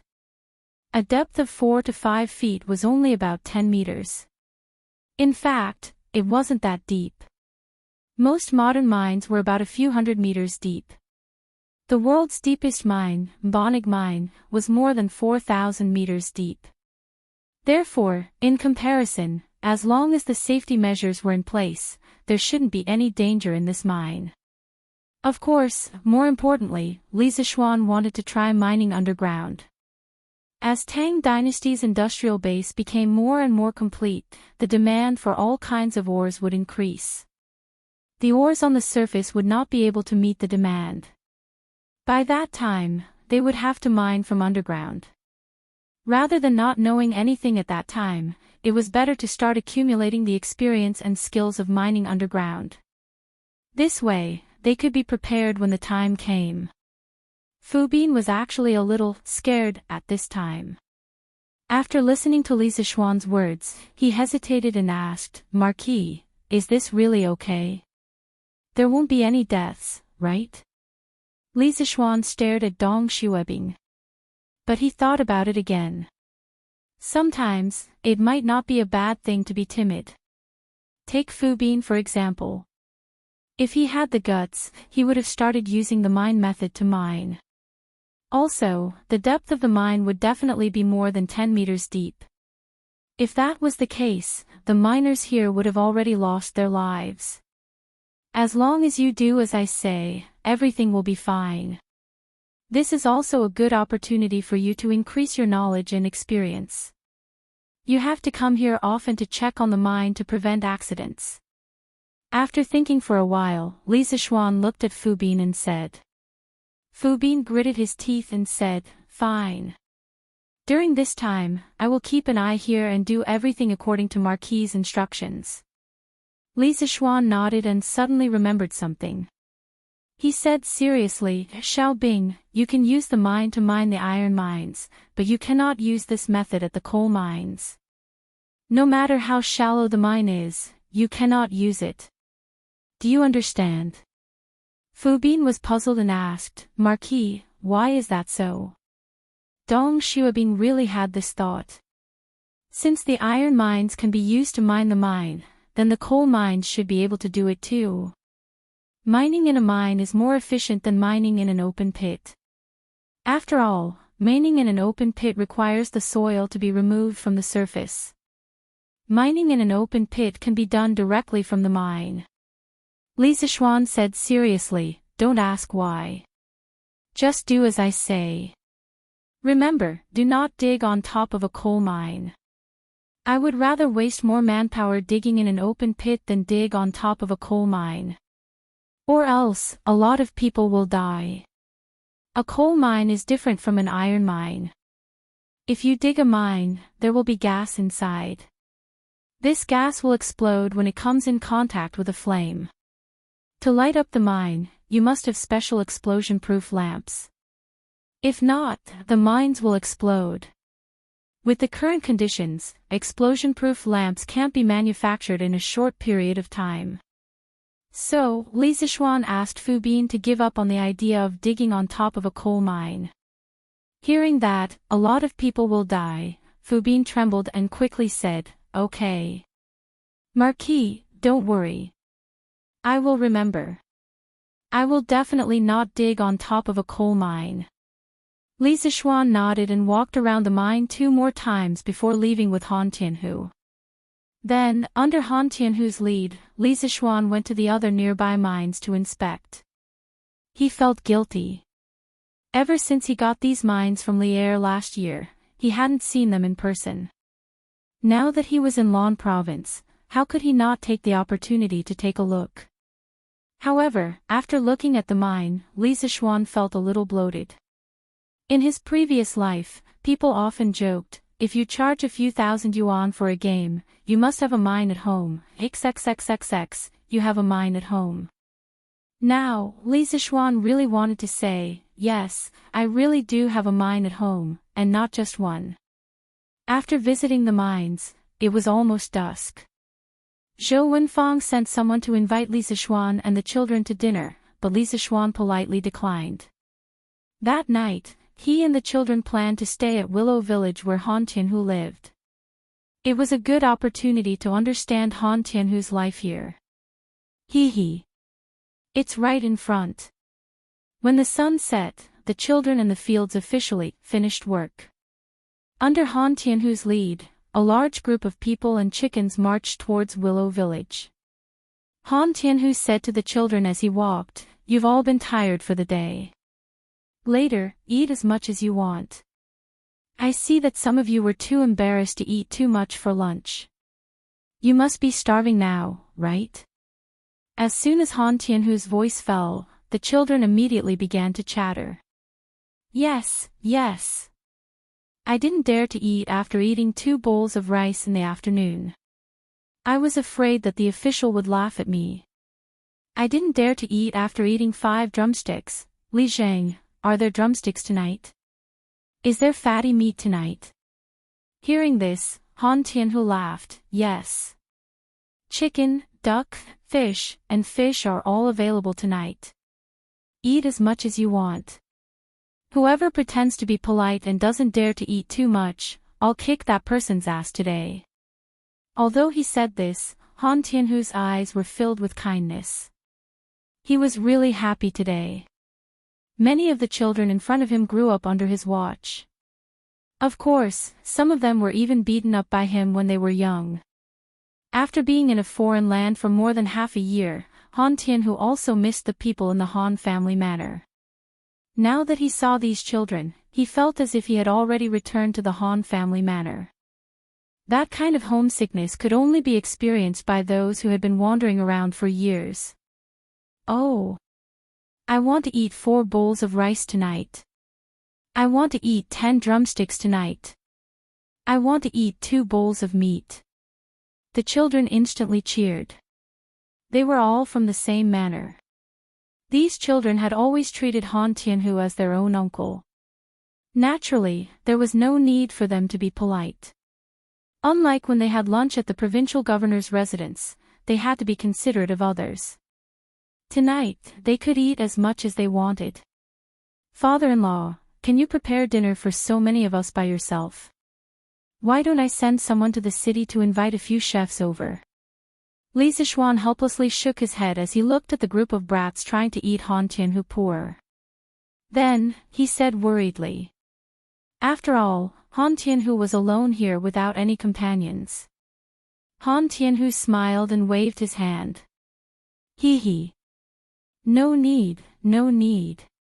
A few of the villagers have already prepared dinner for you at my house an hour ago. It's just right for you to go back now. From Han Tianhu's tone, the villagers here should have a good relationship with him. Otherwise, they wouldn't have taken the initiative to cook for him. Also, I have already arranged for the children's sleeping quarters. For those who have empty rooms, I will arrange one for each family. Xiao Xian, don't worry. The villagers are very easy to talk to. I have already informed them in advance. The children won't be mistreated if they sleep at their place at night. Seeing that Li Zishuan didn't say anything, Han Tianhu added on.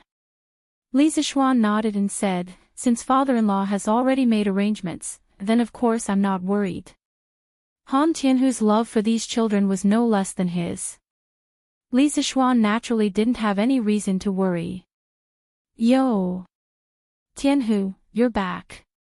This is Marquis, right? This humble one, Ma Jiang, greets Marquis. After entering Willow Village, the group came to a courtyard. A bare-chested, burly man walked out from the door. That burly man first greeted Han Tianhu, then noticed Li Zixuan and hurriedly bowed to Li Zixuan. No need to be so polite. This marquis is here to freeload a meal. Li Zixuan nodded and joked. However, he had some doubts in his heart. This person in front of him actually called Han Lijing Tianhu. This was very rare. One must know that even in the Han family manor, when the villagers saw his father-in-law, they would only call him Lijing. Almost no one would call him by his name. This could only mean that the burly man in front of him had a close relationship with Han Tianhu. Xiao Xian, Ma Jiang is my brother. During the battle in Yunzhou, he and I were both part of Duqi's personal army. After the world was peaceful, he also retired. Han Tianhu said to Li Zixuan. Li Zixuan was startled. He then cupped his hands towards Ma Jiang and said, "So that's how it is. Then this junior should be the one greeting Uncle Ma." This was not only to give face to Han Tianhu, but also out of respect for a soldier who had risked his life for the great Tang Empire. Ma Jiang originally thought that this marquis in front of him was very easygoing, witty, and not at all arrogant. However, when he saw Li Zixuan bowing to him, he was startled. He hurriedly turned his body and said in a fluster, "Marquis, you can just call me Old Ma. I don't deserve to be called Uncle Ma. I really don't deserve to be called Uncle Ma." Li Zixuan said with a serious face, "Since you are my father-in-law's former brother on the battlefield, then you deserve to be called Uncle Ma." No. I can't. Marquis, please don't call me Uncle Ma." Ma Jiang was so anxious that his forehead was sweating. He was at a loss for what to do. At this time, Han Lijing said, "Haha. Little Xian, Old Ma, let's not get entangled in this. The children are still hungry. Is the meal ready?" Ma Jiang hurriedly said, "It's ready. It's ready. My wife, Shanzi, and the other family's wives are all inside. They have also prepared the pheasants and hares sent by the villagers. There are 6 tables in the courtyard. They will help to serve the dishes in a while. Tianhu, I will go back and tidy up the house. Later, you can let the children sleep in my house." Han Lijing hurriedly said, "What's wrong? Old Ma? You don't want to eat before going back?" Ma Jiang waved his hand and said, "I don't want to eat. I don't want to eat. I was just smelling the meat in the kitchen and I was already full. The house is very messy. I have to go back and tidy it up. The children have been tired all day. I have to let them have a good night's sleep, right? Marquis, I will go back first." After saying that, Ma Jiang cupped his fists towards Li Zixuan. Without waiting for Li Zixuan's reply, he hurriedly ran away. The villagers were simple and honest. If it were anyone else who had the chance to eat with Li Zixuan, they would definitely lick his face and stick to him. For example, in the afternoon at the provincial governor's office, Zhou Wenfang and Wang Qingxing's subordinates. However, Ma Jiang was different. He would only feel uneasy when eating with Li Zixuan. Go. Let's all go in and eat." Han Lijing didn't mind. He waved his hand and called out to the group of children behind him. "Oh! Let's eat." The devilish brats burst into cheers and immediately swarmed into the courtyard like a swarm of bees. Chapter 1500. The banquet lasted from sunset until the moon was high above the willow tree branches. The reason why the banquet lasted so long was not only because the children could eat too much, but also because the banquet was too sumptuous. There were too many wild animals sent by the villagers. Of course, the most important reason was that the banquet was held at Han Tianhu's house. The children could eat as much as they wanted here, and they had more freedom than they did in Qizhou. Therefore, the banquet was quite lively. One could hear the laughter in the courtyard from the entrance of the village. Outside the courtyard, a group of villagers had already gathered. These villagers had come to pick up the children to sleep in their respective houses. There were a total of 49 households. Originally, 50 children would correspond to 50 households, but Iron Egg would definitely stay with his father at night, so only 49 children would sleep in the villagers' houses. The fields in Kayong village had all been swept by the Sky Pheasant Brigade this afternoon. Now, there were almost no locusts left. The villagers naturally knew who the credit was, so in order to let the children have a good night's sleep, many villagers gave up the cleanest room and the softest bed in their house for the children from Han village and Mei village to sleep in. All right. Hurry up and wash up, then sleep. Listen carefully, don't make a fuss at night. Seeing that the children had eaten and drank to their heart's content, Han Lijing stood up and said loudly. Don't worry, Lijing. We definitely won't make a fuss at night. Yes. We definitely won't make a fuss. Haha. Ernyo, do you wet the bed at night? Who, you're the one who wet the bed. The children played around for a while, then left the courtyard under Han Tianhu's lead. The villagers who had been waiting outside the door came forward one by one. Each family took one child and repeatedly promised that they would not let the children suffer in their own homes. Then, they turned around and left with the children. This scene was just like a modern-day kindergarten where parents picked up their children at the school gate after school. Father-in-law, your house is quite big. After dinner, Li Zixuan took Iron Egg to visit Han Lijing's new home. After walking around for a while, Li Zixuan couldn't help but exclaim. It was a house with 3 courtyards, about the same size as the Li family's house in Cheng and City's Yongla Lane. There were pavilions, rockeries, ponds, and so on. However, many places looked as if they hadn't been cleaned for a long time. Fallen leaves, weeds, and dust were everywhere. If this house is too big, it'll be troublesome. According to my original plan, having a place to stay here would be enough. When Han Lijing heard this, he smiled bitterly and said, You know the original owner of this house, Little Xian. It's Lu Shiren and his son. Li Zixuan and Iron Egg were both stunned. Father, is Lu Shiren also in Willow Village? And how did his house become yours? Iron Egg said in surprise. He had a deep impression of Lu Shiren and his son. When he was young, he and Han Yushi were oppressed by Lu Shiren and his son. Last year, Lu Haojian even seriously injured him. Li Zixuan pursed his lips and didn't say a word. Regarding Lu Shiren and his son in Willow Village, Han Lijing had mentioned it in his letter to Han Yushi. However, Iron Egg was busy with his studies at the academy and probably didn't see the letter. Han Lijing patted Iron Egg's shoulder and said, After Lu Shiren was chased out by the villagers of Plum Village, he came to Willow Village and became the landlord here. This year, I came here to buy land and coincidentally met him. Who knew that even though this guy came to Lan Province, he was still dishonest? He was rude and unreasonable in the village, oppressing people and committing all kinds of crimes.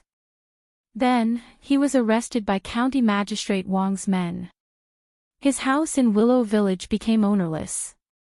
The villagers didn't dare to live there because they were afraid of offending Lu Shiren. They were afraid that Lu Shiren would find trouble with them after he was released from prison. So, father moved in. Speaking of this, Han Lijing said helplessly, It's just that this house is too big. How can I take care of it alone? Usually, I only take care of my own house. The other houses have been abandoned for a long time. This was also the reason why Han Tianhu didn't leave more children to live in his house. Those rooms that hadn't been cleaned for a long time would take a lot of time to clean up. It was already not easy to clean up 2 rooms for Li Zixuan and Iron Egg to live in. Father-in-law, you can buy some servants back. First, they can help you clean up the house. Second, they can take care of your daily needs. It's so convenient. Hearing this, Li Zixuan said with a smile. Although Han Tianhu's body was quite good, he was getting older. How could there be no one to take care of him? Han Lijing waved his hand and said, "No. No. I'm fine living alone. What's the point of buying servants? Father, just listen to Master. If you don't have enough money, I still have some money here. I'll give it all to you." Iron Egg interrupted at this time. This child was starting to feel sorry for his father. "Hey! You stinking brat. Your father wants your money. I'm just used to living alone. I don't want the trouble." Hearing this, Han Lijing couldn't help but pat the back of Iron Egg's head. Although he said this, his heart felt warm. All right. That's your room. Go wash up by the well and then sleep." After pausing for a moment, Han Lijing urged Iron Egg again. "Oh. Then I'll go to sleep first. Father, Master, you guys should sleep early too." Iron Egg knew that he couldn't persuade Han Tianhu. He stopped persuading him and prepared to sleep. Go." Li Zishuan nodded and replied. Iron Egg turned around and left. Li Zishuan picked up where he left off and said, "Father-in-law, you definitely have to buy a slave. Otherwise, you'll be the only one living in such a large residence." "What kind of person is that?" "I'll pay for it. Tomorrow, I'll get someone to help you find a few loyal servants." This wasn't a problem of money, nor was it a problem of being used to living alone. It was just that living in such an uninhabited house for a long time would make one feel more lonely. It was also a torture to one's heart. Seeing Li Zishuan's determined face, Han Lijing thought for a moment and replied, "All right. Let's just buy a few servants. Xiao Xian, you don't have to pay for it. I have more money than I can spend. After I'm done with this, I'll go buy some servants." Li Zishuan said suspiciously, "Father-in-law, don't wait until we leave and change your mind. I think you should go buy some tomorrow." Han Lijing glared at him and said angrily, "You little brat. Do I look like someone who doesn't keep his word? Hee hee. What a joke. What a joke." Li Zishuan laughed dryly and suddenly asked, "That's right. Father-in-law. How do you know that Ma Jiang? Did he used to live here?" Han Lijing thought for a moment and said, "That's right. Old Ma was originally from Willow Village. He joined the army first. I joined half a month later than him. When I first joined the army, I didn't know anything. With Old Ma's help, I didn't have to suffer a lot of beatings. Later, we were transferred to the personal guard camp and became the personal guards of Duke Yi. Back then, in the Battle of Yunzhou, we were heavily surrounded. I blocked an arrow for Duke Yi. Old Ma wasn't bad either. His martial arts were even better than mine. He killed dozens of Turkic soldiers alone. However, I had to return home early because of my leg injury. Old Ma waited until the world was at peace before he retired. He had a lot of military achievements. Logically speaking, he could use them to get an official position. However, he said that he didn't know how to be an official and didn't want to be one. He only wanted to go home to farm and accompany his wife and children. So, he went back to Willow Village in Yifang. I didn't expect that we two old brothers would meet again in our lifetime. It's really fate." Li Zishuan sighed and said, "That's really a coincidence." "It's really a coincidence." Han Lijing nodded. Then, his face suddenly became sad. He sighed and said, "It's a pity that some people, no matter how coincidental, will never meet again." After saying that, Han Tianhu's figure became inexplicably lonely. His back also became bent, as if he had suddenly aged a few years. Li Zishuan's heart moved. He thought for a while and asked, "Father-in-law, are you thinking of your old comrades?" Han Lijing nodded and said, "Yes. Yes. Many of us died in that battle. We couldn't bring back the bodies of our brothers. In the end, we could only bury them near the border of Yunzhou. Now that I'm living in Ifang, it's not far from Yunzhou. Every Qingming festival, I can go and pay my respects to my brothers. It's pretty good. Hearing that, Li Zixuan suddenly remembered that at the end of last year, Han Tianhu went to Yunzhou. After he came back, his temperament changed greatly. He became even more silent. Later, in order to help him deal with the sewage around the mine, Han Tianhu bought Willow Village, Nanping Village, and Kaiyang Village with his sponsorship. Then, he completely lived in Lanzhou. Now that he thought about it, Han Tianhu insisted on going to Yunzhou and living in Willow Village. Could it be that it was convenient for him to pay his respects to his old comrades? Father-in-law wanted to be the guardian of the heroes' graves. After comforting Han Tianhu for a while, it was almost late at night. Li Zixuan went to the well and took a simple, cold shower. Then, he went back to his room to sleep. The next day, early in the morning, the sky was not completely bright. The children who stayed in the villagers' houses had already come to Han Lijing's courtyard to have breakfast. In this era, many people did not eat breakfast in the morning. However, because the children had to lead the Sky Chicken Brigade to kill locusts in the morning, this was very tiring work. Therefore, Han Lijing still prepared breakfast for them. Breakfast was also very simple. It was porridge and flatbread. The flatbread was made before and only needed to be heated in the morning. It was a simple breakfast, but the children ate happily. Xiao Xian, come with me to Yunzhou today. When we get there, I have something to tell you. Li Zixuan was eating porridge when Han Tianhu came over and said to him, Yunzhou. Father-in-law, why do you suddenly want to go to Yunzhou? Li Zixuan was puzzled. Through the conversation last night, Li Zixuan knew that many of Han Tianhu's old comrades were buried in Yunzhou. However, today was neither Qingming Festival nor Chongyang Festival. Why did Han Lijing want to bring him to Yunzhou? Don't ask, Xiao Xian. When we get to Yunzhou, you'll know.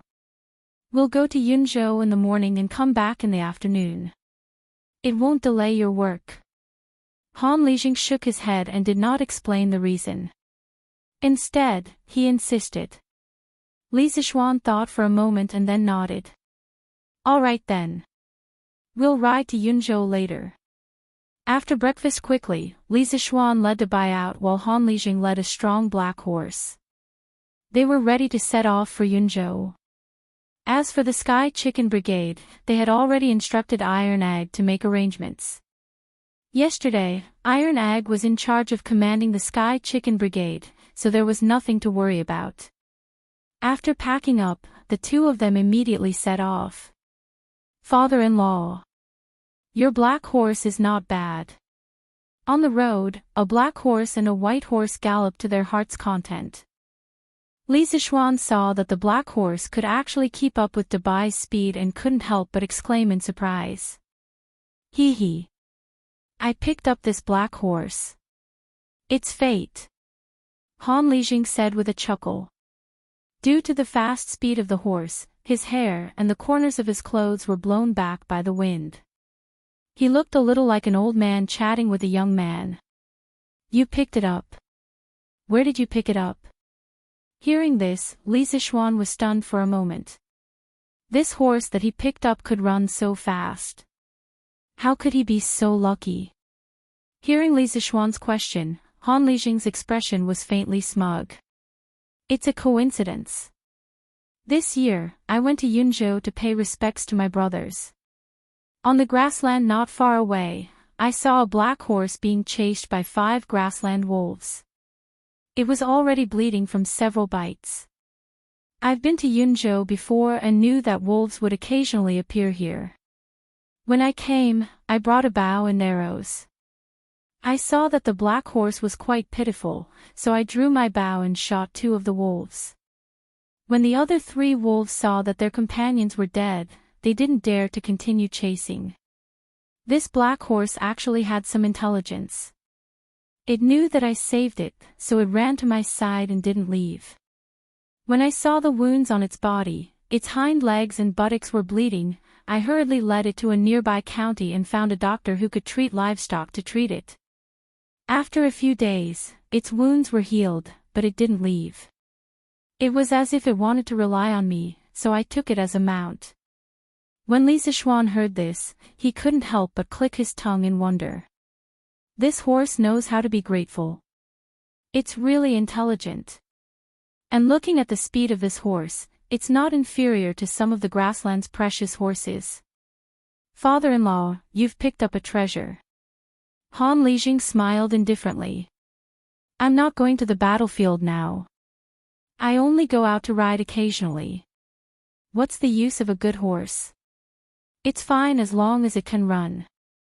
Xiao Xian, if you need it, I'll give this horse to you. I heard from Yushi a while ago that His Majesty has appointed you as an adjutant of the Black Armored Army. How can you not have a good horse in the army? You'll be looked down upon by the soldiers. Li Sichuan smiled and refused. There's no need, father-in-law. My Whitey isn't inferior to your black horse. Isn't that right, Whitey? As he spoke, Li Sichuan patted the neck of Whitey's horse. Whitey seemed to understand that someone, a horse wanted to steal its rice bowl. Thus, it completely became a runaway wild horse. It ran at full speed and in the blink of an eye, it left the big black horse behind. Ha! Whitey can run so fast. Hiya! Han Lijing was surprised for a moment, but he quickly reacted. He quickly urged the black horse under him and chased after Li Sichuan. Chapter 1501. Yifang County could be considered a county in the northern part of Lan Province, while Yun Province was to the north of Lan Province. Further north of Yun Province was the Great Steppe, where lived a group of valiant nomads, the Great Tang's mortal enemy, the Eastern Turks. After leaving Yifang County, the father-in-law and son-in-law rushed for an hour and arrived at the boundary of Yunzhou. Cloud Province was one of the 16 provinces of Yenyun between the Great Tang and the Turks. Since ancient times, it had been an important military base on the northern border, a barrier between the Great Tang and the Turks.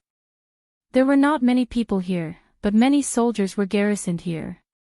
According to Han Lijing, Yunzhou County had 40 to 50,000 soldiers. Cloud Province only had one county under its jurisdiction, Yunzhou County. After reaching Yunzhou, Han Lijing had no intention of stopping. Instead, he continued to gallop northward. Li Sichuan wondered, could it be that my father-in-law wants to bring me to the border of the Great Tang? After galloping for another half an hour, Han Lijing finally stopped at the base of a mountain. Little Xian, this is Mount White. Han Lijing jumped down from his horse and pointed at the mountain range as he said to Li Sichuan, in the 6th year of Han Gaozu's reign, Han Axayan rebelled in the Datong region and colluded with the Xiongnu to attack Taiyuan. Liu Bang personally led an army of 320,000 soldiers to meet the Xiongnu. First, they won at the Copper Rollers, and then they pursued until they reached Lufan. It was winter, and snow was falling, making the weather extremely cold. Although the Han army was 12 or 13, when they saw that the Xiongnu only had old and weak soldiers, they were even more eager to win. Ignoring the advice of the scouts, Liu Bang led the vanguard in pursuit of Mount White, but in the end, they fell for the Xiongnu's trap. Mao Dun Chanyu led his 400,000 cavalry to surround the Han army. The Xiongnu besieged Mount White for 7 days and 7 nights, leaving the Han army without food or water. The strategist Chen Ping advised Liu Bang to have Mao Dun Chanyu withdraw his army through marriage. Liu Bang agreed and sent someone to the Turkic camp to relay Liu Bang's proposal. At that time, the 320,000 soldiers that Liu Bang had brought were about to arrive at White Mountain. If Mao Dun Chanyu had not agreed, he would have been attacked from both sides. In the end, the Xiongnu retreated and Liu Bang left thousands of corpses on White Mountain. However, the Great Han Dynasty also started a marriage alliance with the Xiongnu. Only during the Hanwu dynasty did Wei Qing and Hu Zubing attack the Xiongnu in the north to wash away the humiliation. Han Tianhu was originally from the Han family of the previous dynasty. His grandfather, Han Qinhu, was a pillar of the country and held a prominent position. Although Han Tianhu was only the son of Han Shai's concubine and was not favored in the family, he was much more knowledgeable than ordinary people. Therefore, he could easily recall these historical events. When Li Zixuan heard this, he could not help but fall silent. He did not know much about the Battle of Mount Baishan of the Western Han dynasty. After all, he was not a history major in his previous life. However, he knew about the marriage between the Han dynasty and the Xiongnu. Didn't Zhao Jun leave the fortress at that time? When Liu Bang first established the country, the national strength was not strong. It was indeed difficult for him to resist the Xiongnu. But to use women in exchange for peace is truly despicable. After a moment of silence, Li Zixuan opened his mouth to speak. Han Tianhu nodded his head vigorously and said emotionally, "Little Xian, you are right. This old man thinks the same way. Why should the good women of the Central Plains be sent to the Turks to be abused by those barbarians? Back then, when we followed the Qin king to the border, wasn't it so that the common people could live a peaceful life? Wasn't it so that our great Tang would not have to use women in exchange for peace with the Turks? Good men of the great Tang should die standing, not kneel and beg for the general interest, dragging out an ignoble existence. Therefore, thousands of good men of great Tang were buried at the foot of Mount Baishan. At this moment, the two of them led their horses around a bend and followed the direction that Han Lijing was pointing at. When Li Zixuan took a closer look, he was stunned. Thousands of mounds of different sizes were neatly arranged at the foot of the mountain. In front of each mound was a small wooden plaque that was about a foot long. He could vaguely make out the words carved on the wooden plaque. Clearly, this was a graveyard for thousands of people. In front of the thousands of mounds was a huge mound. It was so huge that even 20 people holding hands would not be able to encircle it. In front of the mound was a tombstone that was about 1 zhang tall. On it were the words Heroes of Great Tang. Inexplicably, Li Zixuan felt like crying. The tomb at the front is full of soldiers whose bodies were incomplete and whose identities could not be identified. Back then, we didn't know their names, so we could only bury them here. Looking at the huge tomb in front of him, Han Lijing said faintly. When Han Tianhu was young, he was looked down upon by the Han family's matriarch and was forced to wander the Jianghu. He did not have much affection for the Sui dynasty. Later, Li Yuan raised his army from Taiyuan and broke through Chang, and with the momentum of wind and thunder, establishing the great Tang Empire. In the following war, he was unstoppable and showed signs of pacifying the entire country. Suddenly, the Turks invaded the borders. It was also at that time that Han Tianhu officially joined the army and slowly became Qin Qiong's personal guard. In the war between Great Tang and the Turks, Han Lijing had experienced life and death. His feelings for his comrades and for his country had deepened. It was because of this that he volunteered to come to Lan province to guard the tombs of these heroes. Influenced by Han Tianhu, Li Zixuan also felt a little sad, especially when he thought of the people buried under this huge tomb. They had risked their lives for this country, but in the end, their corpses were not even pieced together. They did not even have a tomb of their own. Li Zixuan did not feel good about it. What he didn't know was that this was already considered good. In many dynasties, soldiers would bury their fallen soldiers in a mass grave after the battle. Like this, every soldier had a grave and a tombstone. This was already very humane.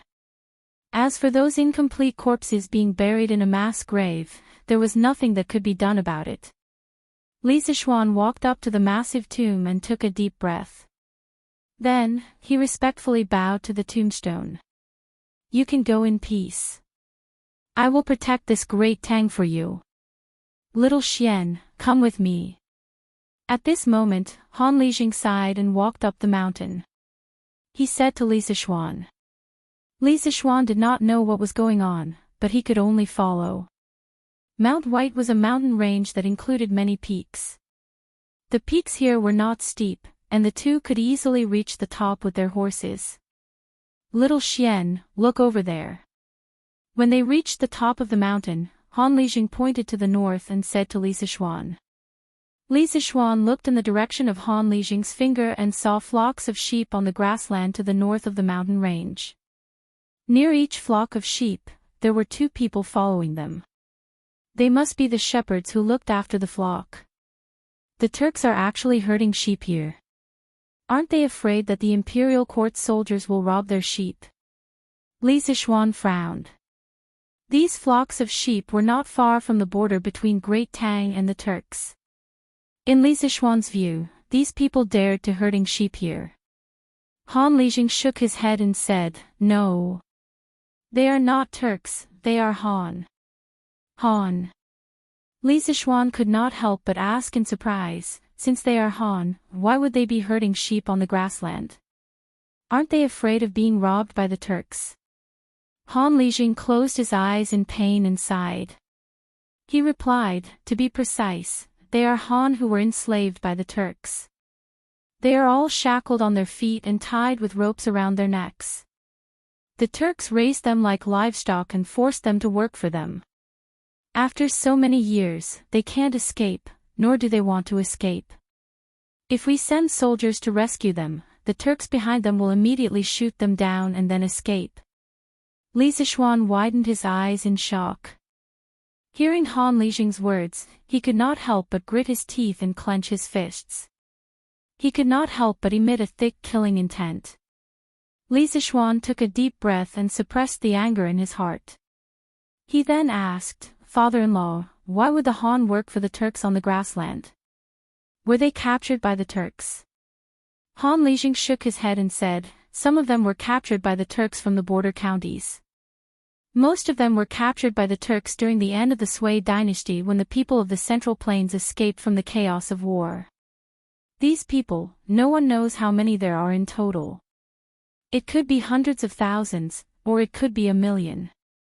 But no matter what, most of the Han people on the grassland were controlled by the Turks. They either became slaves, worked like cattle or horses, or were sent to the Turks' army. When there was a war, they were usually arranged to be at the front as human shields." Li Sichuan was shocked, 1 million. There are really so many Han people who fled to the Turks. Han Tianhu nodded and said, "Of course. Now Shili Khan claims to have 1 million control bowstring warriors. So many people, where do you think they came from?" Li Sichuan was speechless. He did not expect that among the 1 million control bowstring warriors of the Turks, there were actually many Han people. Shili was really vicious to use Han people to attack Han people. In truth, Han Tianhu wasn't exaggerating at all. The Great Tang had just been founded, and its national strength was weak, but it had encountered the Eastern Turks, whose national strength was at the peak. This was a peak that had never been seen in the history of the Turks. In the Book of Sui, Biography of the Turks, it was written, at the end of the Sui dynasty, there were many people returning to China. Then the Turks became strong and prosperous, and their power surpassed the Middle Xia. Their power surpassed the Middle Xia. These 4 words vividly demonstrated the strength of the Eastern Turks at that time. The Book of Old Tang, Biography of the Turks also wrote, Shibi Khan is an auspicious person, the son of the Khan who enlightens the people. When Sui Dai succeeded the throne, the world was in chaos, and the people of China were running for it. His tribe was strong and prosperous, from Khitan and Shiwei in the east, to Tuyuhun and Gaochang in the west, they were all subordinates. More than 1 million control bowstring warriors, the prosperity of North Di was unprecedented. They looked down on Yin Mountain and had the ambition to belittle the Middle Xia. These were all descriptions of the strength of the Turks when Shibi Khan was at the end of the Sui dynasty and the beginning of the Tang dynasty. In stark contrast, the strength of the Turks during Ishbarliu Khagan's reign was a completely different picture. In the Book of Sui, Biography of the Turks, it was written, Ishbarlu Khagan's bravery won the hearts of the people, and the northern barbarians all submitted to him, all of them became bandits, and he had 400,000 control bowstring warriors. From 400,000 control bowstring warriors to 1 million control bowstring warriors, how long had it taken? 30 years, yes, only 30 years. In 30 years, the Eastern Turks could mobilize an army from 400,000 to 1 million. This meant that the number of people needed to mobilize an army had increased by 1.5 times. But the harsh environment of the steppe made it impossible to rely on natural population growth. Moreover, the 400,000 control bowstring warriors of Ishbarlu Khagan's reign was a grand occasion before the Turks were divided into the eastern and western tribes. If one were to take into account the loss of population and army caused by the civil war of the Turks, as well as the sudden decrease in population and army caused by the division of the Turks into the east and west, as well as the loss of population and army caused by the several fierce attacks of the Sui dynasty against the Turks, then before the civil war of the Central Plains, when Shibi Khagan had just become the Khagan of the Turks, the number of soldiers in his army could not have exceeded 200,000. But after the internal strife of the Central Plains, countless Hans sought refuge in Turkic lands, and the Eastern Turks rapidly expanded their army from 200,000 to 1 million. This meant that at least 800,000 Han elites of the Central Plains had joined the Eastern Turkic army. This sort of expansion speed could only be described as frenzied. Of course, not all Han were sent into the army, as the logistical support of 1 million control bowstring warriors was an astronomical number. The Turks alone would not have been able to support such a large army. Thus, even more Han were enslaved by the Turks. This was the result of countless Han of the Central Plains entering the Great Wall during the chaos of the Sui dynasty.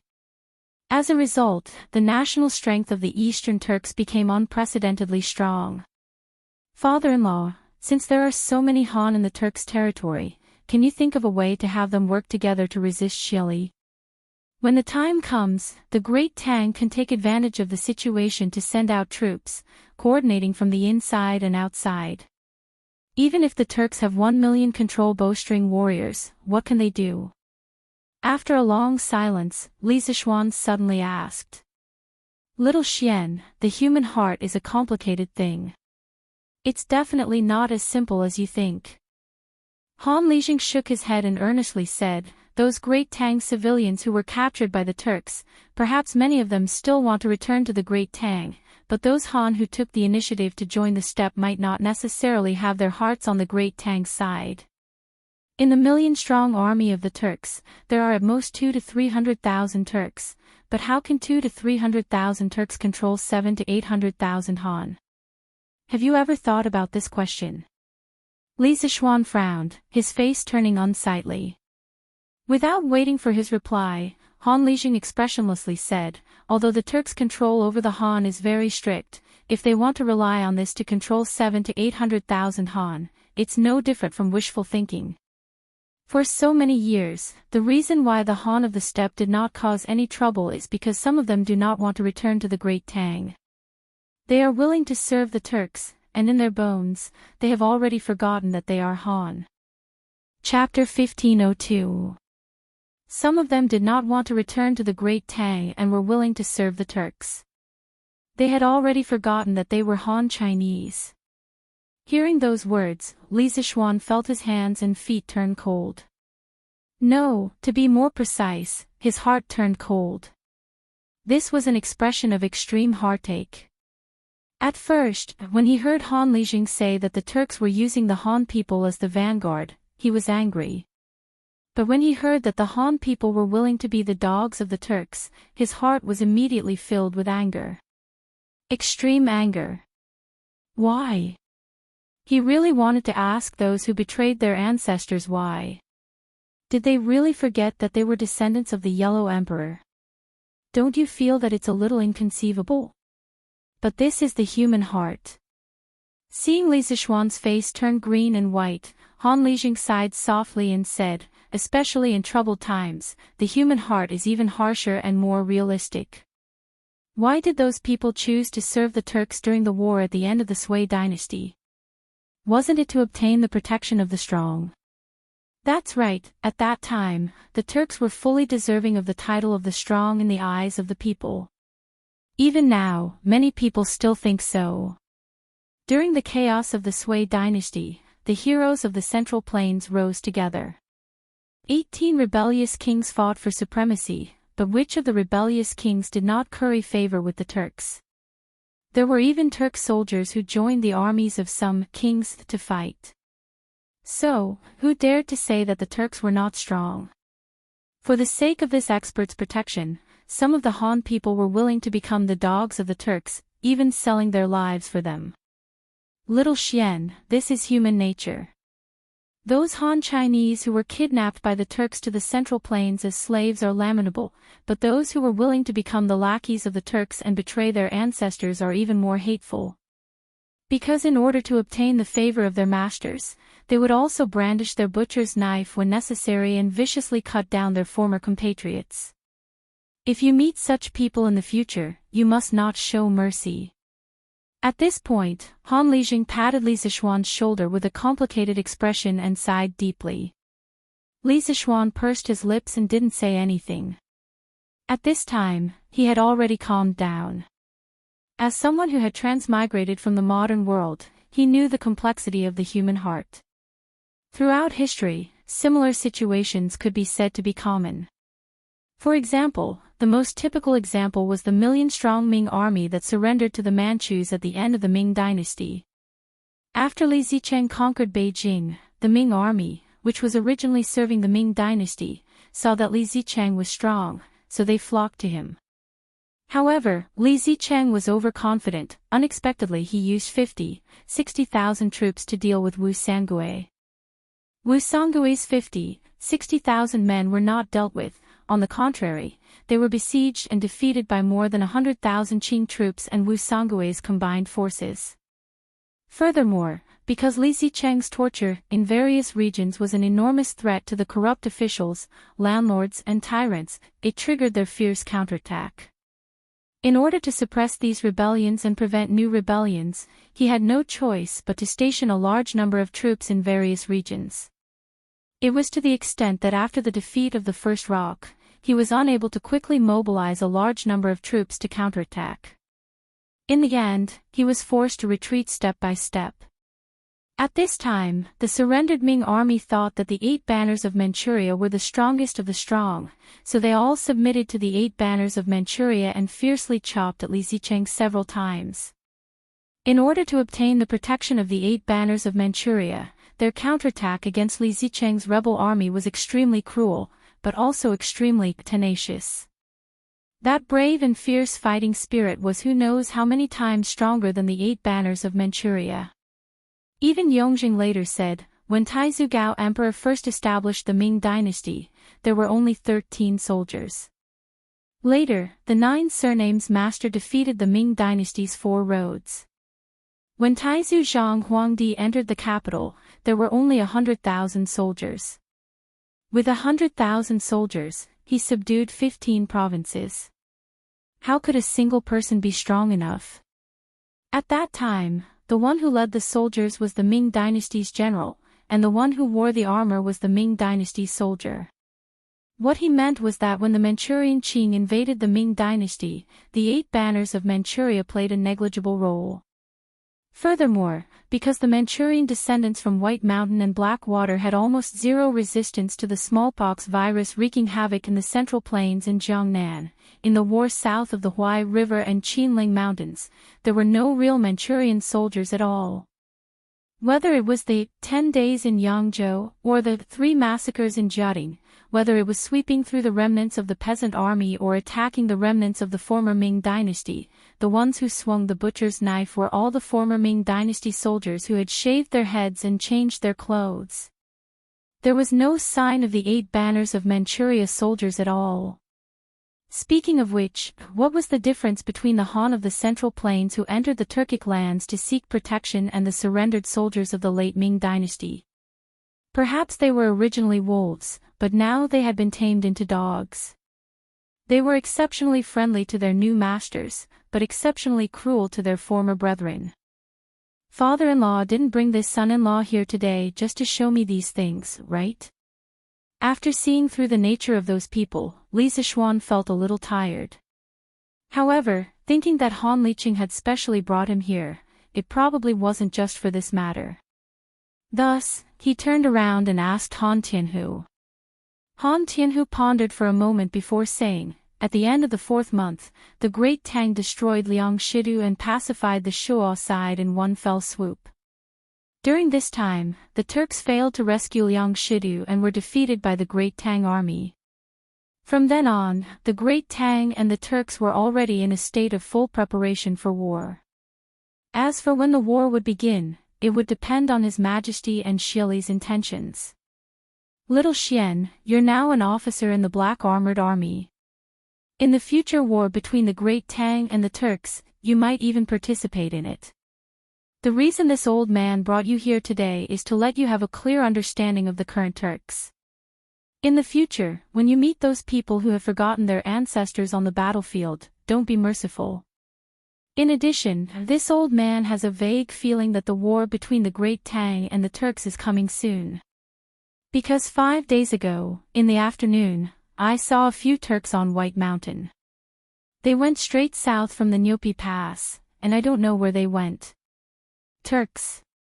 Li Zixuan's heart suddenly jumped. He hurriedly asked, Father-in-law, are they really Turks and not Han? Han Lijing said with certainty, they're definitely Turks. Those few people's riding skills are superb, and the way they ride is different from the people of the Central Plains. This old man has fought with Turks before. On this point, I'm definitely not wrong. Hearing this, Li Zixuan couldn't help but frown deeply. He whispered to himself, why did these Turks come to our Great Tang? The Turks sneaking into the Great Tang could be a big or small matter. If they came to spy on the military, it would be slightly better. However, if they came with some conspiracy, it would be difficult to deal with them. After all, the enemy was in the dark while the Great Tang was in the light. It would be easy for them to be ambushed. Han Tianhu said, generally speaking, this kind of small-scale Turk sneaking into the Great Tang is mostly to spy on intelligence. Chang'an City catches at least a few dozen spies every year, if not hundreds, so it's not surprising. However, the leader of the Turks seems to be a little unusual. Li Zixuan curiously asked, why do you say so? Han Tianhu shook his head and said, this old man doesn't know either. It's just my intuition. After that, he closed his eyes and recalled twice. Then, he said, the leader of the Turks was wearing a black robe. It's obviously hot in this season, but he was wrapped in a black robe. It's really strange. Moreover, the black horse he was riding was definitely a 1 in a million good horse. I think his identity must be extraordinary. Black robe, a steed. Li Zixuan frowned. He had an inexplicable bad feeling in his heart. All right. Don't think about it anymore. Counter soldiers with arms, water with an earth weir. It's time for us to go back. Han Lijing let out a sigh and said. Li Zixuan nodded. The father-in-law and son-in-law led their horses down the mountain and galloped towards Lan Province. Chang'an City. Ah. Madam Wang, why do you look so good today? A lady looked at another lady in surprise. Ha! Do I? Why didn't I feel it? The lady touched her face and said in disbelief. Although she said this, the smile at the corner of her mouth betrayed her. Of course. Madam Wang, did you buy some new rouge? Which store is it? I'll go back and ask someone to buy some. Ha! What new rouge? I guess it's because I went to Xinfeng County to listen to Master Dui's lecture yesterday. What? Listening to someone's lecture can make one's complexion better. Is that true? That depends on who's lecturing. Master Dui's Buddhist teachings are profound. I can understand everything he lectured. After listening to it, I felt very comfortable and slept very well at night. That's why my complexion looks better than before. Isn't that too magical? Then, when is Master Dewey going to lecture again? I want to go and listen too. Master Dewey will lecture again the day after tomorrow. But only people from the dragon sect can go. Sister Chin, I'm afraid you can't go. People from the dragon sect. Sister Wang, so you've joined the dragon sect? Yes. Not only me, but my husband has also joined the dragon sect. With the holy water given by the divine monk, my husband's injured leg no longer hurts. I think this Master Dewey is the reincarnation of a Buddha. When I listened to his lecture yesterday, I faintly saw a 5-colored Buddha light around him. If he's not the reincarnation of a Buddha, what else can he be? Ah! This dragon sect is really powerful. I want to join it too. After 2 days of fermenting, the reputation of the dragon sect in Chang'an City and the surrounding counties could be said to be like the sun in the sky. In the marketplace, tea houses, taverns, shops, and even on the streets, there were people everywhere talking about the dragon sect and Sakya Dewey's magical magic. Of course, this also reflected how many people had joined the dragon sect in these 2 days. Dragon Head, we already have 8,000 followers near Chang'an City. I think we should be able to reach 10,000 before tomorrow. In his secret room, Sakya Dewey respectfully said to the iron-masked man. Yes. Very good. The iron-masked man nodded slightly and then said, give the name list of all the followers to Zhang Liang and ask him to pick out those who have official positions or prominent family backgrounds from the list as soon as possible. Then focus on training these people.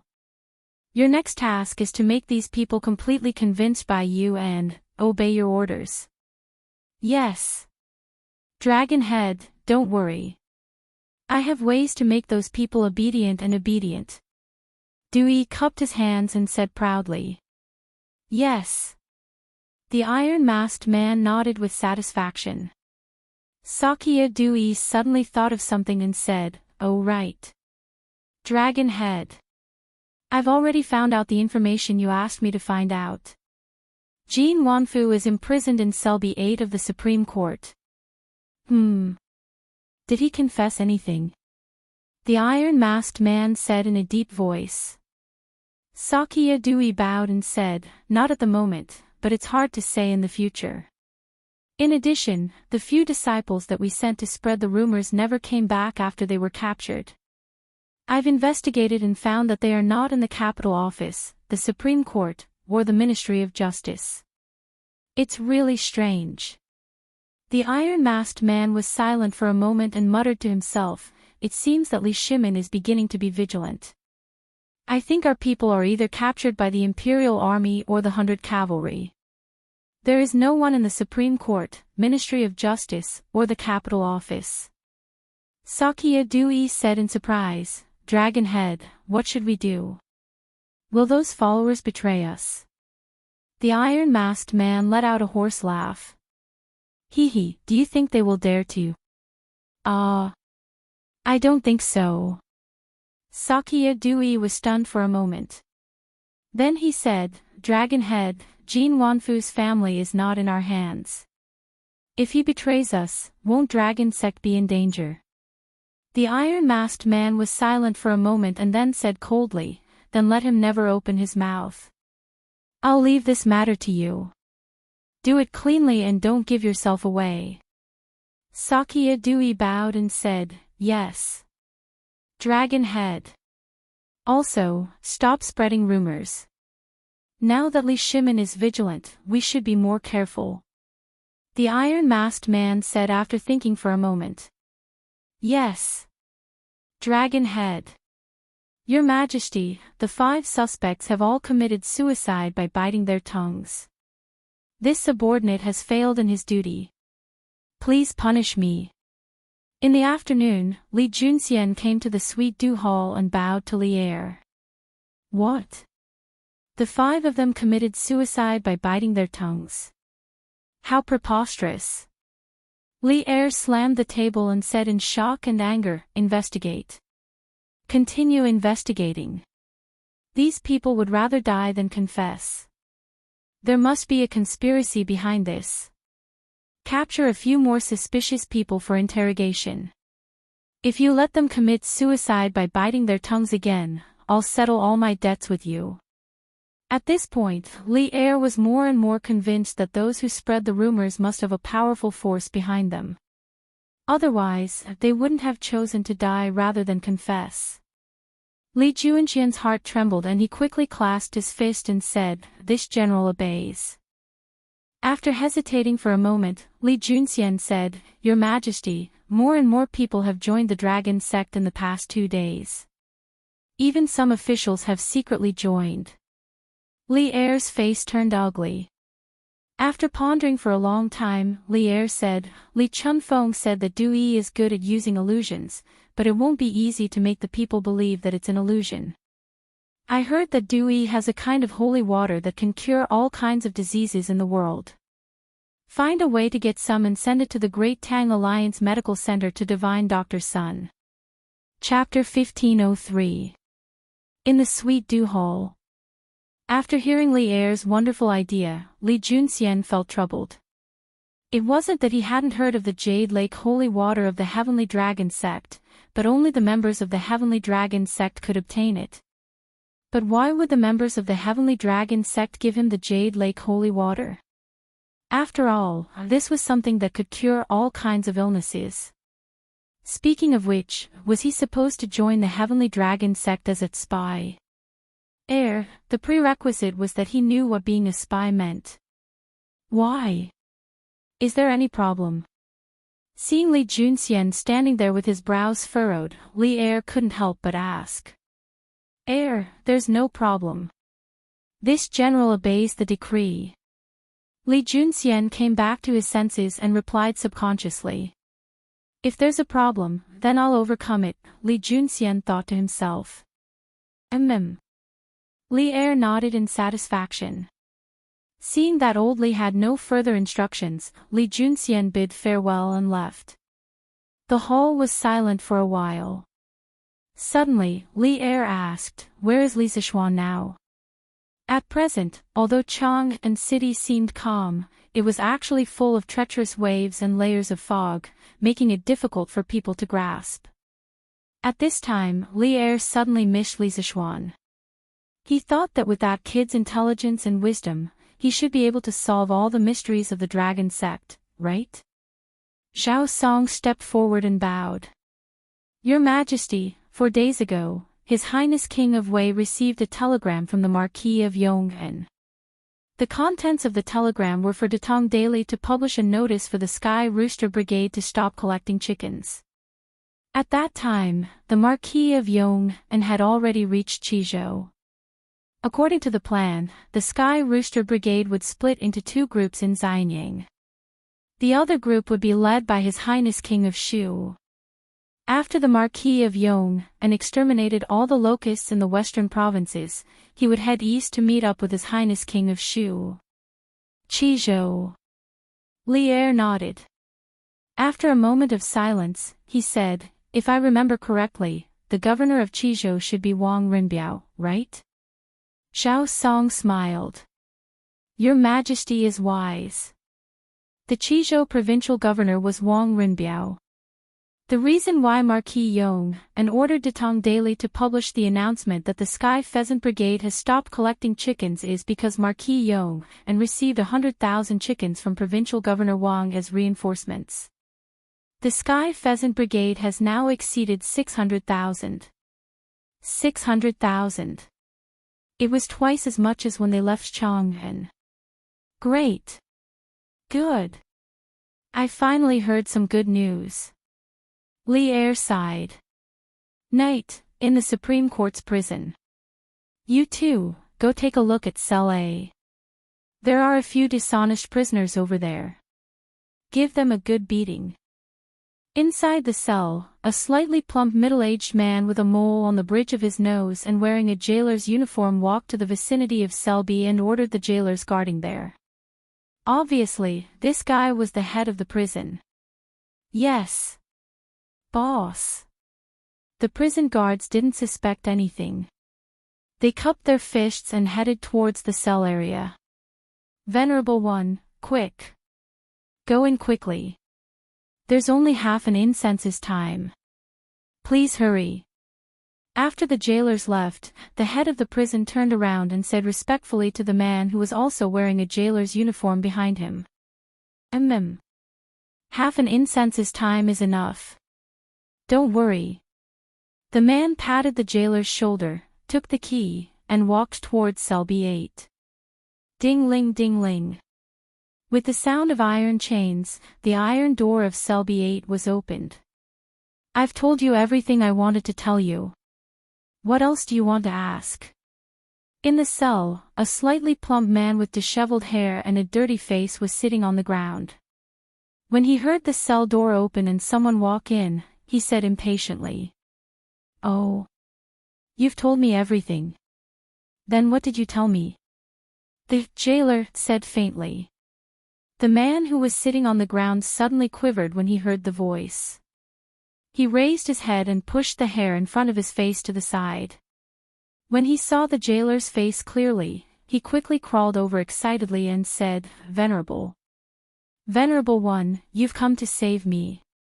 I didn't say anything that I shouldn't say. Please save me quickly. The jailer squatted down and looked down at the man on the ground. He asked faintly, Oh. You really didn't say anything that you shouldn't say? Really? More real than real gold. Venerable one, please save me quickly. The people in the imperial court don't know that I'm from the dragon sect. The man on the ground quickly said. Ha. Since you didn't say anything, I'm relieved. All right. Quickly send me out. A moment later, a jailer walked out of cell B8. The jailer calmly walked to the side of the head of the prison and said faintly. So fast. Venerable one, how is Jean Wanfu? The head of the prison trembled and quickly asked in a low voice. Ha. Don't worry. He choked to death while eating. No one will be able to trace it back to you. The jailer said with a chuckle. I'll take Venerable one out right away. The head of the prison heaved a sigh of relief. Then, one in front and one behind, the two of them walked toward the exit of the cell with calm expressions. Boss. The dishonest prisoners in cell A have already behaved themselves. Do you want to go take a look? Halfway there, they happened to run into the jailers who had been sent away earlier. Hearing this, the head of the prison shook his head with a dignified expression. No need. Do you think I'm worried about the few of you? Go back to cell B and keep an eye on it. I'll go take a look elsewhere. Yes. Boss. The jailers obeyed and left.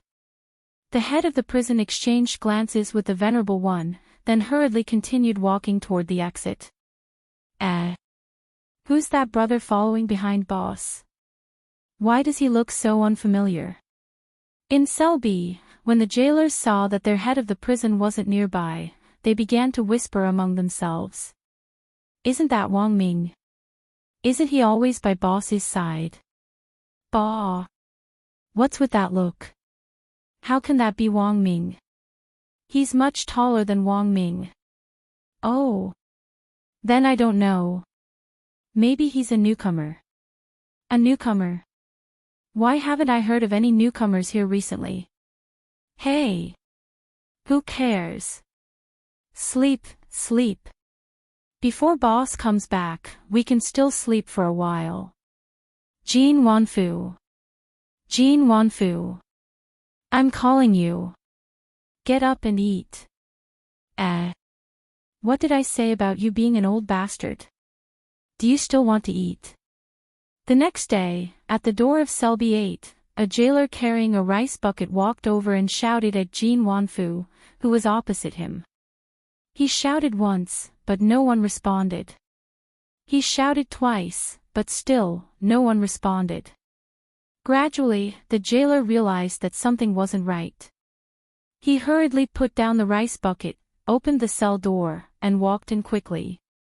At this moment, Jin Wanfu was lying on his back on the straw bed. His eyes were wide open, and the whites of his eyes were rolling up. His mouth was slightly open, and the rice inside could be faintly seen. His hand was on his neck, and it looked like he had choked on his food. The jailer panicked and hurriedly stretched out his hand to check Jin Wanfu's breathing. This test caused his heart to turn cold. Someone. The prisoner in cell B8 choked to death. Reporting to Xiaoqing, the shopkeeper of Yanhuang Bank, Jin Wanfu, who was escorted back to the capital from Xinfeng County a few days ago, died last night. Dai Zhou had just returned to the Supreme Court after the morning court when a bailiff hurriedly ran over and bowed with cupped fists. Jin Wanfu died in the cell last night. How did he die? Hearing this, Dai Zhou was horrified and hurriedly asked. Regarding Jin Wanfu's case, it could have been closed early for accepting bribes and illegal loans, but Dai Zhou had asked the Ministry of Revenue's experts to check accounts. Anti-piracy chapter unlocking after half an hour. Anti-piracy chapter unlocking after half an hour. Anti-piracy chapter unlocking after half an hour. Anti-piracy chapter unlocking after half an hour. Anti-piracy chapter unlocking after half an hour. Anti-piracy chapter unlocking after half an hour. Anti-piracy chapter unlocking after half an hour. Anti-piracy chapter unlocking after half an hour. Anti-piracy chapter unlocking after half an hour. Anti-piracy chapter unlocking after half an hour. Anti-piracy chapter unlocking after half an hour. Anti-piracy chapter unlocking after half an hour. Anti-piracy chapter unlocking after half an hour. Anti-piracy chapter unlocking after half an hour. Anti-piracy chapter unlocking after half an hour. Anti-piracy chapter unlocking after half an hour. Anti-piracy chapter unlocking after half an hour. Anti-piracy chapter unlocking after half an hour. Anti-piracy chapter unlocking after half an hour. Anti-piracy chapter unlocking after half an hour. Anti-piracy chapter unlocking after half an hour. Anti-piracy chapter unlocking after half an hour. Anti-piracy chapter unlocking after half an hour. Anti-piracy chapter unlocking after half an hour. Anti-piracy chapter unlocking after half an hour. Chapter 1504. Zhonglu, what is the cause of Jin Wanfu's death? In the Supreme Court's mortuary, a middle-aged man was packing up his tools and covering Jin Wanfu's corpse with a white cloth. At this moment, Dai Zhou frowned and quickly asked. That middle-aged man quickly cupped his hands and said, Xiaoqing, Jin Wanfu's body didn't have any wounds, not even a needle-sized wound. Furthermore, Jin Wanfu's complexion, lips, tongue, and fingernails were all normal. This Zong also used the silver token to check his mouth. The silver token didn't change color, which proves that he didn't die from poison. There were no external injuries or poison. Furthermore, when he was found, there was a lot of food in his mouth. It seems that he really choked to death. Ancient coroners often used a thin silver token the size of a pinky finger to check if the deceased had died from poison. Usually, they would dip a cloth in water and first wipe the silver token until it was shiny. Then, they would pinch the chin of the deceased and open the corpse's mouth to insert the silver token before closing the mouth again. After an hour, the silver token would be taken out. If it turned black, it could be concluded that the deceased had died from poison. The coroner in front of them obviously used this method to check. When Dai Zhou heard this, his old face couldn't help but turn black. He angrily said, "Nonsense. How could a person choke to death while eating? Is the food in the Supreme Court's prison that delicious?" This, Coroner Zhonglu was choked by Dai Zhou's words and was speechless.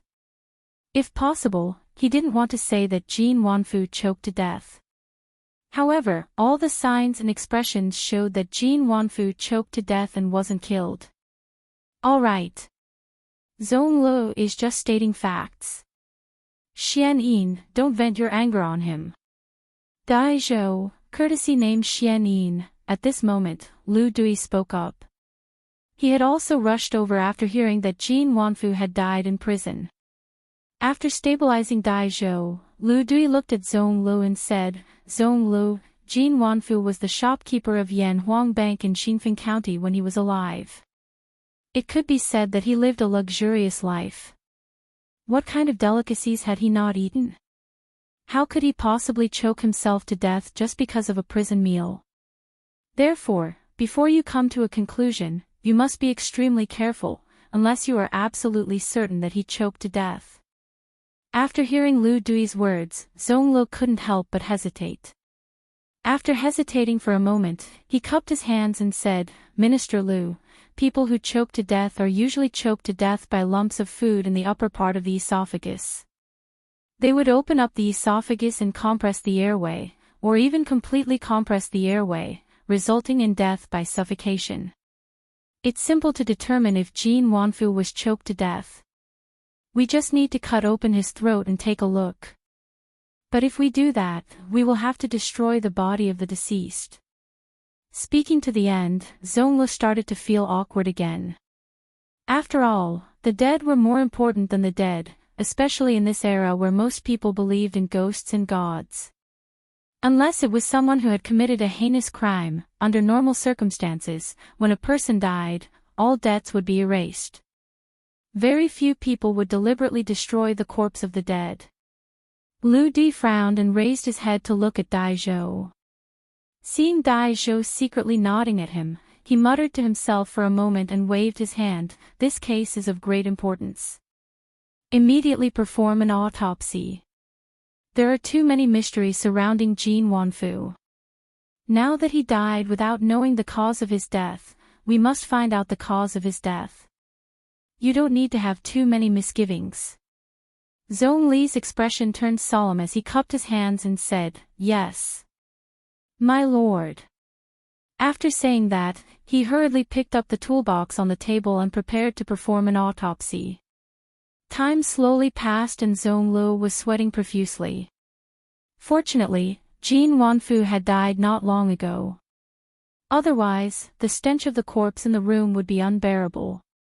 About half an hour later, Zhong Lu stood up. Before he could heave a sigh of relief, Dai Zhou asked, "How is it? Did this Jin Wanfu choke to death?" Lu Di also looked over with an inquiring expression. Zhong Lu cupped his hands and said, "Reporting to the two sirs, after this Zhong's examination, the food in Jin Wanfu's mouth didn't completely enter the esophagus, let alone compress the airway. Therefore, this Jin Wanfu definitely wasn't choked to death. The food in his mouth looked like it was forcefully stuffed in after he died." As expected. Dai Zhou's expression changed slightly and said, "Then how did Jin Wanfu die?" Zhong Lu shook his head and said, "At present, we can only confirm that Jin Wanfu didn't choke to death. As for the specific cause of death, it still needs to be investigated. Although there was some food in his esophagus, it definitely wouldn't cause death." Previously, this Zhong said that there were no external injuries on his body and that he didn't die from poisoning. Therefore, this Zhong suspects that he should have died from internal injuries. This subordinate needs to perform a full autopsy on Jin Wanfu's body. "Sirs, please leave." He was worried that the scene would be too bloody and frighten or disgusting Lu Dui and Dai Zhou. Do as you wish. You must investigate the cause of Jin Wanfu's death thoroughly," Lu Dui said earnestly to Zhong Lu and then left the mortuary with Dai Zhou. "Minister Lu. Since Jin Wanfu didn't choke to death, then he must have been killed. However, the Supreme Court's prison has always been heavily guarded. It's almost impossible for outsiders to enter without making a sound. Therefore, this subordinate suspects that this matter must have been done by people from the Supreme Court." After leaving the mortuary, Dai Zhou cupped his hands and said to Lu Dui. Hearing that, Lu Dui pondered for a moment, then nodded with a serious face and said, "Xian Yin's words are very reasonable. This official orders you to immediately interrogate the prison guard who was on duty last night." "Understood." Dai Zhou's spirits were lifted, and he hurriedly cupped his hands and accepted the order. Are you sure that the Supreme Court's people won't be able to find out that it was you? I heard that Dai Zhou of the Supreme Court is impartial and resolves cases like a god. Ever since he took office, he has never been wronged. Can your methods really hide from his eyes? Outside Xinfeng County, in his secret room, the iron-masked man had his hands behind his back and was facing Shijiadu Yi as he asked lightly. Don't worry, Dragon Head. Jin Wanfu has no injuries on his body, and there are 5 poisons in his body. The Supreme Court's people will definitely not be able to find out the cause of Jin Wanfu's death. Unless they completely dissect Jin Wanfu's body, Jin Wanfu can only be choked to death. Shijiadu Yi smiled confidently. If the Supreme Court's people really dissect Jin Wanfu's body, what should we do? The iron-masked man was somewhat displeased. Shijiadu Yi's face froze. After hesitating for a moment, he said, even if they dissect the body, it will be difficult for them to find any clues because they won't be able to find the murder weapon this poor monk used to kill. The iron-masked man nodded, expressing his satisfaction with Shijiadu Yi's answer. After a moment, he said coldly, this Jin Wanfu could have left to do more for the Heavenly Dragon sect, but because of his greed for women, he exposed himself and almost ruined my plans. And that Zhang Liang, humph. These 2 idiots deserve to die, Your Majesty. The Supreme Court has news that the shopkeeper of Yanhuang Bank, Jin Wanfu, who was first arrested and brought to justice, suddenly died in prison last night. At this moment, the Supreme Court's coroner is investigating the cause of his death. After the morning court, Li Er read for a while in the Sweet Dew Hall. Seeing that noon was approaching, he was about to go to the west court of the Imperial Palace to have lunch with Empress Zhongsun. At this moment, Zhao Song rushed in from outside and cupped his hands. Jin Wanfu. Li Er frowned and then asked, a while ago, Dai Zhou reported to me that this Jin Wanfu had an account deficit of 30,000 strings of coins. Now that this person suddenly died in prison, could it be that his accomplice sneaked into the Supreme Court to silence him? Li Er was just guessing subconsciously, but his guess was not far from the truth. Zhao Song cupped his hands and said, Your Majesty, it is said that Jin Wanfu did not have any external injuries, nor was his body poisoned.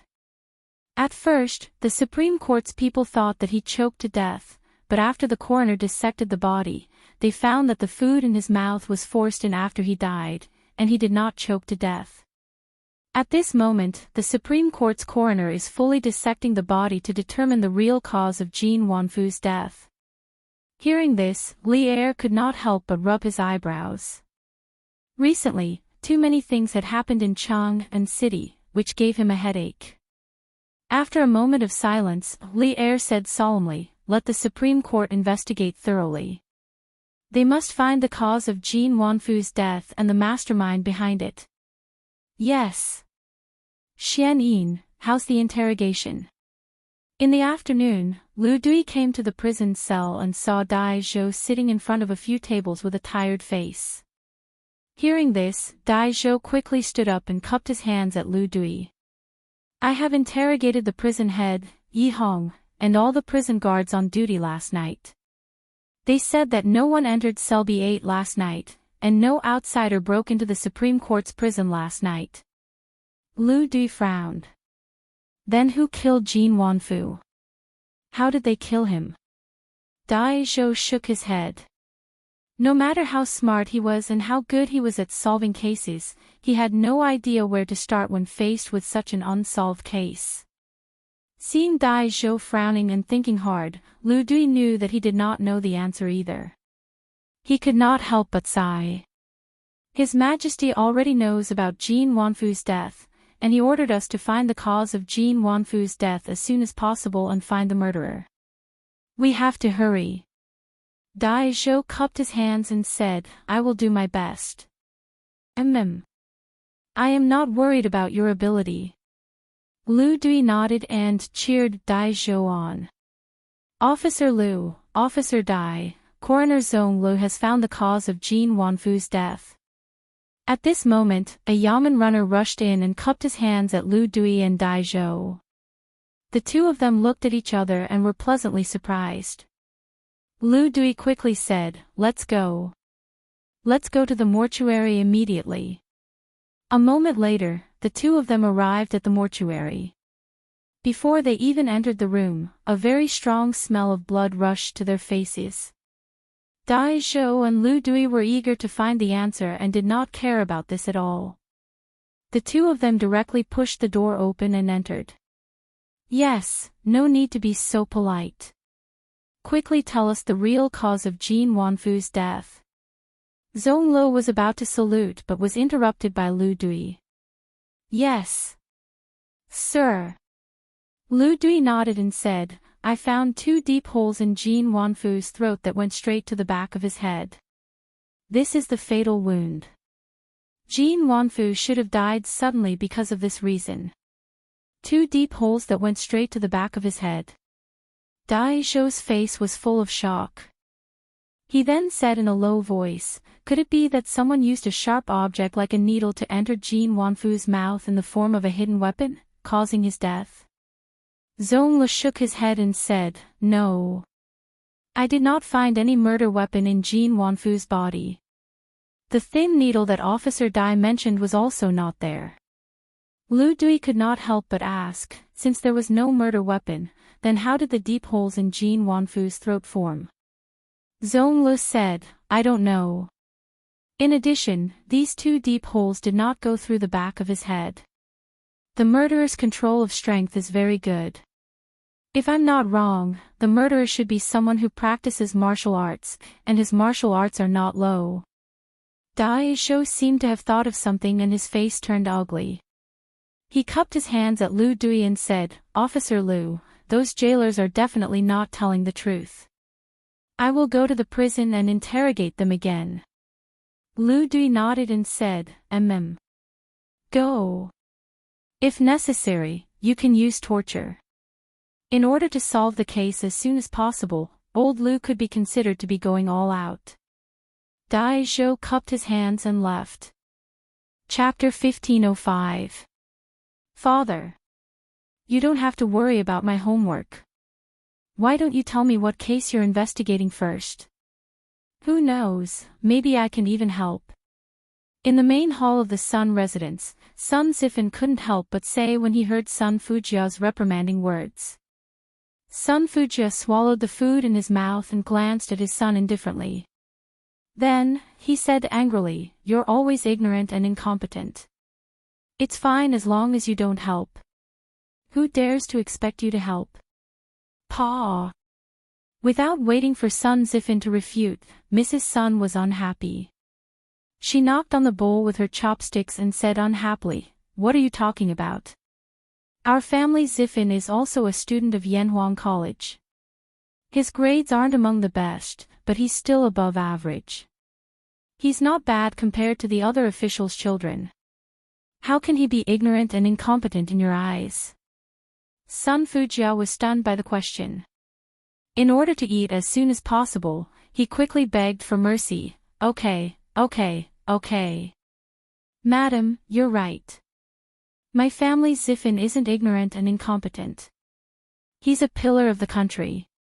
Can this old man eat now? If you want to eat, then eat. Who's holding your hand and not letting you eat?" Mrs. Sun rolled her eyes in annoyance and said softly. Sun Fujia suddenly choked. However, he had worked overtime at the yamen for so long. At this moment, his stomach was growling with hunger. He didn't have time to talk back. He could only turn his grievances into appetite. Sun Zifan, who was watching from the side, couldn't help but secretly give his mother a thumbs up. He thought to himself that his mother still loved him. After Sun Fujia ate a few mouthfuls of food, he didn't feel as hungry as before. At this moment, Sun Zifan said, "Father. Can you tell me what happened in the Supreme Court?" Sun Fujia thought for a moment. Although under normal circumstances, the Supreme Court's cases couldn't be revealed to outsiders, that was only to prevent people related to the case from knowing the news in advance. Sun Zifan was obviously not one of them. So, after hesitating for a moment, Sun Fujia said, "Speaking of this case, it has something to do with the Yamacho." "Oh. It has something to do with the Yamacho." Hearing this, Sun Zifan immediately became alert. Sun Fujia nodded and said, "A few days ago, your Yamacho brought the Sky Pheasant Brigade to Xinfeng County and discovered that the manager of Yan Huang Bank, Jin Wanfu, had violated the rules by accepting bribes and lending money to local grain merchants. Hence, Jin Wanfu was arrested by the Xinfeng County magistrate and escorted back to the capital. Originally, Dai Xiaoqing thought that Jin Wanfu was only guilty of this one crime. However, when Dai Xiaoqing asked an expert from the Ministry of Revenue to investigate, he discovered that Jin Wanfu's account book actually had 30,000 Tang Yuan missing. With such a huge sum of money, the whereabouts of it had to be investigated thoroughly. Thus, Dai Xiaoqing re-interrogated Jin Wanfu. However, Jin Wanfu refused to reveal the whereabouts of the 30,000 Tang Yuan. Dai Xiaoqing could only lock him up in the Supreme Court's prison and slowly interrogate him. But who would have thought that last night, Jin Wanfu would suddenly die in his cell? Sudden death. Father, how did he die?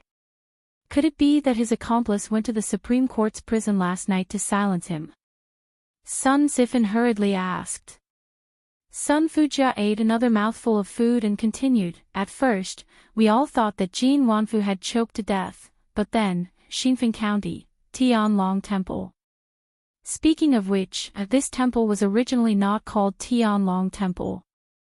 It used to be called Tianfo Temple. It was a temple that had been abandoned for a long time. However, ever since the people of Tianlong sect came over, this temple had been tidied up and became livable again. Furthermore, it had changed its appearance and became Tianlong Temple. It was considered a small stronghold of Tianlong sect in Chang'an City. "Venerable One, someone has sent a letter saying that it's for you." A man wearing a red shirt and a red headscarf came to the room where Sakya and Dewey were.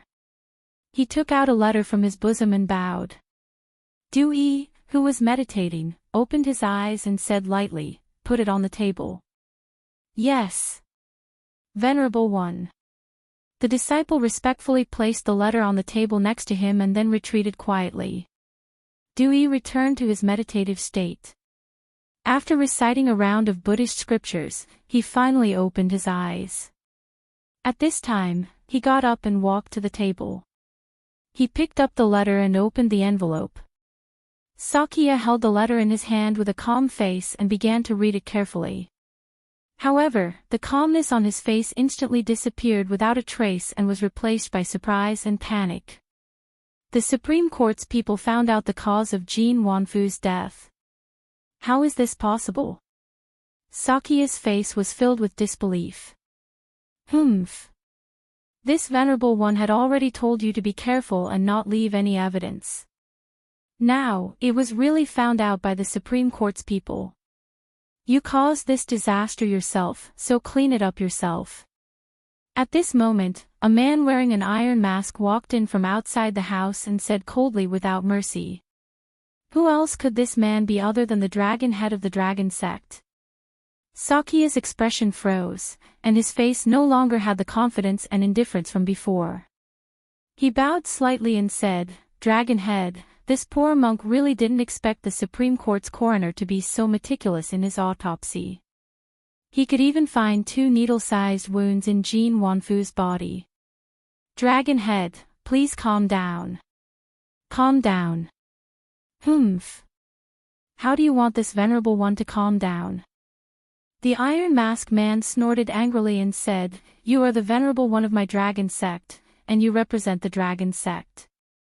If this matter is found out by the Imperial Court, the dragon sect will suffer a disaster. Now, this Venerable One's layout has not been completed yet, but you have caused such a big mess." Humph. This Venerable One did not kill you, which is already extremely benevolent to you. Sakya's body trembled, and he cupped his hands and said, "Dragon head, this matter may not have reached the point of no return. First of all, the Supreme Court only found 2 needle-shaped wounds in Jin Wanfu's body, but they don't know who killed Jin Wanfu or what weapon killed him. In addition, this letter was sent to this Venerable One by the Supreme Court's warden Yi Hong, proving that he has not betrayed the dragon sect. And the only one who knows this Venerable One's identity is him, so... Hearing this, the Iron Mask Man turned to Sakya and asked, "So, you want to silence him again?" Dragon Head, this Yi Hong is extremely loyal to the dragon sect. If this Venerable One asks him out of the city, he will definitely come out. At that time, this Venerable One will kill him. Then, no matter how smart the Supreme Court is, they won't be able to trace it back to us. Sakya hurriedly said. It was hard to imagine that such bloodthirsty and ruthless words came from the mouth of the venerable monk in the hearts of the people. If the dragon sect members were present, their faith would have collapsed immediately. The Iron Mask Man stood with his hands behind his back, frowning silently. After a moment, he said, "Although Yi Hong is loyal to the dragon sect, his sacrifice is worth it for the sake of the dragon sect's success. This matter will be handled according to your plan, but as long as you ask him out, this Venerable One will arrange for the assassins of the Earth Fiend group to do the rest. You don't have to worry about it." Sakya knew that the Iron Mask Man did not trust his ability to do things, and he felt a little uncomfortable in his heart. But at this moment, he could not refute. He could only bow slightly and said, "This Venerable One obeys the Dragon Head's order." "Ziffin, you brat, it's the weekend. Why don't you go out to have fun and stay at home? Let's go out and have some fun with our brothers." The next day, Di Jixuan, Li Tai, and Yuchi Baolin came to the backyard of the Sun residence and said to Sun Ziffin, who was lying on the armchair. This armchair was originally created by Li Zixuan. Later, after people close to Li Zixuan experienced the comfort of the armchair in the Li residence, they all found craftsmen to imitate it. In fact, they also wanted to buy it directly, but there was no place to sell it, so they could only encroach on Li Zixuan's intellectual property. Li Zixuan did not intend to use these things to make money. After learning about the situation, most of them just laughed it off and did not take it to heart. Xixuan, Qingke, Baolin. Why are you all here? Hearing this, Sun Ziffin hurriedly stood up and looked at the people in front of him and asked. Of course we're here to have fun with you. Li Tai closed the folding fan in his hand very showily and then found an armchair nearby. After sitting down, he said, Ziffin, Chang'an City has been very lively recently. I heard that a divine monk called Du Yi, who is the reincarnation of God and Buddha, has come here. He can use all kinds of magic. The people are talking about him like a god. Sun Ziffin said with a look of disbelief, Qingke, Yamacho said that there are no immortals in this world. This divine monk Du Yi must be a liar. The reason why so many people believe him is that his deception skills are better. Qingke, Jixuan, do you still believe this? Li Tai said carelessly, it's not about whether we believe it or not, but the people have already talked about this divine monk Du Yi like a god. Isn't it a pity if we don't go and see for ourselves? Besides, if Du Yi is really a liar who fooled the people, we can expose him on the spot. Let's see if he dares to pretend to be a god and fool the people in the future. Di Jixuan nodded and said, Qingke is right. We are all disciples of engineering. Naturally, we don't believe in the reincarnation of God and Buddha. This Du Yi either wants to use this trick to cheat money, or he wants to use the identity of the reincarnation of God and Buddha to bewitch the people for his use. No matter what the situation is, we can't sit by and let him continue to pretend to be a god. Sun Ziffin frowned and said, if you want to expose Du Yi's deception, you can go. Why do you have to drag me into it? Li Tai and Di Jixuan looked at each other and wanted to say something but stopped on second thought. Yuchi Baolin was more straightforward. He scratched his head and said, Ziffin, we are here to find your father. Lord Sun is the Shaoqing of the Supreme Court and is very good at judging cases. He can definitely see what kind of trick Dewey is playing at a glance. As it turned out, these people were not here for him, but for his father, Sun Fujiao. At most, he could be considered as a dispensable accessory. When Sun Zifan heard this, he immediately received a critical hit of 10,000 points. Hey! You are bad friends. I, Sun Zifan, am really careless in making friends. Sun Zifan pointed at Li Tai and Di Jixuan. Then, he changed the topic and said, but if you want to find my father, maybe it's not the right time. An important case happened in the Supreme Court yesterday. My father is so busy investigating the case that his feet don't touch the ground. How can he have time to care about that monk Dewey? An important case happened in the Supreme Court. What important case? Di Jixuan was stunned and asked subconsciously. Li Tai said in a deep voice, it should be the case of Jin Wanfu's sudden death in prison, right? Sun Zifan asked curiously, Qin Ke, how did you know? This was the information he had asked his father with great difficulty yesterday. But where did Li Tai find out about it? Li Tai shook his head and said softly, this morning, I went to the palace to pay my respects to Imperial Mother. Imperial Mother told me. She said that Imperial Father has been worried about this matter since yesterday. Di Jixuan was speechless. What are you talking about? Why do Baolin and I not know anything? Can't you tell us more clearly? Li Tai looked at Sun Zifan and said, Zifan should know more about the situation. It's better for Zifan to tell us. Sun Zifan thought for a while and then nodded. Okay. I'll tell you about it, but you mustn't tell anyone else about it. Di Jixuan and Li Tai couldn't help but frown as Sun Zifan spoke. Yuqi Baolin, on the other hand, didn't have much of a reaction. His expression was still normal. There were no external injuries and 5 internal poisons. Only a needle-sized hole was found in Jin Wanfu's throat. Moreover, the hole didn't completely penetrate the back of his head, so no wound could be seen from the outside. More importantly, the wound was found in the body, but the murder weapon was not found. Hiss. This case is really strange. Di Jixuan couldn't help but gasp in shock. Li Tai had only learned from Empress Zhangsun that Jin Wanfu had suddenly died in the Supreme Court's prison, but he didn't know the details. After listening to Sun Zifan's story, he was also very shocked. After a moment of silence, he said, the murderer's method is really strange.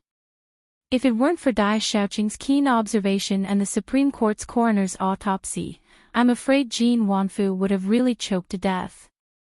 Di Jixuan's eyes lit up as if he suddenly thought of something. He looked at Li Tai and hurriedly said, Qin Ke, don't you feel that the murderer doesn't seem human? Li Tai was inexplicably stunned. He was also a smart person. After a moment's thought, he nodded and said, indeed, he doesn't seem human. He killed without leaving a trace, and there was no murder weapon. He didn't make a sound and treated the Supreme Court's prison guards as if they didn't exist. Such methods and abilities are really inhuman. Clap. Di Jixuan clapped his hands excitedly and said, haha. That's right. Sun Zifan was confused. He couldn't help but jump up and down and said, what do you mean right? What's right? You just said that you don't believe in ghosts and gods in the world. Why are you saying that the murderer doesn't seem human now? Di Jixuan laughed and said, ah. Zifan. There's no contradiction between what you said and what you said. We only said that the murderer doesn't seem human, but we didn't say that he's not human but a god. Also, think about it carefully. What kind of person doesn't seem human? Sun Zifan's face was full of black lines. He said angrily, I say, Jixuan, just say what you want to say. Don't keep me in suspense. Hee hee. All right then. I won't keep you in suspense. Seeing that Sun Zifan was about to go berserk, Di Jixuan smiled and explained, "What I mean is that the murderer's modus operandi is strange and doesn't seem like something a mortal can do. Isn't there a person who doesn't seem human near Chang and City right now? There might be some connection between the two." "You mean that monk Du Yi?" Sun Zifan thought for a moment and understood. He widened his eyes and couldn't help but exclaim. Chapter 1506. That's right. The murderer of Jin Wanfu, in order to conceal his identity, deliberately mystified and made the case unpredictable and confusing. This action was somewhat similar to that of Du Yi, who pretended to be mysterious and mystifying. Of course, this is just our initial suspicion. There is no evidence, but it may not be impossible. It just so happens that we are going to meet Du Yi. If we can really find evidence that he is related to the case, wouldn't it be killing two birds with one stone? In the backyard of the Sun Mansion, seeing Sun Zifan's shocked expression, Di Jixuan nodded slightly and explained. Hearing this, Sun Zifan couldn't help but have an idea in his mind. He wanted to investigate the case with Li Tai and Di Jixuan. If Du Yi was really related to Jin Wanfu's murder, he would be helping his father, right? He wanted to see if his father would still say that he was ignorant and incompetent in the future. Once this idea was born, it spread and grew crazily in Sun Zifan's heart like weeds. Therefore, Sun Zifan looked at Di Jixuan and said, "Then what are we waiting for? Let's go. Let's go and see if Du Yi is playing tricks on us." Di Jixuan was speechless. "Are you interested in investigating the case?" They didn't come to the Sun Mansion to look for Sun Zifan. They wanted to ask Sun Fujia for help. Now that Sun Zifan wanted to take the initiative to join them, to be honest, they were a little disgusted. After all, they were going to investigate the case, not go out for a meal. Sun Zifan heard the disdain in Di Jixuan's tone. He couldn't help but raise his head and say proudly, "What? It is said that a son inherits his father's work. Like father, like son, like son. My father is the deputy minister of the Supreme Court. He can solve cases like a god. I am his son. In this aspect, I am much better than you, right?" Pfft. Ha. So, Zifan, you also want to be the deputy minister of the Supreme Court in the future? Hearing this, Di Jixuan couldn't help but laugh out loud. Sun Zifan rolled his eyes and said, "Jixuan, don't tease me with these words. I say, are you going to find Du Yi or not? If you want to go, hurry up." Li Tai smiled and said, "What's the hurry?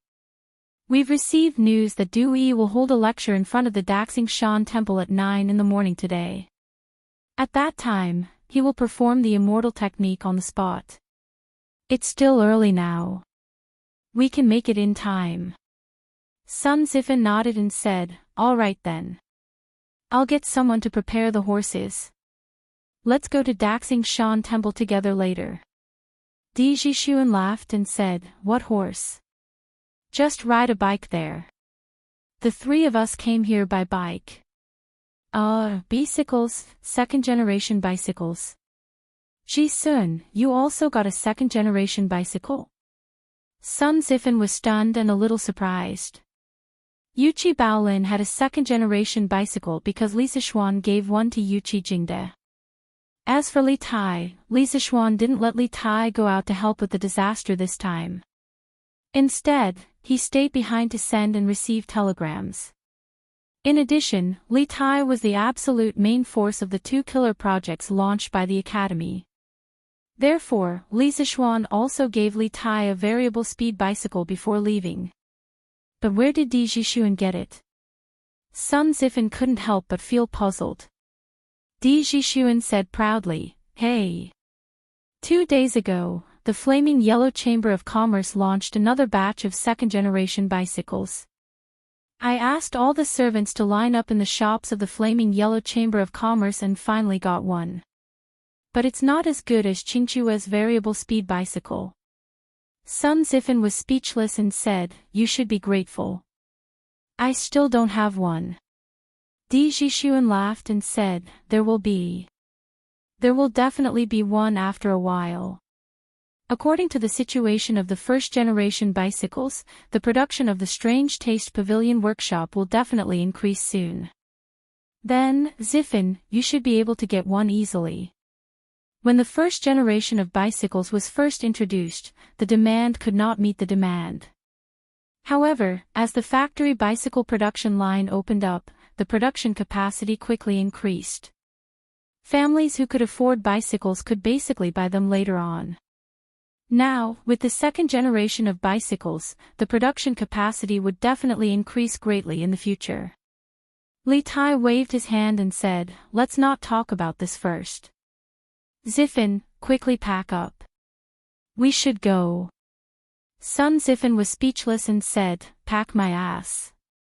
Qin Ke, your variable speed bicycle can carry people. You can carry me. Li Tai's little face darkened and said unhappily, No, no. You're so heavy. How can I carry you? Go find Bao Lin. Sun Ziffin was furious. Damn it. Qin Ke, touch your conscience and tell me, which one of us is heavier? Of course you're heavier. I can't feel it if I'm heavy. Divine Monk Dui actually came to Cheng and to preach. That's great. Yes. Last time Master Dewey preached in Xinfeng County, I had something to do and missed it. What a pity. Today's scripture conference can also be attended by ordinary people. It's not like last time when only the members of the Sky Dragon Society could attend. After this scripture conference, I want to join the Sky Dragon Society. My neighbor Old Wong got a bowl of Jasper Lake holy water from the Sky Dragon Society. After drinking it, I heard that his legs and feet no longer hurt. That's amazing. I also want to join the Sky Dragon Society. But I don't know if Master Dui will accept me. Outside of the temple, there was a temporary altar with a big red curtain on top of it. It actually blocked the entrance of the temple. If an ordinary shop encountered someone causing trouble in front of their door, they would have directly torn down the platform because this was simply destroying the business. Translator, Endless Fantasy Translation Editor, Endless Fantasy Translation. However, the Daxing Shan Temple was a Buddhist temple. The monks inside were all from the Tantric sect and were of the same origin as Sakya Dui. Although it was excessive for Sakya Dui to set up an altar and preach in front of other people's temples, the monks of the Daxing Shan Temple did not come out to tear down the platform. Wow! It's still more than half an hour before 9, and there are already so many people here. When Li Tai and the others came to the Daxing Shan Temple from the Sun Mansion, they saw that the altar was surrounded by people. Di Jixuan could not help but be surprised. Li Tai said in a deep voice, This shows that Dui is good at bewitching people. I heard that in just a few days, tens of thousands of people have joined the Sky Dragon Society. It's enough to see how terrifying the expansion of the Sky Dragon Society is. The rapid expansion of the Sky Dragon Society is not good news for the Imperial Court. Based on the current situation, Dui is only a venerable of the Sky Dragon Society. There is also a mysterious dragon head behind him. If this person has bad intentions and incites these people to revolt, it will be troublesome. Di Jixuan's eyes darkened as he analyzed. Li Tai nodded and said, Jixuan, what you said is not without reason. These days, my imperial father has been troubled by this matter. It's fine if the dragon head of the Sky Dragon Society is wholeheartedly kind. If he has other intentions, we must expose his true face as soon as possible to prevent more people from being deceived. I think we should squeeze to the front first. Otherwise, we won't be able to see how Dui uses the immortal art. Sun Ziffin said at this time. Yes, yes. That's right. Ziffin, you have a strong physique. You take the lead. Di Jixuan joked. Sun Ziffin said angrily, Nonsense. If we want to take the lead, it should be Bao Lin. Who among us is stronger than Bao Lin? Ong. Then I'll take the lead. Yuchi Bao Lin gave a simple and honest smile and went to lead the way. He was such an honest person. As long as his friends treated him sincerely, he did not mind taking a small loss for them. With Yuchi Bao Lin, the human tank, opening the way, they finally squeezed to the front. Hey! Look at the arrangement of the immortal art altar, it really looks like it. I wonder what kind of immortal art Du Yi will perform today. After seeing the arrangement of the immortal art altar, Di Zhixuan could not help but sigh. Before Li Tai and the others could say anything, a big man beside them could not help but say angrily, "Kid, you don't know how to be polite. How dare you call the Master's Dharma name directly? Be careful that the heavens punish you." That's right. How can you call the Master's Dharma name directly? I wonder which family this kid is from. You don't know the immensity of heaven and earth. It was Di Zhixuan's unintentional words that had aroused the anger of the surrounding heavenly dragon sect disciples. They were all glaring at Di Zhixuan as if they were going to beat him up if he didn't admit his mistake. Seeing this, Di Zhixuan shrunk his neck and decisively admitted defeat. I just came from another place and have only just heard of the Master's reputation. Please don't blame me. Hearing this, the believers finally let Di Zhixuan go. Phew! Di Zhixuan heaved a sigh of relief. For a moment, he felt like a little lamb that had fallen into a pack of wolves. It was too frightening. Ha! Zhixuan, the people here only know the divine monk. No one knows you. You must be careful with your words and actions. Li Tai said softly. Di Zhixuan said softly, "Qingke, these believers are too crazy.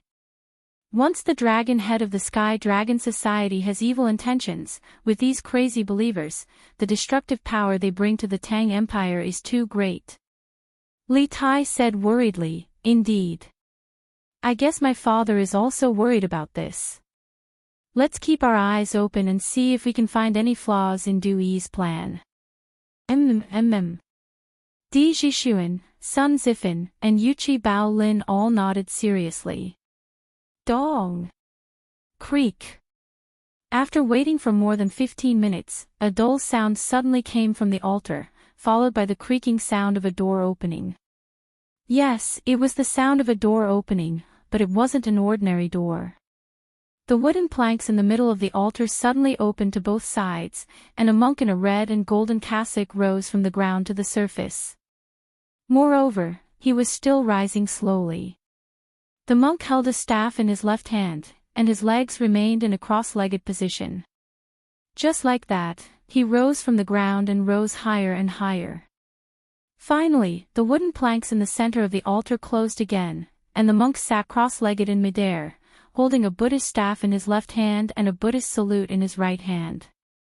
It looked like he was chanting sutras, and he had the demeanor of a deity in heaven. Whoosh! The onlookers were in an uproar. After all, in their eyes, only the deities in heaven had the ability to rise in the air. The divine monk is here. The Master is indeed the reincarnation of a deity in heaven. It's amazing that he can rise in the air directly. Greetings, divine monk.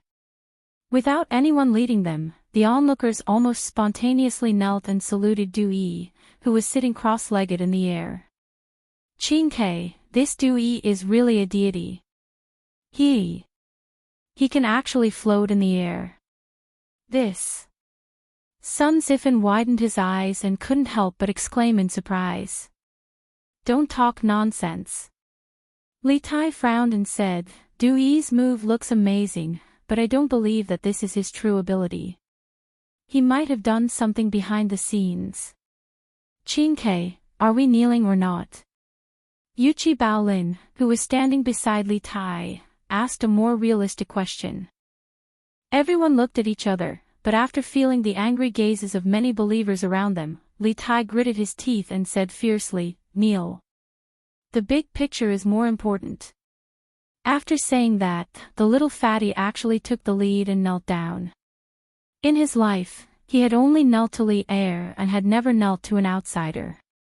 It had to be said that Sakya and Dewey had profited greatly this time. To be ruthless to others and to himself, this was the nature of King Wei. Since Li Tai had knelt, Sun Zifan, Di Jixuan, and Yuchi Baolin had no reason to not kneel. The three of them followed behind Li Tai and knelt down as well. Amitabha. Benefactors, please rise. This poor monk is just a monk, and I can't accept your great bow. At this moment, Sakya, who was floating in the air, spoke in a booming voice. Thank you, Master. The surrounding people stood up and said in unison with a respectful expression. F***CK. If you can't accept our great bow, you should have said so earlier. You made me kneel for nothing. Li Tai cursed in his heart. Amitabha. Last night, this poor monk dreamt of Buddha. Buddha passed down the levitation technique to this poor monk. After this poor monk woke up today, this poor monk tried to use the levitation technique taught by Buddha in the dream. I didn't expect that I would really float in the air. Amitabha, this disciple thanks Buddha for your blessings. Sakya looked at the surrounding believers with a benevolent expression and then spoke in a booming voice. When everyone heard that, they couldn't help but be surprised. Master is actually a personal disciple of Buddha. Doesn't that mean that Master is a personal disciple of Buddha? First, there is the clear water lotus technique, and now there is the levitation technique. Master is indeed the reincarnation of Buddha. I am willing to become Master's disciple and seek Master's guidance on Buddhism. Sakya's words directly made the surrounding people even more fanatical. They believed that if Sakya asked these people to kill people now, these people probably wouldn't even hesitate. This was the power of faith. Did Sakya really dream of Buddha? Sun Zifan swallowed his saliva and said with a look of surprise.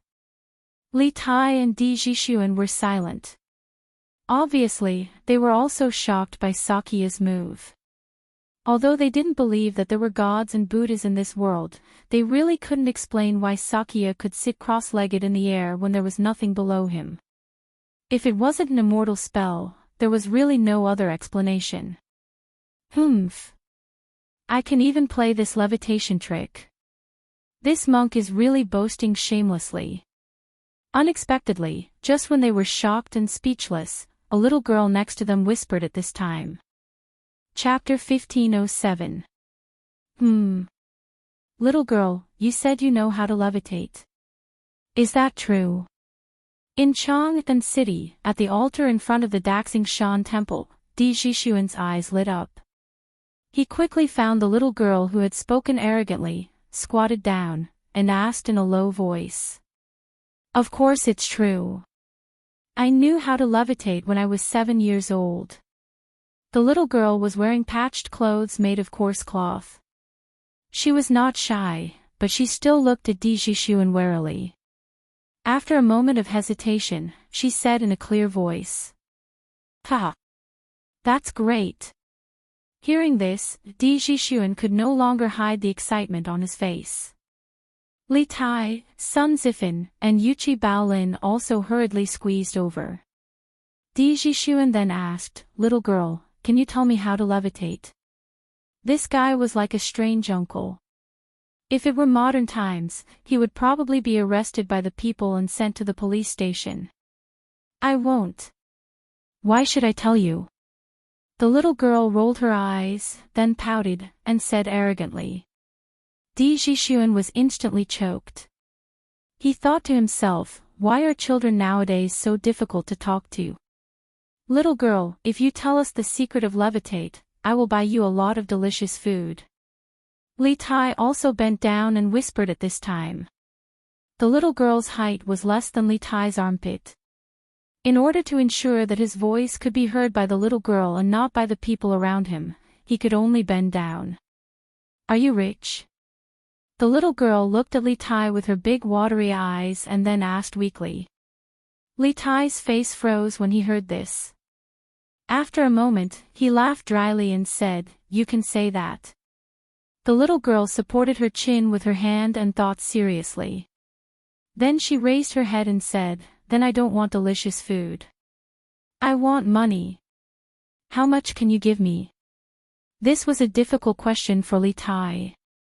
If he said too little, the little girl might turn around and leave. If he said too much, wouldn't he be a fool who would be slaughtered? After pondering for a moment, Li Tai stretched out a finger and asked, "How about money?" He saw that the little girl in front of him was dressed shabbily and was only about 8 or 9 years old. Money should be a huge sum of money to her, so he said that. The little girl wrinkled her nose and snorted. She did not say anything, but it was obvious that she was not satisfied with the price. Li Tai couldn't help but be speechless. He thought that this little girl's appetite was really big. After a pause, he said, "How about 10 strings of cash?" The little girl's eyes lit up slightly, but she was not in a hurry to agree. Instead, she sized up Li Tai seriously and said, "Humph. You are so insincere. Just based on the jade pendant on your body, it's more than 10 strings of cash." Li Tai couldn't help but look at the green jade pendant on his waist. He thought to himself that this little girl had some eyesight. She actually knew that this jade pendant was expensive. As the king of Wei, all the accessories on his body were expensive, and this jade pendant was no exception. "Then how much do you want? Name a price." After being rejected one after another, Li Tai became impatient. He simply asked the other party to name a price. The little girl thought for a moment. After a moment, she also stretched out a finger. There was some hesitation in her eyes, but it was soon replaced by determination. She said, I want 100 strings of cash. Is that okay?" It was obvious that she did not have much confidence in this 100 strings of cash, but for some reason, she still named this price. 100 strings of cash. Li Tai couldn't help but frown.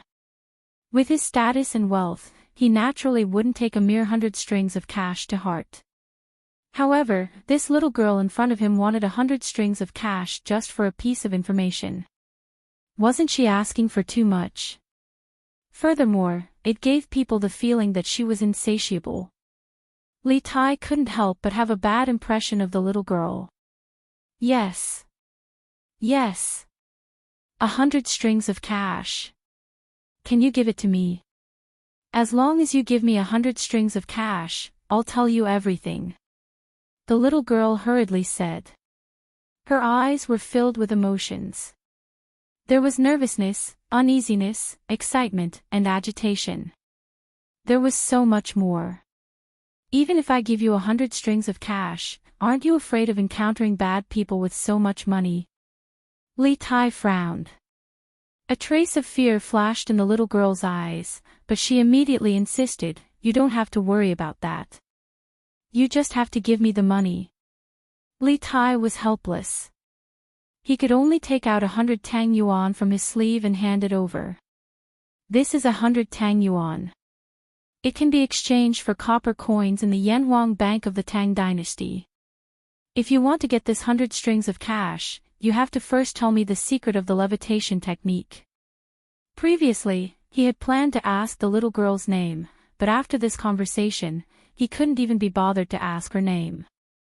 This was because in his opinion, this little girl was too greedy and not worth his asking. Li Tai only wanted to quickly understand the levitation technique and send her away. The little girl blinked and shook her head. That won't do. If I tell you the secret of the levitation technique and you don't give me the money, then what should I do? You have to give me the money first. Li Tai was speechless. Then if you don't even know the secret of the levitation technique and run away after getting the money, wouldn't I be the one at a disadvantage? The little girl frowned. There are 4 of you and only 1 of me. If I run, how can I outrun all of you? Big brother, can you use your brain when you speak? Can you use your brain when you speak? Hearing this, Li Tai almost vomited blood on the spot. However, to a certain extent, he had to admit that the little girl's words did make some sense. After a moment of silence, he nodded and said, "All right. I'll believe you this time. Here. Here. This is 100 strings of cash. Keep it safe." After that, he handed the 100 strings of cash in his hand to the little girl. Swoosh. The little girl quickly snatched the string of cash from Li Tai's hand, and then carefully examined it in front of her eyes. She was probably trying to determine if the string of cash was real or fake. Seeing this, Li Tai found it funny. "Can you tell if the string of cash is real or fake? Why don't I help you?"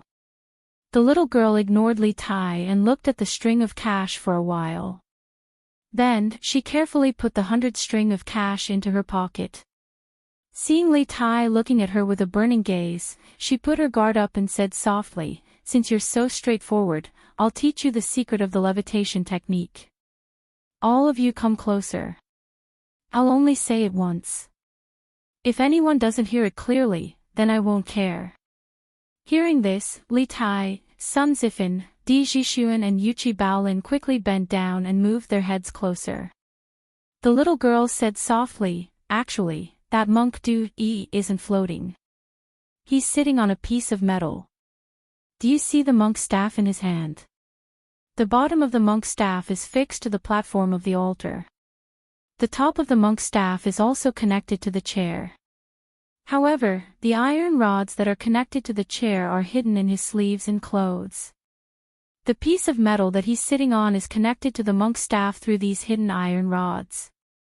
Because he's wearing a very loose monk's robe and kasaya, with these things blocking the view, others would think that he's floating in the sky. But this is just a smokescreen that can only deceive young masters like you who are inexperienced in worldly affairs." Hearing this, everyone couldn't help but be enlightened. However, when they heard the little girl's last sentence, "It can only fool you inexperienced young masters," the four of them were so depressed that they almost vomited blood. They, the young masters of the capital, had actually been collectively ridiculed by an unknown little girl. If this were to spread out, many people would definitely laugh their heads off. "I see. I didn't expect this Du Yi to be so cunning. Just by using this little trick, he's able to make the people believe that he's the reincarnation of a Buddha. He even almost tricked the four of us. How hateful." Di Jixuan couldn't help but sigh at this time. Li Tai nodded and said, "Now, it seems that the clear water lotus technique that Du Yi used before must be a lie. I just don't know how he did it. Ha! Wouldn't it be easier to just ask this little lass, eh? Where's that little girl?" Di Jixuan was just about to say, "Just ask this little girl," but when he looked down, there was no trace of the little girl around. Hey! This little girl actually took the money and ran away. What a little money grubber. Di Jixuan couldn't help but sigh with emotion. Obviously, he had heard the conversation between the little girl and Li Tai just now. Humph. Who are you calling a little money grubber? As soon as Di Jixuan's voice fell, he suddenly felt a small fist hitting his back, followed by the crisp voice of a little girl. Who else could it be but the little girl from before? Yo! Little girl, you didn't leave. Di Jixuan turned around and laughed in a low voice. The little girl curled her lips and said, "I wanted to leave, but I couldn't. Who would want to stay with you idiots? Idiots?" Di Jixuan had a strange look on his face when he heard this. The four of them were students of Yanhuang Academy, and Li Tai and he were both ranked in the top 50 of the academy. No matter how he looked at it, they were not idiots at all. Humph. You can't even see through such a simple trick. What else can you be if you're not idiots? The little girl pouted and said matter-of-factly. Everyone was speechless. If it weren't for the occasion, Sun Zifan even wanted to stuff the little girl's mouth with a rag and ask her fiercely, "What kind of education did you receive? Why are your words so hurtful?" Boz. The master is going to perform the celestial magic again. Great! We're really going to feast our eyes today. We can actually see two celestial magic. At this moment, the onlookers suddenly cheered loudly, which woke up Li Tai and the others instantly and turned their attention to the spiritual altar. Dewey put his palms together and said loudly like an eminent monk, Amitabha. The Buddha not only taught me the levitation skill, but also the skill of turning water into ice. It's just right to bring some coolness to all of you in this hot summer. Ha! Is Dewey trying to make ice with water? What kind of celestial magic is that? The Yamacho has long known how to make ice with water. Li Tai couldn't help but frown. There was no ice cellar in the Drunken Immortal Inn, but there was always ice and warmth. Therefore, Li Zishuan's ability to make ice in summer had long been an open secret. Let's see what tricks Dewey is going to play this time. Let's play it by ear. Di Zhishuan said thoughtfully. Dear benefactors, please take a look. I'm holding a bottle of water in my hand, a bottle of water that can flow. Next, I'll use the skill of turning water into ice. Dear benefactors, please take a look. At this moment, Dewey took out a bottle of water from somewhere on the stage. It was a glass bottle, and the freely flowing water could be seen through the glass bottle. Then, Dewey opened the bottle and held the bottle in his left hand and a transparent glass cup in his right hand. Under the watchful eyes of the crowd, Dewey slowly tilted the bottle of water, and the crystal-clear water immediately flowed down and hit the transparent glass cup. The expected scene of water splashing didn't happen. Instead, a shocking scene appeared. The flowing water on the glazed cup quickly turned into dark gray ice cubes. As more and more water flowed down, more and more ice cubes appeared in the glazed cup. Under the sunlight, people who were close to the glazed cup could even see the cold air coming out of it. Obviously, it was really ice cubes. Buzz! It really turned into ice cubes. This is amazing. The water actually turned into ice cubes on such a hot day. This is really amazing. The reincarnation of a Buddha. Master is the reincarnation of a Buddha. It's really the work of a god. I'm really lucky to be able to see it.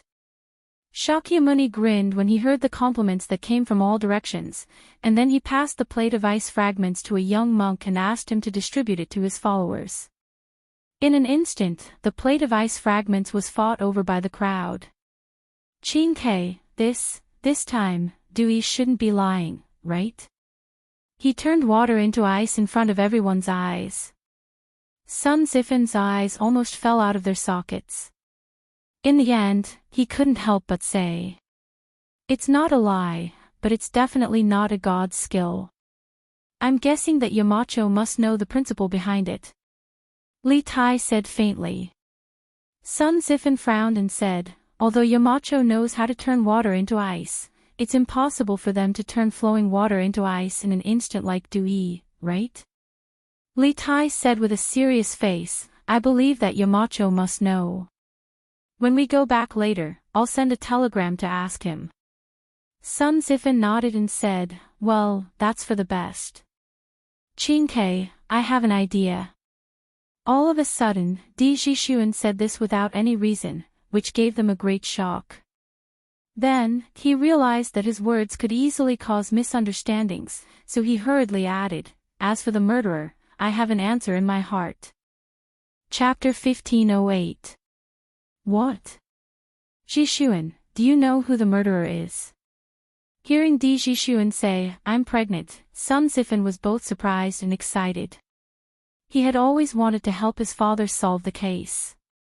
It was just that this guy was too agitated, causing his voice to be a little too loud, causing the surrounding people to hear him and cast angry gazes in his direction. "Damn it! Kid, keep your voice down." Feeling the malicious gazes of the surrounding people, Li Tai panicked and hurriedly covered Sun Zifan's mouth.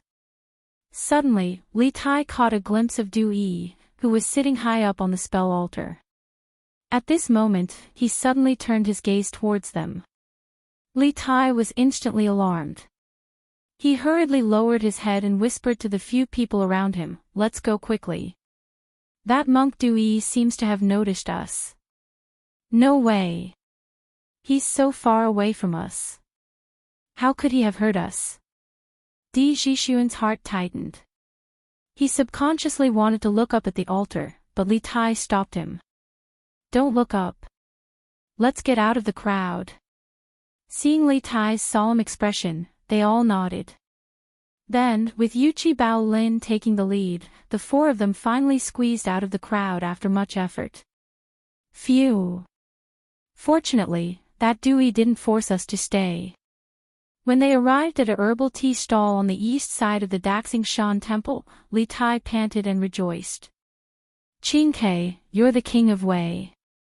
Are you afraid of a monk?" Sun Zifan felt that Li Tai was making a fuss over nothing and couldn't help but complain.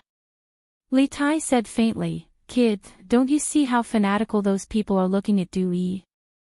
If Dewey wanted to keep us here, he only needed to give the order. Those people wouldn't care whether I'm the king of Wei or not. They would definitely tie us up directly. You're the king of Wei." At this moment, the surprised voice of a young girl came from behind them. Li Tai and the others turned to look. Who else could it be but the little girl who had exposed the scam of the calamity-avoiding levitation technique? "Little girl, I've already given you the money. We should be considered even now, right? Why are you here again?" Li Tai frowned and said with an ugly expression. The young lady was not frightened by the ferocious look on Li Tai's face. Instead, she asked seriously, "Are you really Prince Wei?" Li Tai said exasperatedly, "No. They're just talking nonsense." "Oh." The little girl was a little disappointed. Then, she said unhappily, "I knew it. How could you be the king of Wei? Legend has it that the king of Wei is much fatter than you." After saying that, the little girl turned around and left. Li Tai opened his mouth. At this moment, he really did not know whether to cry or laugh. On the one hand, the little girl's words proved that his weight loss during last year's military training was very effective. On the other hand, the little girl's subtext was saying that he was fat in the past. He was still himself in the past. How could he be happy when others said that? "Little girl, what's your name?" Suddenly, Li Tai shouted at the little girl's back. The little girl stopped in her tracks. She stood there and thought for a moment. Perhaps it was because Li Tai had given her 100 strings of coins. Finally, she replied, "My name is Chen Shuozhen. Remember to call me if there's such a good thing next time." After saying that, she waved the 100 Tang Yuan in her hand and said to Li Tai behind her, "Chen Shuozhen." Li Tai muttered these 3 words under his breath. Di Jixuan could not help but laugh evilly. "Hey! Qingke, you're not interested in this little girl, are you? In ancient times, people got married early. They got engaged at the age of 7 or 8 and got married at the age of 11 or 12. That was why Di Jixuan was joking like this. Get lost. A dog's mouth can't spit out ivory." Li Tai's little face darkened. He could not help but say angrily, "You just said that you know who the murderer is. Why don't you tell us now?" "That's right. Jixuan, don't keep us in suspense. Tell us quickly." Sun Zifan could not wait to echo. Di Jixuan put away his smile and said seriously, "There are too many people in this place. If someone overhears us, we'll be in trouble. Qingke, Zifan, I want to go to the Supreme Court and check Jin Wanfu's body to confirm my guess. Then I'll tell you who the murderer is." Although Sun Zifan was anxious to know the result, he knew that Di Jixuan was right. So he suppressed his curiosity and nodded. "I'm familiar with the Supreme Court. I'll take you to my father. As for whether he'll let you check the body, it's hard to say. Don't worry. I'll persuade Sun Shaoqing." Di Jixuan said confidently. Good. There's no time to lose. Let's go to the Supreme Court now. Sun Sifan nodded and said. Then he led the crowd to the Supreme Court in the west. What? You know Jin Wanfu's murderer? In the Supreme Court. Sun Fujia, Dai Zhou, and Lu Dui had just returned to the Supreme Court after the morning court when they saw 4 young men standing at the door. They stepped forward and saw that they were all familiar faces, a group of second-generation officials. After asking the purpose of their visit, Sun Fujia frowned and said suspiciously. I'm 90% sure that I know the real murderer. The remaining 10% can only be confirmed after I check Jin Wanfu's body. So I hope that Minister Liu and the 2 Shaoqing can make it convenient for me to check the body. Di Jixuan cupped his hands and said with a serious face. Lu Dui, Dai Zhou, and Sun Fujia were shocked speechless. Jin Wanfu's case had been bothering them recently. But now a group of teenagers suddenly came to the Supreme Court and claimed that they knew who the murderer was. If Di Jixuan didn't look serious and didn't seem to be joking, Lu Dui would have asked the Yamen runners to drive them away. You're Minister Di's son, aren't you? Lu Dui didn't agree or disagree. He stepped forward and looked into Di Jixuan's eyes with a smile. Di Jixuan's father, Di Xiaoxiu, was a minister in the imperial court. Yes. But today I just want to solve this case for the Supreme Court with my own ability. It has nothing to do with my father. Di Jixuan didn't avoid Lu Dui's eyes and said. Ha! Good. Upright and courageous, brave and resourceful.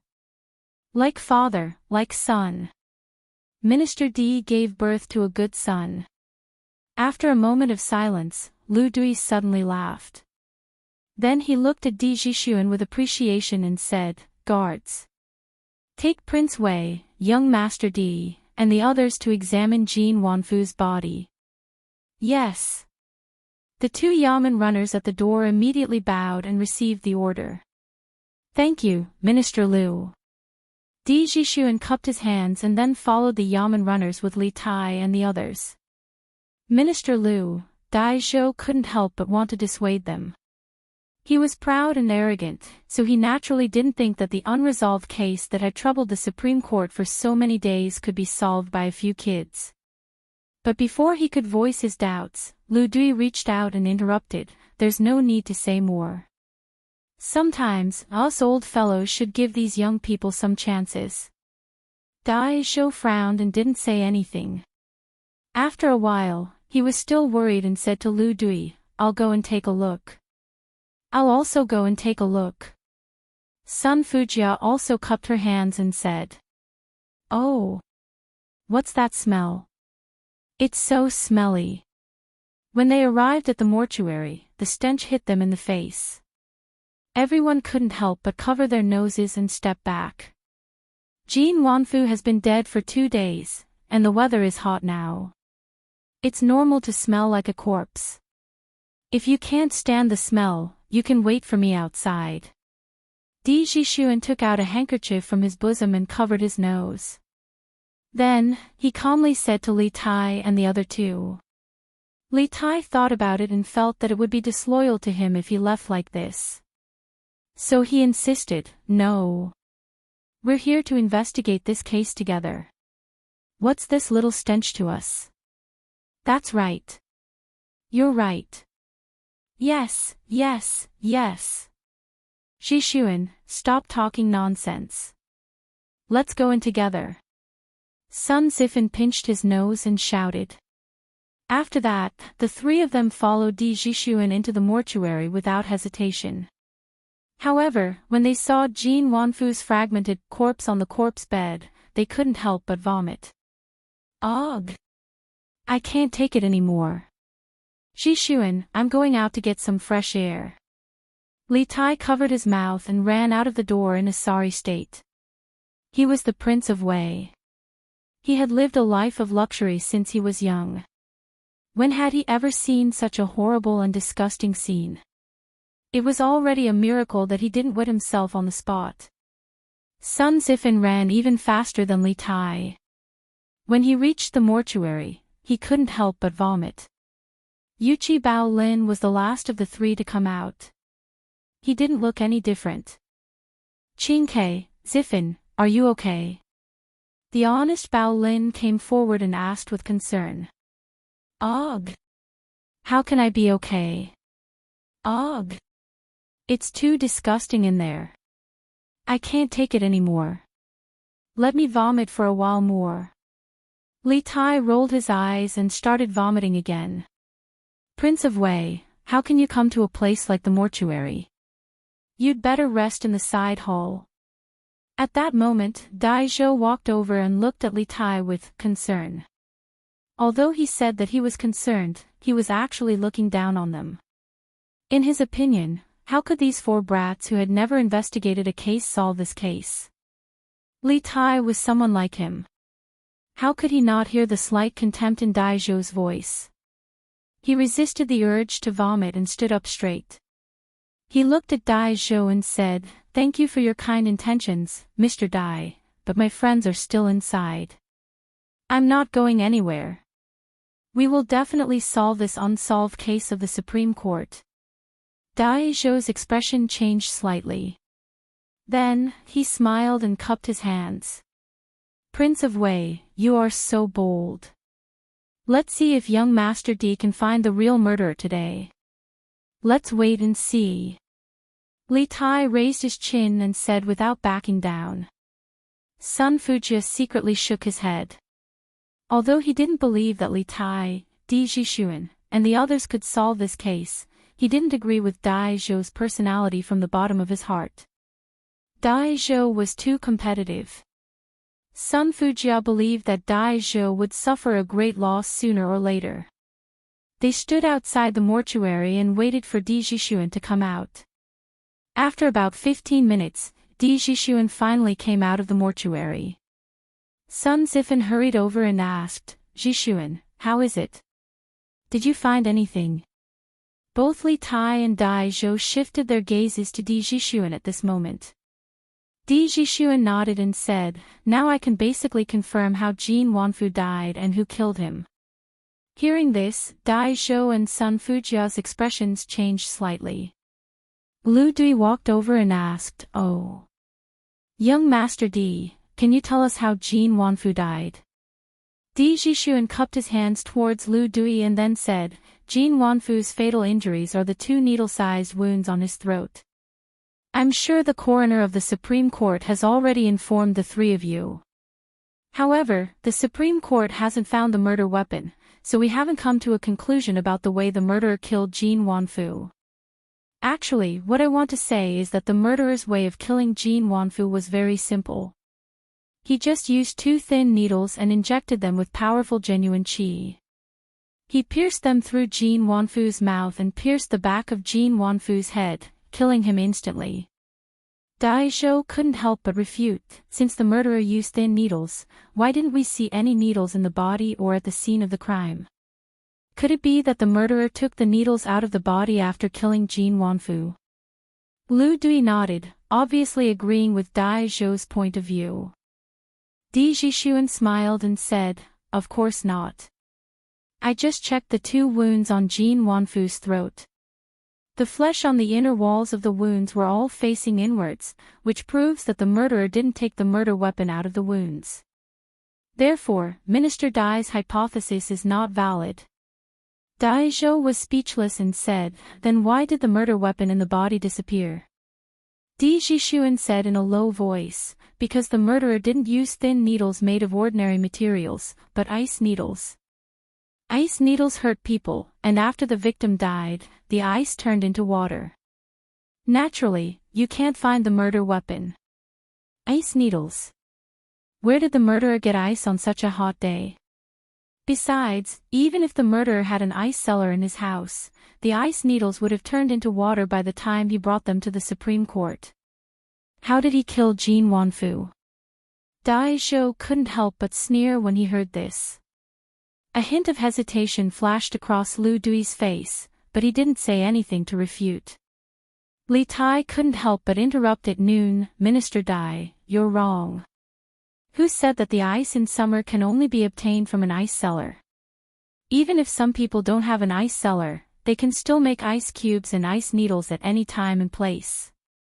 When he heard Di Jishuan say that the murderer killed people with ice needles, Li Tai suddenly felt enlightened. No wonder they couldn't find the murder weapon in the murderer's body or outside of his body. No wonder Di Jishuan suddenly shouted excitedly, "I know who the murderer is." When he saw Dewey perform the ice-turning water immortal technique, he suddenly shouted excitedly, "I know who the murderer is." With so many coincidences, they were getting closer to the truth of the case step by step. "Your Highness, please be careful with your words. I'm not a 3-year-old child. I won't believe that you can make ice on a hot summer day." Dai Zhou thought that Li Tai was teasing him. His face couldn't help but fall as he said unhappily. Li Tai smiled and said, "Minister Dai, please wait a moment. After I ask someone to get the telegraph, I'll ask Yamacho to tell us how to make ice on a whim." Chapter 1509. Provincial Governor Zhou, County Magistrate Wang, and father-in-law, you don't have to see me off anymore. Go back. Lan Province. In less than 3 days, the Sky Pheasant Brigade had wiped out all the locusts. After breakfast, Li Zishuan set off with the children again, intending to meet up with Li Ku and Qing Chimo's team in the east.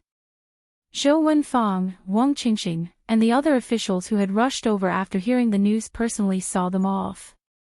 They walked all the way to a pavilion 5 kilometers away from Yifang County. At this moment, Li Zishuan turned around and cupped his hands to the crowd. To be honest, he didn't like others to send him off, because it would affect their journey too much. If no one sent them off, he and the children would have at least ridden a horse or a bicycle. They would probably have already left Yifang County by now. If that's the case, please take care of yourself, Marquis. On behalf of the 360,000 people of Lan Province, I thank Marquis for saving our lives. When Marquis comes to Lan Province again in the future, the people of the province will definitely line the streets to welcome him. The provincial governor of Lan Province, Zhou Wenfang, bowed deeply to Li Zishuan. Thank you, Marquis, for saving our lives. We welcome Marquis to Lan Province again. Someone among the people on the roadside shouted, and the rest followed suit. Thank you, Marquis, for saving our lives. We welcome Marquis to Lan Province again. Those who came to see Li Zishuan off today weren't only the officials of the provincial government, but also the people of Lan Province. In the past few days, the children that Li Zishuan had brought with him led the Sky Pheasant Brigade in the fields, sweating profusely as they exterminated the locusts. The people had all seen it and remembered it in their hearts. Now that Li Zishuan and the children were leaving, how could they not come to see them off? As a result, both sides of the pipeline from Yifang County to Jingle County in the east were densely packed with people who came to see them off. It was a mighty and endless parade. There were at least 100,000 people. With over 100,000 people shouting at the same time, how majestic would that sound be? It wasn't an exaggeration to say that the earth was shaking and the sky was shaking. Li Zishuan originally wanted to say a few words of farewell to his father-in-law, but the surroundings were so noisy that it was impossible to say goodbye. He could only wave his hand, not taking away a single piece of cloud. Then he mounted the horse and led the children towards the east. Beep beep beep. After nearly an hour, Li Zishuan finally led the large group out of the Lan Province. At this moment, a series of beep beep beep sounds suddenly came from a wooden box carried by a child not far from him. Young master. The telegram is here. When the child heard the sudden beeping sound, he couldn't help but shiver. He quickly jumped off the bicycle and ran towards Li Zishuan with the box on his back. At the very beginning, the telegraph machine was managed by Li Zishuan. However, ever since they split up in Xianyang, Li Zishuan handed the telegraph machine over to the children in his group. He picked 16 strong children and each of them took turns to manage the telegraph machine for half a day. The children only needed to inform him when the telegraph machine rang. Go and tell Uncle Hu that everyone should find a shady place to rest. We will set off in half an hour. Li Zixuan got off the horse and took the telegraph machine from the child's hands. He casually gave an order. Then, he saw that there was a huge rock by the side. He placed the wooden box on the huge rock and took out the telegraph machine and placed it on top of the box. Yes. Young master. The naughty brat answered and then ran off into the distance. Li Zixuan focused on listening to the telegram. As the Academy's telegram technology became more and more mature, a set of standards for telegram communication gradually formed. At the beginning, the code was just a test code. There wasn't much substantive content. It was just to wait for the other party to reply and confirm the other party's identity. Then, the sender on the other side would send the official message. This way, 1, it could prevent the receiver from missing the first message. 2, it could more or less increase the safety of the telegram transmission. Got it, Yanhuang 001. After putting down the telegraph machine, Li Zixuan quickly sent out a message. Yanhuang 001 was his temporary code name.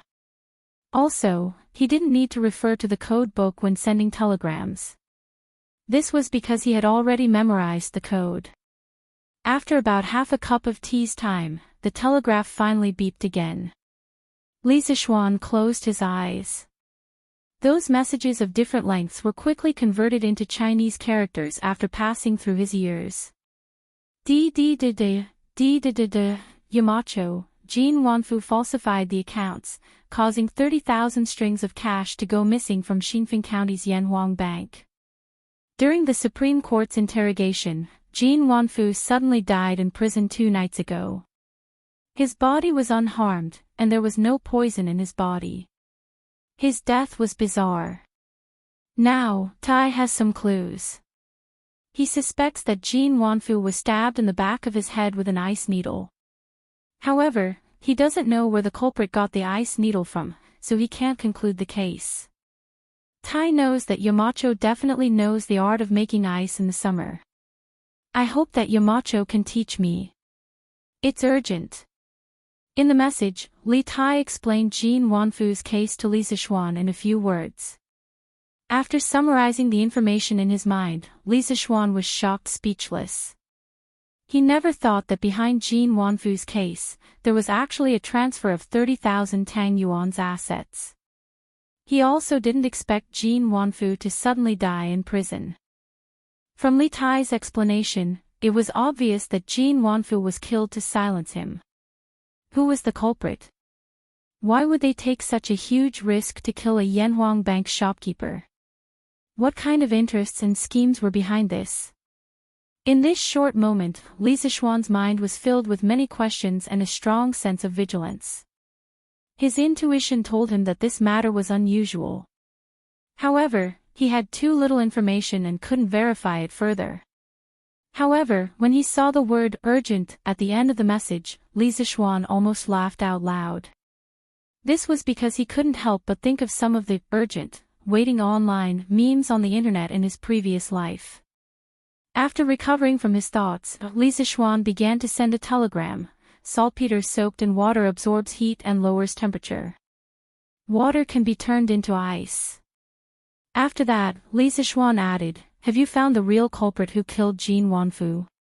Regarding the method of making ice with saltpeter, he didn't intend to hide it forever. This thing couldn't be hidden forever. In any case, he had entrusted it to his family last year. His father had bought a few saltpeter mines. When the time came, even if others knew that saltpeter could be used to make ice, he would still have the saltpeter mines in his hands. Chang'an City, Supreme Court.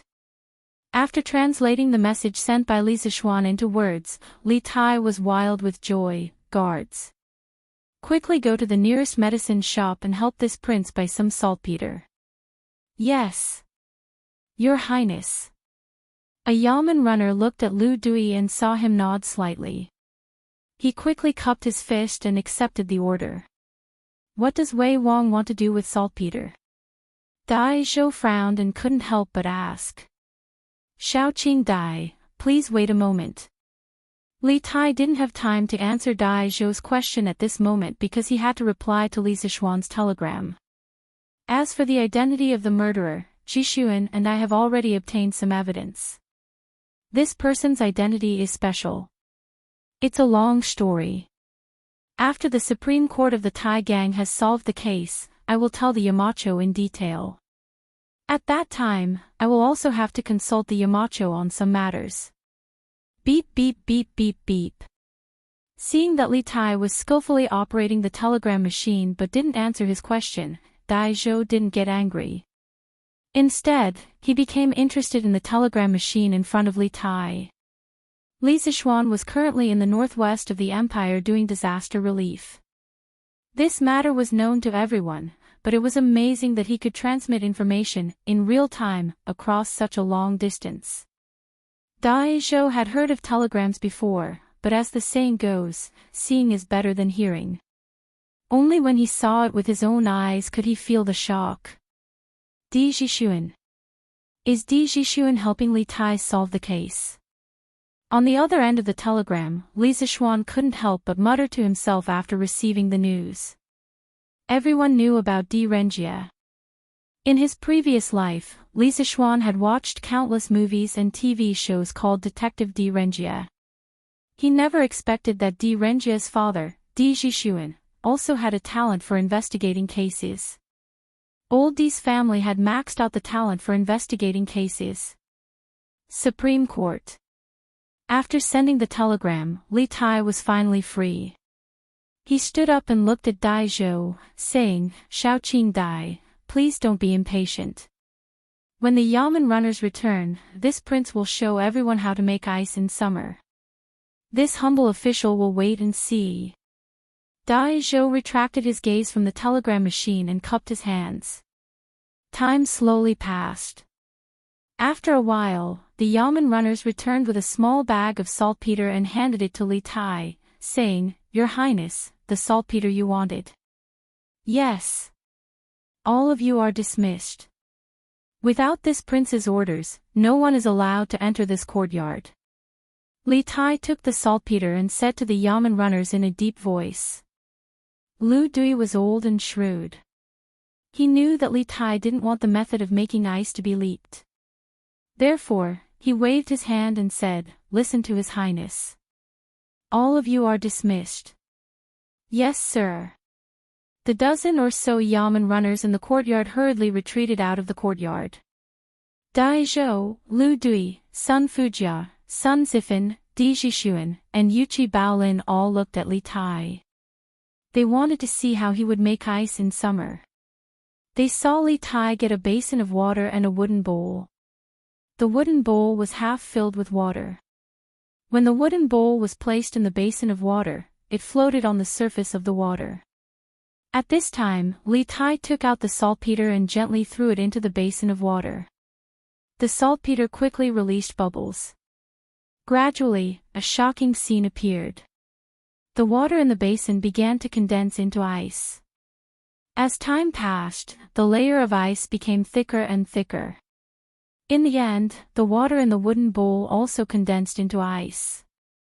Dai Zhou and the others were dumbfounded. They couldn't say a word. Li Tai was also shocked. After all, this was his first time using saltpeter to make ice. He didn't have much confidence in his heart. Now that the ice was successfully made, he was relieved.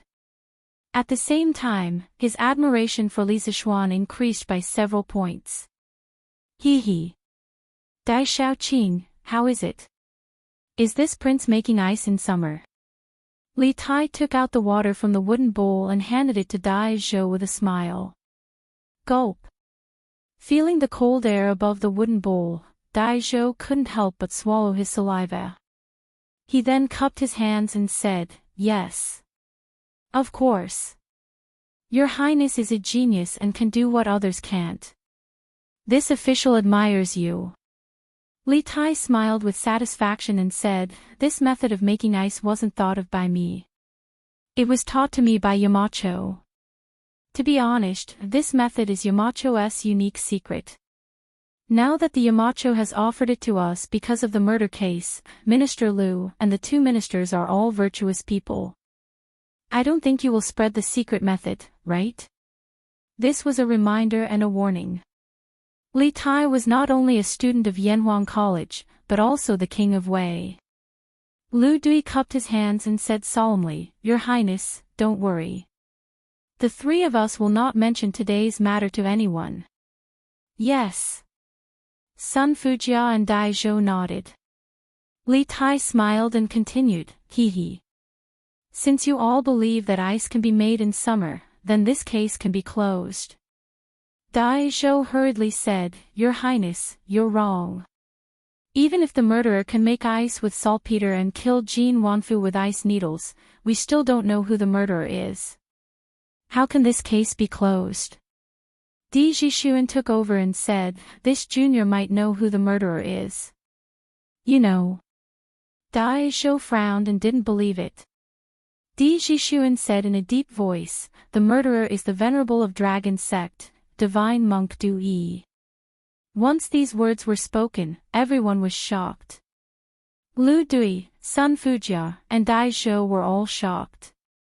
Dai Zhou widened his eyes in disbelief and asked, Du Yi?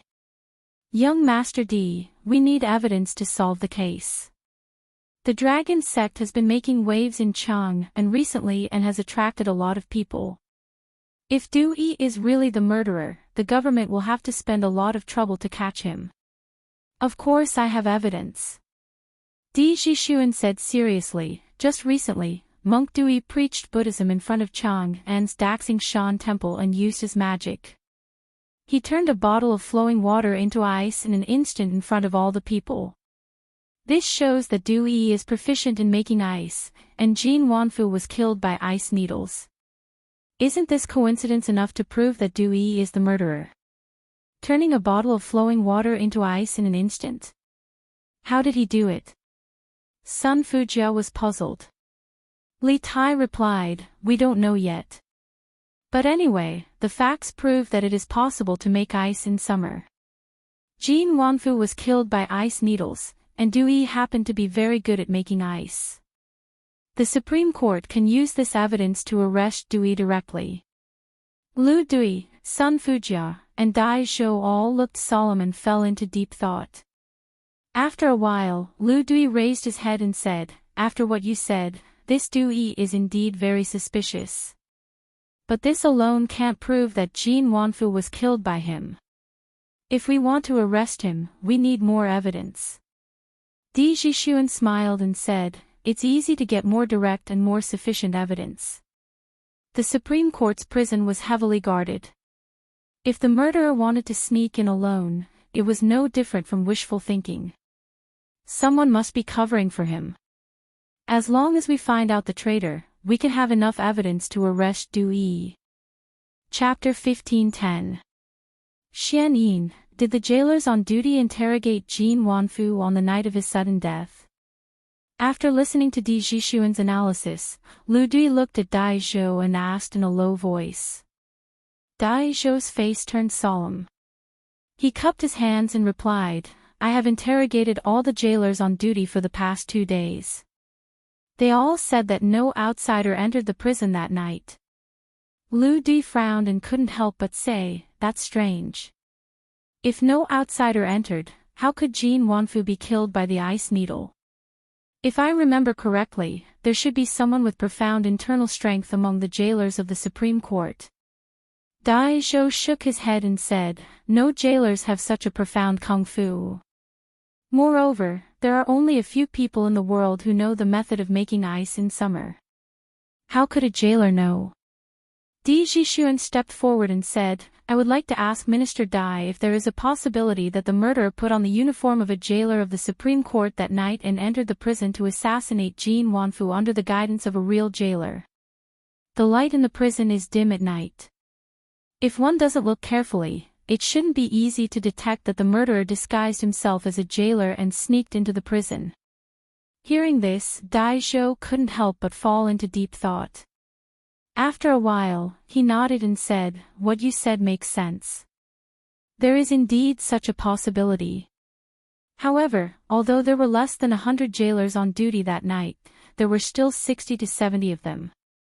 It's impossible that none of them noticed the murderer, right? Now that things had developed to this point, Dai Zhou didn't have any contempt for Di Jixuan. He was a little arrogant usually, but he wasn't arrogant. When he met someone with real ability, he was very willing to humbly ask for advice. And Di Jixuan was a person with real ability. At this moment, Di Jixuan frowned and thought for a moment. Then, he cupped his hands and replied, "Is there such a possibility? The jailer who sneaked the murderer into the Supreme Court has a relatively high status. Even if some other jailers noticed something unusual, they didn't dare to tell you the truth because of this person's power.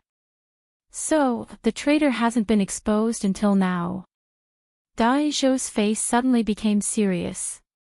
He snorted and said, "I'll go and interrogate all the jailers again." "Dai Xiaoqing, please wait." Di Jixuan hurriedly stopped him and said, "It's meaningless to use the same method again. The result will definitely be the same, and it will make the traitor more vigilant." Dai Ren paused and asked, "Then what do you think we should do?" Di Jixuan thought for a while and said, "Reward. With great rewards, brave men are bound to emerge." He gathered all the prison guards on duty that night and gave each of them a pen and paper. He asked them to write down some clues that they thought were valuable and told them that the Supreme Court would reward the prison guards who provided valuable clues. This way, not only will I be able to hide my identity, I won't be retaliated against, and I will also be able to obtain a generous reward. I believe that the prison guards who know about this will definitely be willing to report the truth. Hearing this, Sun Fujia couldn't help but nod and praise, using benefits to divide, and letting the person providing the clues have no worries. This method was feasible. As long as there's a traitor in the Supreme Court, we can use this method to find the traitor. Lu Dui couldn't help but laugh heartily. Good. Good. Xian Yin will act according to this method. We must capture the Supreme Court spy as soon as possible. This subordinate obeys. Dai Ren solemnly cupped his hands and said. Then, he nodded slightly to Di Jixuan and turned to leave. Lu Dui looked at Di Jixuan and said, "Haha. Secretary Di really has a good son. Jixuan, are you interested in being on duty in the Supreme Court in the future?" The old man was eager for talent and was planning to poach Li Zixuan's corner. Li Zixuan, who was far away in the Lan state, couldn't help but sneeze. He put away the telegraph and frowned. "Damn it, who's scolding me?" Li Zixuan, who thought that he hadn't done anything immoral, was puzzled. In the end, he could only shake his head and say to Hu Hanyun, "Uncle Hu, tell the children to set off. We'll try to get to Shirong County before noon." Earlier, Li Tai had said that after they solved the case in the Supreme Court, they would send the details of the situation in Chang'an via telegram. He had to find a place to stay in advance. "Yes. Young master." Hu Hanyun nodded, then turned around and shouted to the naughty children who were sitting on the ground, "Get up, all of you. Let's go." The effect of today's sermon was good. Our dragon sect has an additional 3,000 followers. The next step of the plan can begin. In a secret room in the Dragon Temple in Xinfeng County, the dragon head of the dragon sect stood with his hands behind his back and said lightly. Standing behind him was Sakya Du Yi, the next step of the plan. Dragon head, have the connections in Chang'an been opened? Hearing the iron-masked man talk about the next step of the plan, Du Yi's face showed a look of surprise and hurriedly asked. Yes. The iron-masked man nodded and said lightly, the dragon sect has more than 10,000 followers in Chang'an. Among them, there are more than 200 officials. In addition, there are many old friends of mine in Chang'an. Wouldn't it be easy to get through those joints? Our great cause is about to be completed. At the end, the iron-masked man's body couldn't help but tremble. Obviously, he was still very excited. Ba. Congratulations to the dragon head for your great cause. Sakia Dewey bowed with a face of joy. Ha ha ha. The iron-masked man heard and let out a burst of wild laughter. After laughing for 2 or 3 breaths, he finally calmed down and said in a deep voice, "But before that, we still can't expose ourselves. The trouble you caused before must be solved today." "How is it? Have you asked Yi Hong to come out?" Yi Hong was the jailer who helped Dewey sneak into the Supreme Court. At this time, Dewey hurriedly replied, reporting to the dragon head, "After the sermon, I met Yi Hong and asked him to wait for me at the 10-mile slope outside Chang'an City before noon. I will bring him to meet the dragon head and use the Jade Lake holy water to help him to never rise again. He has already agreed." Humph. The world is indeed greedy. 10-mile slope, good. You don't need to worry about this matter. I will arrange for the Earth Fiend group to get rid of him. The iron-masked man said in a deep voice. Yes. Sakia Dewey knew that he was in the wrong and hurriedly bowed. Why is one person missing? Where did Yi Hong go? In the Supreme Court, when Dai Zhou gathered all the guards who were on duty the night before and found that one person was missing, he couldn't help but frown and ask. The jailers couldn't help but look at each other in dismay. After a while, one of them walked out and cautiously cupped his hands, reporting to Dai Xiaoqing. Boss Yi said that her mother suddenly fell seriously ill and left the Supreme Court an hour ago and went home. His mother suddenly fell seriously ill. Dai Zhou couldn't help but frown. Inexplicably, he thought of Di Zhishuan's hypothesis that the traitor had a very high status among the prison guards, so the others didn't dare to expose him. Dai Zhou shook his head and threw away these thoughts. Then he said in a deep voice, "I've already told you what I need to say. Anyone who can provide valuable clues will be heavily rewarded. Now, everyone, start writing." Yes. The jailers answered, lowered their heads and began to write. "Old Wu, do you think the person brought by Yi Hong that night is the murderer?" At the back, a jailer couldn't help but whisper to another jailer beside him. "How would I know? That person didn't look like Wang Ming, but I didn't see clearly at the time. If we were wrong and offend boss, we won't be able to survive in the Supreme Court. You have to think carefully." AI. That's true. But since we wrote it on a piece of paper, boss, he shouldn't know that we wrote it, right? Besides, Yi Hong isn't here today. Should we write it? We'll be rewarded handsomely if we do. Right. Then write. Silence. I told you to write clues. What are you whispering about in private? At that moment, Dai Zhou, who was standing in front of everyone like an invigilator, couldn't help berating them. The jailers who had been whispering immediately quieted down and started to write at a high speed. Half an hour later, all the jailers had thrown their written notes into the wooden box that Dai Zhou had prepared earlier. After one note was thrown in, another left. A moment later, Dai Zhou was the only one left in the room in the Supreme Court. Dai Zhou picked up the wooden box and went out. When he arrived at the back office of the Supreme Court, Lu Dui and Sun Fujia were already waiting for him. Of course, Li Tai, Di Zhishuan and the others were also present. These 4 people had brought about a turnaround in Jin Wanfu's case, so Lu Dui didn't object to them staying behind to witness the progress of the case. "It's all here, hurry up and look through it," Dai Zhou said to the people around him as he turned the wooden box upside down on the table, and several dozen pieces of paper instantly poured out.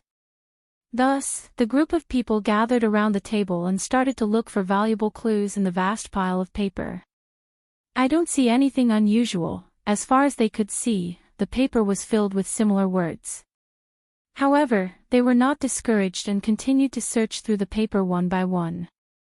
"I've got it." Suddenly, Di Zhishuan shouted again, "I've got it." This made Sun Zifan want to burst into laughter. Di Jishuan stood up with a note in his hand and said, "Everyone, please take a look." A jailer named Wu Mengshan claimed that on the night of Jin Wanfu's sudden death, he saw the jailer, Yi Hong, enter the B cell area with an unfamiliar, tall man in jailer's uniform.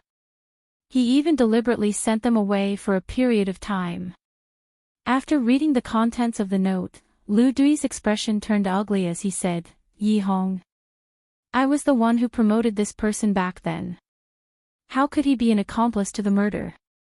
Men, summon Yi Hong to see me immediately." "Minister Lu, there's no need to summon him." Dai Zhou shook his head and sighed softly. Yi Hong must have absconded by now for fear of punishment.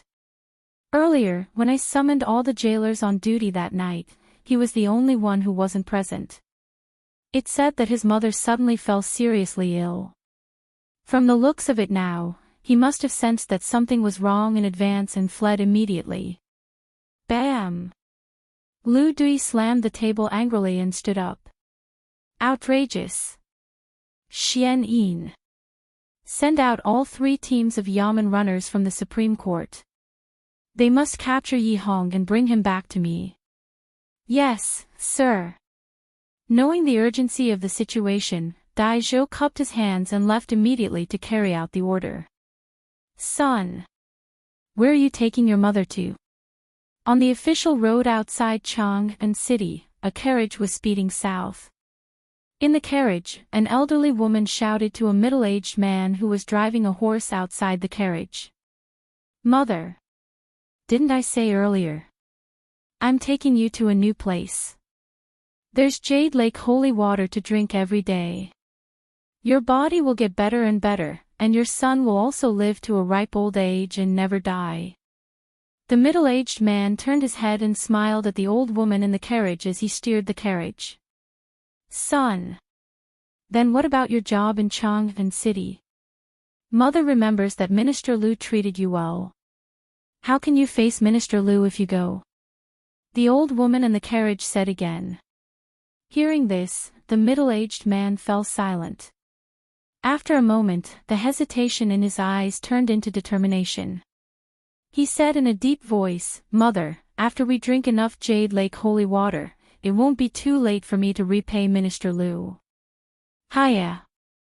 The speed of the carriage was very fast, and it had the momentum of leaving the dust in the dust. In addition, at noon, there were not many people on the official road. Therefore, after about half an hour, the carriage arrived at the Tenli slope north of Mount Zhongnan. "Hush! Mother. Let's wait here for a while. Master Du Yi will soon come to take us to the sacred ground of Dragon Sect to meet the dragon head." After driving the carriage to a shady place, the middle-aged man jumped off the carriage and said to the old woman in the carriage, Mother feels that this matter is a bit inappropriate. How can there be an immortal in this world? Mother just wants to see my son have a promising future and not go down the wrong path. Mother doesn't care whether you live to a ripe old age or not." The old woman walked down the carriage with Yi Hong's help and couldn't help but say, "Mother, you can't not trust others, but you can't not trust Master Du Yi. He is the reincarnation of the Buddha in heaven. He can purify water lotuses and turn water into ice. He is very capable.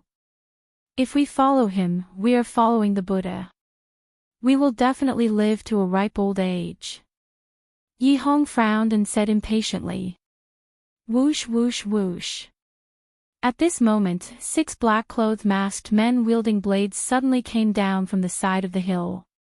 Due to their speed being too fast, by the time Yi Hong heard the whooshing sounds, the 6 black-clothed men had already surrounded the small carriage. "You? Who are you?" Seeing these masked men in black holding swords, Yi Hong panicked and subconsciously took 2 steps back and said, "Humph. We are the people who will kill you." The leader of the masked men in black snorted coldly and was about to go forward and chop Yi Hong. Hearing this, Yi Hong was so scared that his legs turned to jelly. He quickly said, Don't kill me. I have money, I can give you money. I can also give you Jade Lake holy water. Drinking it can cure hundreds of diseases, and you may even live to a ripe old age. This guy thought that he was a bandit who robbed him. You can keep those things to drink in hell. The masked man sneered and didn't talk nonsense. He directly held his long sword and pounced on Yi Hong and his mother. Chapter 15:11. The suspect Yi Hong is heading towards the Tenli Hill. Chase. He's right in front. At noon, at the entrance of Chang'an City, a group of elite cavalry galloped out, with Dai Zhou leading the charge, shouting loudly. This group of elite cavalry naturally did not come from the Supreme Court, but from the Right Wu Marquis government. After discovering the traitor, and realizing the seriousness of the situation, Lu Di made a prompt decision to let Dai Zhou request for Yuqi Jingda's Right Wu Marquis government to send troops for assistance, while he himself personally entered the palace to report this matter to Li Er. Bang bang bang. The cavalry whistled past, stirring up a trail of dust. The passers-by on the roadside could not help but discuss. Where did this happen again? It's the Wu Marquis government's cavalry. Hi. Who knows? Could it be that there are bandits again somewhere? How is this possible? Today the world is peaceful, where would there be so many bandits? I heard the leading official say something about a suspect, looks like they're going to catch some criminal. Ah. What kind of criminal can make the Wu Marquis government send out cavalry to catch him? Maybe it's someone who has committed a heinous crime. Sigh. Let's not talk about it. Let's go home and eat. Your Majesty, this is what happened. Dai Xiaoqing, Wei Wang and a few other students are now following the Right Wu Marquis government's cavalry to investigate the whereabouts of the criminal Yi Hong. Wei Wang insisted on following. I did not stop him, may your Majesty punish him. In the Suite du Hall, Li Er, who was about to go for lunch, was asked to stay by Lu Di. Lu Di told Li Er about the investigation results of Jin Wanfu's sudden death case. Old Li's brows instantly furrowed. In your opinion, what are the chances of the culprit being Sakya Dui? Li Er frowned and asked. Regarding Li Tai's safety, Li Er was not worried. This trip was just to catch a small old man from the Supreme Court, not to raid the nest of the Heavenly Dragon sect. There were so many Wu Marquis accompanying him, Li Tai would not be in trouble, so Li Er did not blame Lu Dui. In comparison, Li Er was more concerned about the mastermind and the Heavenly Dragon sect. The fact that the culprit behind the scenes might be related to the Heavenly Dragon sect was a pleasant surprise for Li Er. He had long wanted to deal with the Heavenly Dragon sect, but he didn't have a proper way to do so. Now that the case of Jin Wanfu's sudden death involved the venerable Shijayadu Yi of the Heavenly Dragon sect, how could Li Er not be pleasantly surprised? Hearing Li Er's question, Lu Dui looked solemn and bowed. Your Majesty, this old subject believes that His Highness King Wei and Di Zhishuan's speculation is highly credible. According to the report of the Supreme Court's bailiffs, Yi Hong had recently become a believer of the Heavenly Dragon sect. Whenever the Heavenly Dragon sect's divine monk Dui gave a lecture, Yi Hong would definitely be there. There is no enmity between Jin Wanfu and Yi Hong. This time, Yi Hong brought people to assassinate Jin Wanfu. It doesn't make sense. The only possibility is that Dui wants to kill Jin Wanfu, and Yi Hong has no choice but to be his accomplice.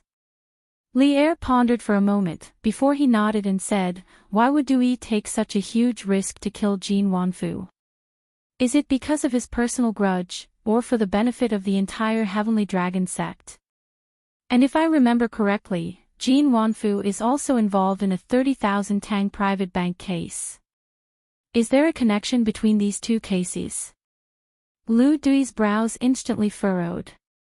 He cupped his hands and said, Your Majesty suspects that the 30,000 tang yuan that Jin Wanfu got from the private bank ended up in the Heavenly Dragon sect. That's right. The Heavenly Dragon sect first gave out porridge and cured diseases in various places to win over the people, so how could it not be supported by a huge amount of money? I even suspect that there are many Jin Wanfu secretly sending money to the Heavenly Dragon sect. Li Er nodded and said in a deep voice. Lu Dui was silent for a moment, before he solemnly cupped his hands and said, after Yi Hong is brought to justice, this old subject will definitely investigate this matter to the bottom. Li Er waved his hand and said, capture Yi Hong first. If you want to capture him alive, I will mobilize a team of Imperial Guards for you. Minister Lu, you will personally keep an eye on him to ensure that nothing goes wrong. Lu Dui cupped his hands and accepted the order. This old subject obeys. After that, he turned and left the main hall. The main hall suddenly fell into silence. Ha! I didn't expect Li Sichuan's student to be so proficient in investigating cases. Interesting. Li Er leaned on the dragon couch and was silent for a long time before he chuckled and sighed. Zhao Song couldn't help but interject at this time. Di Jixuan secretly ran away from home to participate in the Yanwang College's entrance exam, which provoked Secretary Di to personally climb Yunshan and find Marquis Yong, and to ask for him. Hearing this, Li Er couldn't help but recall that when he went to Yanwang College to observe the entrance exam last year, he happened to bump into Di Xiaoxiu who blocked the door. He couldn't help but laugh. Ha! Di Jixuan is so outstanding now. I guess Secretary D is secretly happy at home. He really took advantage of the situation and still acted innocent. Aw. Don't kill me. I'm a guest invited by Master Dui. Are you from the Heavenly Dragon sect? You can't kill me. On the 10-mile slope, seeing 6 masked men with swords rushing towards him, he hurriedly shouted in horror. The masked men opposite him didn't want to talk nonsense and directly slashed at Yi Hong with their swords. Don't harm my Hong-er. My Hong-er is an officer of the Supreme Court. If you harm my Hong-er, don't even think about running away. The old woman who came here with Yi Hong stood out at this time and opened her arms to stop the assassins, and said in a trembling voice. Humph. Old thing, you're courting death. The masked men in black didn't know what it meant to respect the old and cherish the young. They only knew that if someone blocked them, they would kill them. Therefore, the masked men opposite the old woman mercilessly pierced the old woman's body with their swords. Puchi! The long swords were pulled out and blood gushed out. The old woman fell straight to the ground with her eyes wide open. She died with grievances. Mother! Yi Hong, who saw this scene, suddenly let out a heart-wrenching cry. He was a filial person. Otherwise, he wouldn't have taken his mother out of the city this time to escape from Chang'an. Seeing the old woman fall, Yi Hong rushed up to her and held her in his arms. He cried bitterly, Mother, wake up. Wake up. Your son was wrong. Your son shouldn't have brought you here. At this moment, Yi Hong was suddenly remorseful. His heart was full of regret. He seemed to understand the situation in front of him. This was a killing trap set up by Du Yi to silence him. He regretted his greed, and regretted his ignorance. Humph. You should tell these words to the King of Hell. The leader of the assassins raised the long swords in his hands and was about to chop Yi Hong's neck. Yi Hong closed his eyes and didn't dodge because he knew that he couldn't avoid it. He might as well follow his mother to the netherworld to reunite with her. Feeling a gust of wind near the back of his head, Yi Hong knew that he was going to die. He lamented, Mother. Your son is coming to accompany you. Stop. At this moment, a loud roar came from not far away. Then, everyone heard the rumbling sound of horse hooves. Everyone, put down your weapons and surrender.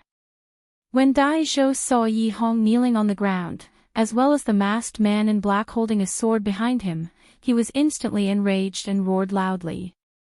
At this point, Yi Hong was the most crucial and effective breakthrough point in the entire case. If this lead was broken, then the whole case would return to square one. Dai Zhou would never allow it. Humph! Kill Yi Hong and run. Seeing the mighty imperial court army, the leader of the assassins didn't show any fear. Instead, the speed of his sword swinging down became even faster. How dare you, brat! Seeing this, Dai Zhou's eyes widened. He wanted to order the soldiers behind him to shoot, but he was afraid that the arrows would be inaccurate on the bumpy ride and accidentally hurt Yi Hong. For a moment, he actually didn't know how to give orders. They want to silence him. Bao Lin, quickly stop them. Di Zhishuan roared and said. Yuchi Bao Lin didn't have as many scruples as Dai Zhou. When he heard that, he directly snatched a horse lance from a right marquis soldier beside him and threw it fiercely at the assassin raising the sword. Whoosh! One had to know that Yuchi Baolin's other abilities might not be outstanding, but in terms of strength, there were very few people of his age who were stronger than him. This throw of his with all his might caused the lance to make a whistling sound in the air. One could only imagine how fast it was. At this speed, the horse lance would have already pierced through the assassin's body by the time he chopped off Yi Hong's head. If the assassin wanted to avoid this attack, he would have to give up on killing Yi Hong. Beautiful. Li Tai couldn't help but praise when he saw Yuchi Baolin throw the horse lance. However, what he expected didn't happen. A hint of ruthlessness flashed across the assassin's eyes. He still didn't dodge. Instead, he held his sword with both hands and slashed at Yi Hong's neck as fast as he could. Thud! Thud! The sound of the long sword piercing flesh and the horse lance piercing the body rang out one after the other. Right after that, Yi Hong's head fell to the ground and rolled forward for some distance. As for the assassin in black, he was sent flying by the powerful momentum of the horse lance. Then, he landed heavily on the ground and didn't move at all. Evidently, he had been killed in one blow. It was probably a life for a life. Dai Zhou gasped when he saw how ruthless and decisive the assassin was, willing to kill Yi Hong even at the cost of his own life. He was both shocked and furious. He shouted loudly, "Capture all of them. Don't let any of them escape." Now that Yi Hong was dead, Dai Zhou could only place his hopes on these assassins in front of him. Capture them alive and interrogate them. Perhaps he might be able to find out what he wanted to know. Understood. The cavalry behind Dai Zhou shouted loudly. Then, the cavalry automatically split into two groups and quickly rushed forward, intending to surround the remaining assassins and capture them all in one go. Naturally, those with 2 legs couldn't outrun those with 4 legs. Even if the assassins wanted to escape, they were surrounded by the cavalry before they could even take a few steps. Capture all of them. Keep them alive. Dai Zhou had already rushed over on his horse. He waved his hand and ordered. Understood. The soldiers obeyed and began to wave their lances to reduce the encirclement. The 5 assassins stood back to back. Seeing that the encirclement was getting smaller and smaller, the 5 of them looked at each other with a trace of determination in their eyes. Then, the 5 of them raised their long swords at the same time and slashed at their own necks. Quick! Don't let them kill themselves. When the assassins raised their long swords, Di Zhishuan had already realized that something was wrong. He quickly shouted. Yuchi Bao Lin used the same trick again. He took a horse lance from the soldier beside him and threw it at the long sword in an assassin's hand. However, he could stop one person, but he couldn't stop 5 people at the same time. Therefore, although Yuchi Bao Lin's horse lance knocked away the long sword in an assassin's hand, the other 4 assassins had already cut their own throats. Their decisiveness in committing suicide sent chills down one's spine. Quick! Capture him. Don't let him kill himself. Seeing that only one of the 6 assassins was left, Dai Zhou was both anxious and angry. He hurriedly ordered the soldiers to pin the remaining assassin to the ground. Unexpectedly, the tied-up assassin gave Dai Zhou a devilish smile. Then, the assassin closed his eyes, and a trace of blood flowed out from the corner of his mouth. He was dead. Dai Xiaoqing, this person has a poison sac in his mouth. Once you bite it open, he will die instantly. A martial marquis stepped forward to check the breath of the assassin and then looked at the mouth of the assassin seriously. Finally, he stepped forward and cupped his hands at Dai Zhou. Humph. This is outrageous. It was not easy to find a clue, but because they were too late, the key person was killed. Moreover, the assassins had decisively killed themselves. As a result, the clues of the case were cut off. How could Dai Zhou not be angry and furious? Bring all the corpses back to the Supreme Court. Check if there is anything on them that can prove their identities. Dai Zhou's face was gloomy as he ordered the martial marquis. Yes, sir. Sigh. We were too late. This murderer is so cunning. He actually predicted that we would find out about Yi Hong. Then, he killed him one step ahead of us. This way, no one will know his identity at all. Di Zhixuan said dispiritedly. They had worked so hard to solve the case, but in the end, it was all for naught. Zhixuan, it's my fault. It's my fault for not being strong enough and for not throwing the lance fast enough. Otherwise, Yi Hong wouldn't have died. Seeing that the atmosphere was a little gloomy, Yuqi Baolin scratched his head and said apologetically. Hearing that, Di Zhixuan quickly patted Yuqi Baolin's shoulder and said, Baolin, you have done very well. Don't blame yourself. Let's not talk about this anymore. Let's go back to Chang'an first. I don't believe that the murderer will be able to get away with it. After adjusting his mood, Dai Zhou said in a low voice. The group of people carried the corpses back to the city. On a hillside not far away, two middle-aged men dressed like farmers walked out from the bushes. They whispered a few words to each other, then mounted their horses and galloped towards Xinfeng County in the northwest. Chapter 15:12. The imperial court actually mobilized the army for a small prison head. It seems that Li Shimin has noticed something. Xinfeng County, Tianlong Temple. The iron-masked man stood with his hands behind his back and said in a deep voice. Dragon Chief, you mean Li Shimin knows that I killed Jin Wanfu? Du Yi stood behind the iron-masked man and couldn't help but ask. Humph. It's all because of you. The iron-masked man snorted and turned around. Tianlong Temple is no longer safe. Let the core disciples withdraw with me first. When everything is ready, I'll give Li Shimin a big surprise. He. Yes. Du Yi's face froze, and he quickly bowed to accept the order. Sho. Xian Yin, what's going on? Where's Yi Hong? On an official road not far from Chang'an, Lu Dui led a group of imperial guards and just so happened to run into the right marquis army led by Dai Zhou. Lu Dui hurriedly reined in his warhorse, but when he saw that Yi Hong was not in the group, Lu Dui's heart sank and he asked. Replying to the temple head, Yi Hong encountered a group of unknown black-clothed men at the Shirley Slope. We were a step too late and he was killed. Those men in black all chose to commit suicide after being surrounded by us. Dai Zhou quickly jumped down from his horse, stepped forward, and bowed to Lu Dui with an ashamed expression. What? Yi Hong is dead. The assassins who killed him all committed suicide. Lu Dui's eyes widened in shock, and his face instantly sank.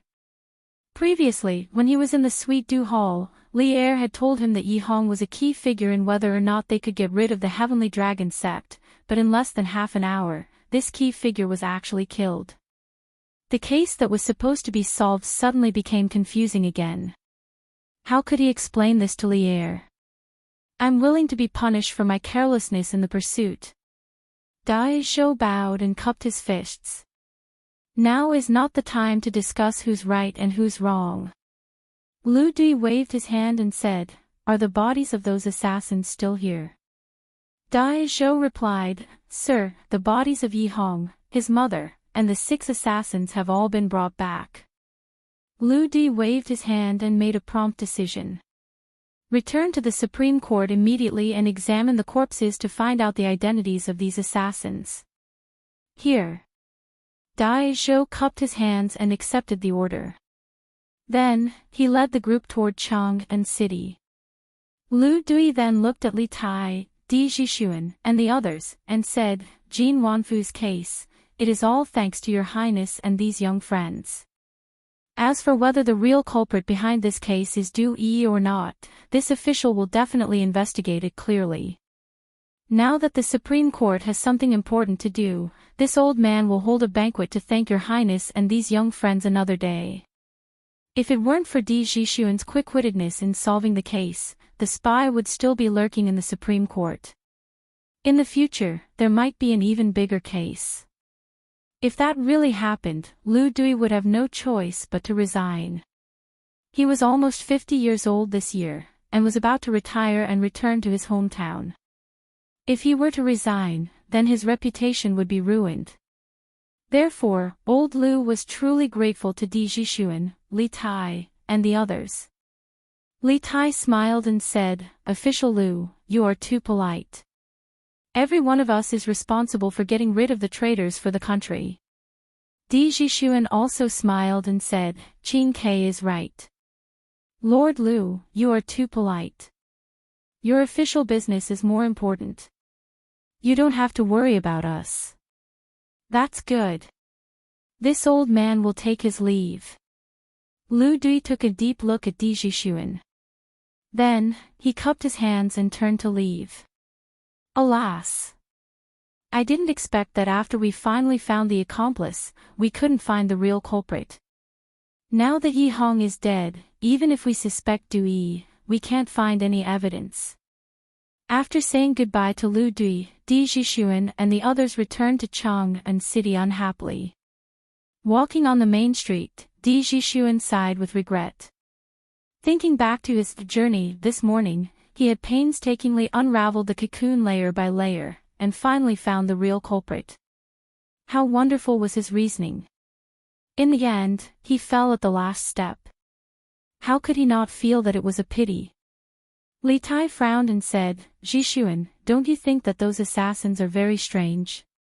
Not only did they kill themselves when they were surrounded, they even killed themselves by swallowing poison after they were captured. They seem to be ready to commit suicide at any time. It's really strange. Di Jixuan's expression turned solemn. He nodded and said, These people want to kill Yi Hong. It's very likely that Du Yi ordered them to do so. Moreover, from the way they act, it's very likely that they are death warriors trained by the dragon sect. But how could the dragon sect have death warriors? What kind of ulterior motive do they have? Qin Ke, I think these problems must be solved as soon as possible. Otherwise, the dragon sect will be a disaster for the Tang Empire sooner or later. Li Tai agreed and said, Jixuan, you are right. The dragon sect doesn't seem to be good people. I believe that my father will definitely send people to investigate this matter. With my father around, no one can overturn this country. At the end, Li Tai's face was full of confidence. If it had been in the past, he might have only felt that Li Er was a good father to him. However, after studying outside the palace for over a year, what he had heard, seen, and learned gradually made him understand that Li Er was also a skilled and iron-blooded emperor. No one was a match for Li Er in terms of power and strategy, in terms of stabilizing the country and maintaining peace. Di Jixuan didn't answer. After a moment of silence, Sun Zifan, who was following behind them, suddenly said, Qin Ke, Jixuan, what's the deal with the magic that monk Du Yi used to turn water into ice? Have you figured it out? Everyone was speechless. It turned out that the reason this guy didn't speak for a long time was not because he was thinking about the case, but because he was thinking about those tricks. After a long silence, Li Tai shook his head and said, I don't know. Sun Zifan stared and said, "Then aren't you curious? Didn't you say you wanted to ask the Yamacho? Now that the case has been solved and the traitor has been caught, why don't you go and ask the Yamacho?" Li Tai thought for a moment. He had promised Li Zishuan that he would send the details of Jin Wanfu's case in the form of a telegram once the case was solved. Now that he was free, it was indeed time to send the telegram. "I left the telegram machine in the Supreme Judiciary. I have to get it back. After sending the telegram to the Yamacho, I have to go back to the workshop." After a moment of silence, Li Tai opened his mouth. He was now the deputy director of the Trump Card Project. Even if it was the weekend of the academy, he still had to work overtime in the workshop's research base. This morning, he just went back to the palace to greet Zhang Sun. As for the investigation, it was just a coincidence. Beep, beep, beep, beep, beep. Around 1:00 in the afternoon, in Prince Wei's mansion, the little fatty began to send a telegram to Li Zishuan in the study, while Sun Zifan, Di Jishuan, Yuchi Baolin, and the others waited expectantly for Li Zishuan's reply. "Young master. There's a telegram. Shirong County." Li Zishuan, who had just settled down in the county's inn, suddenly heard a beeping sound and a young man's shout outside the door. He pushed the door open and saw that it was Erniu. "Give it to me." Li Zishuan took the telegram machine and turned back into the room. After placing the telegram machine on the desk, he calmed himself down and began to send the telegram. "Got it, Yanhuang 001. After confirming his identity, the telegram machine rang again. Li Zishuan's strong spiritual power turned his brain into a powerful and responsive code translation machine. "Yamacho, the real murderer of Jin Wanfu, we suspect that it's the venerable Shajiadu of the Dragon Sect. This person is very good at illusions. After investigating that Yi Hong was the accomplice who brought the murderer into the Supreme Court's prison, Dai Zhou immediately led people to arrest Yi Hong. But in the end, we were still a step too late. Yi Hong was surrounded by a group of unknown black-clothed men on a slope 10 miles outside Chang'an City. In the end, Yi Hong was beheaded, and the assassins all committed suicide on the spot." After listening to Li Tai's narration, Li Zishuan learned that in less than half a month, so many things had happened in Chang'an City. Especially the new sect, the Dragon Sect, which aroused Li Zishuan's great vigilance. They used illusions and superstitions to confuse the people and recruit them into the sect, gradually increasing its power and prestige. Wasn't this a cult in modern times? Moreover, the Dragon Sect was very similar to the White Lotus Sect of the late Ming Dynasty. The White Lotus Sect had some White Lotus mother, but he didn't expect the Dragon Sect to create a venerable. If this wasn't a high imitation of the White Lotus Sect, then what was it? What did the White Lotus Sect do? They rebelled against the imperial court. Then the hidden intention of the Dragon Sect in front of him was obvious. Li Zishuan dared to conclude that the Dragon Sect absolutely wanted to rebel against the imperial court. Besides, this morning, Di Jishuan solved the case. After listening to Li Tai's description, Li Zishuan had to admire Di Jishuan's observation and reasoning skills. Di Jishuan was able to analyze such a hidden method of killing people with ice needles. It seemed that Di Renjie, who solved cases like a god in history, was likely to have inherited the talent from Di Jishuan. Yamacho, this morning in Chang'an City, Monk Du Yi performed the levitation skill and the water-to-ice technique. The levitation skill has been cracked by a little girl we met named Xin Shuozhen. But as for the water-to-ice technique, we have pondered for a long time, but we still can't figure out the essence of it. I hope Yamacho can give us some hints. In the end, Li Tai still asked this question. After all, he was also very curious and wanted to know the answer. Li Zishuan, who was in the inn, was shocked after receiving the telegram. This was because he heard a familiar and extraordinary name. Chen Shuozhen. Qin, are you saying that the little girl who cracked the levitation skill is named Chen Shuozhen? Are you sure it's these 3 words? Li Zishuan's right hand tapped lightly, and a series of messages were sent out in an instant. On the other side, Li Tai, Di Jishuan, Sun Zifan, and the others who were guarding the telegram originally wanted to listen to how Li Zishuan cracked do ease water to ice technique. They didn't expect that after the code was translated, it would be such an inexplicable question. Yamacho, what does this mean? It's obviously talking about the water to ice technique. Why did it mention the little girl we met this morning? Sun Zifan couldn't help but complain after reading the translated code. Could it be that Yamacho used to know that little girl? Li Tai frowned and guessed. As he spoke, he had already begun to reply to Li Zishuan's telegram. Yamacho, her name is indeed Qin Shuozhen. As for whether it's these 3 words, Tai isn't sure.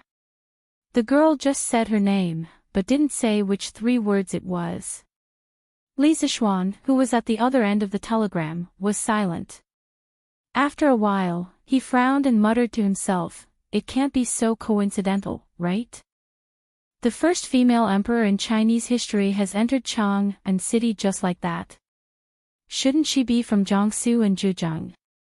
The Qin Shuozhen that Li Zishuan thought of was also known as Qin Shuozhen in history. She was from the Zitong Yuantian manor in Muzhou, and the female leader of the peasant uprising in Zhejiang during the Tang dynasty.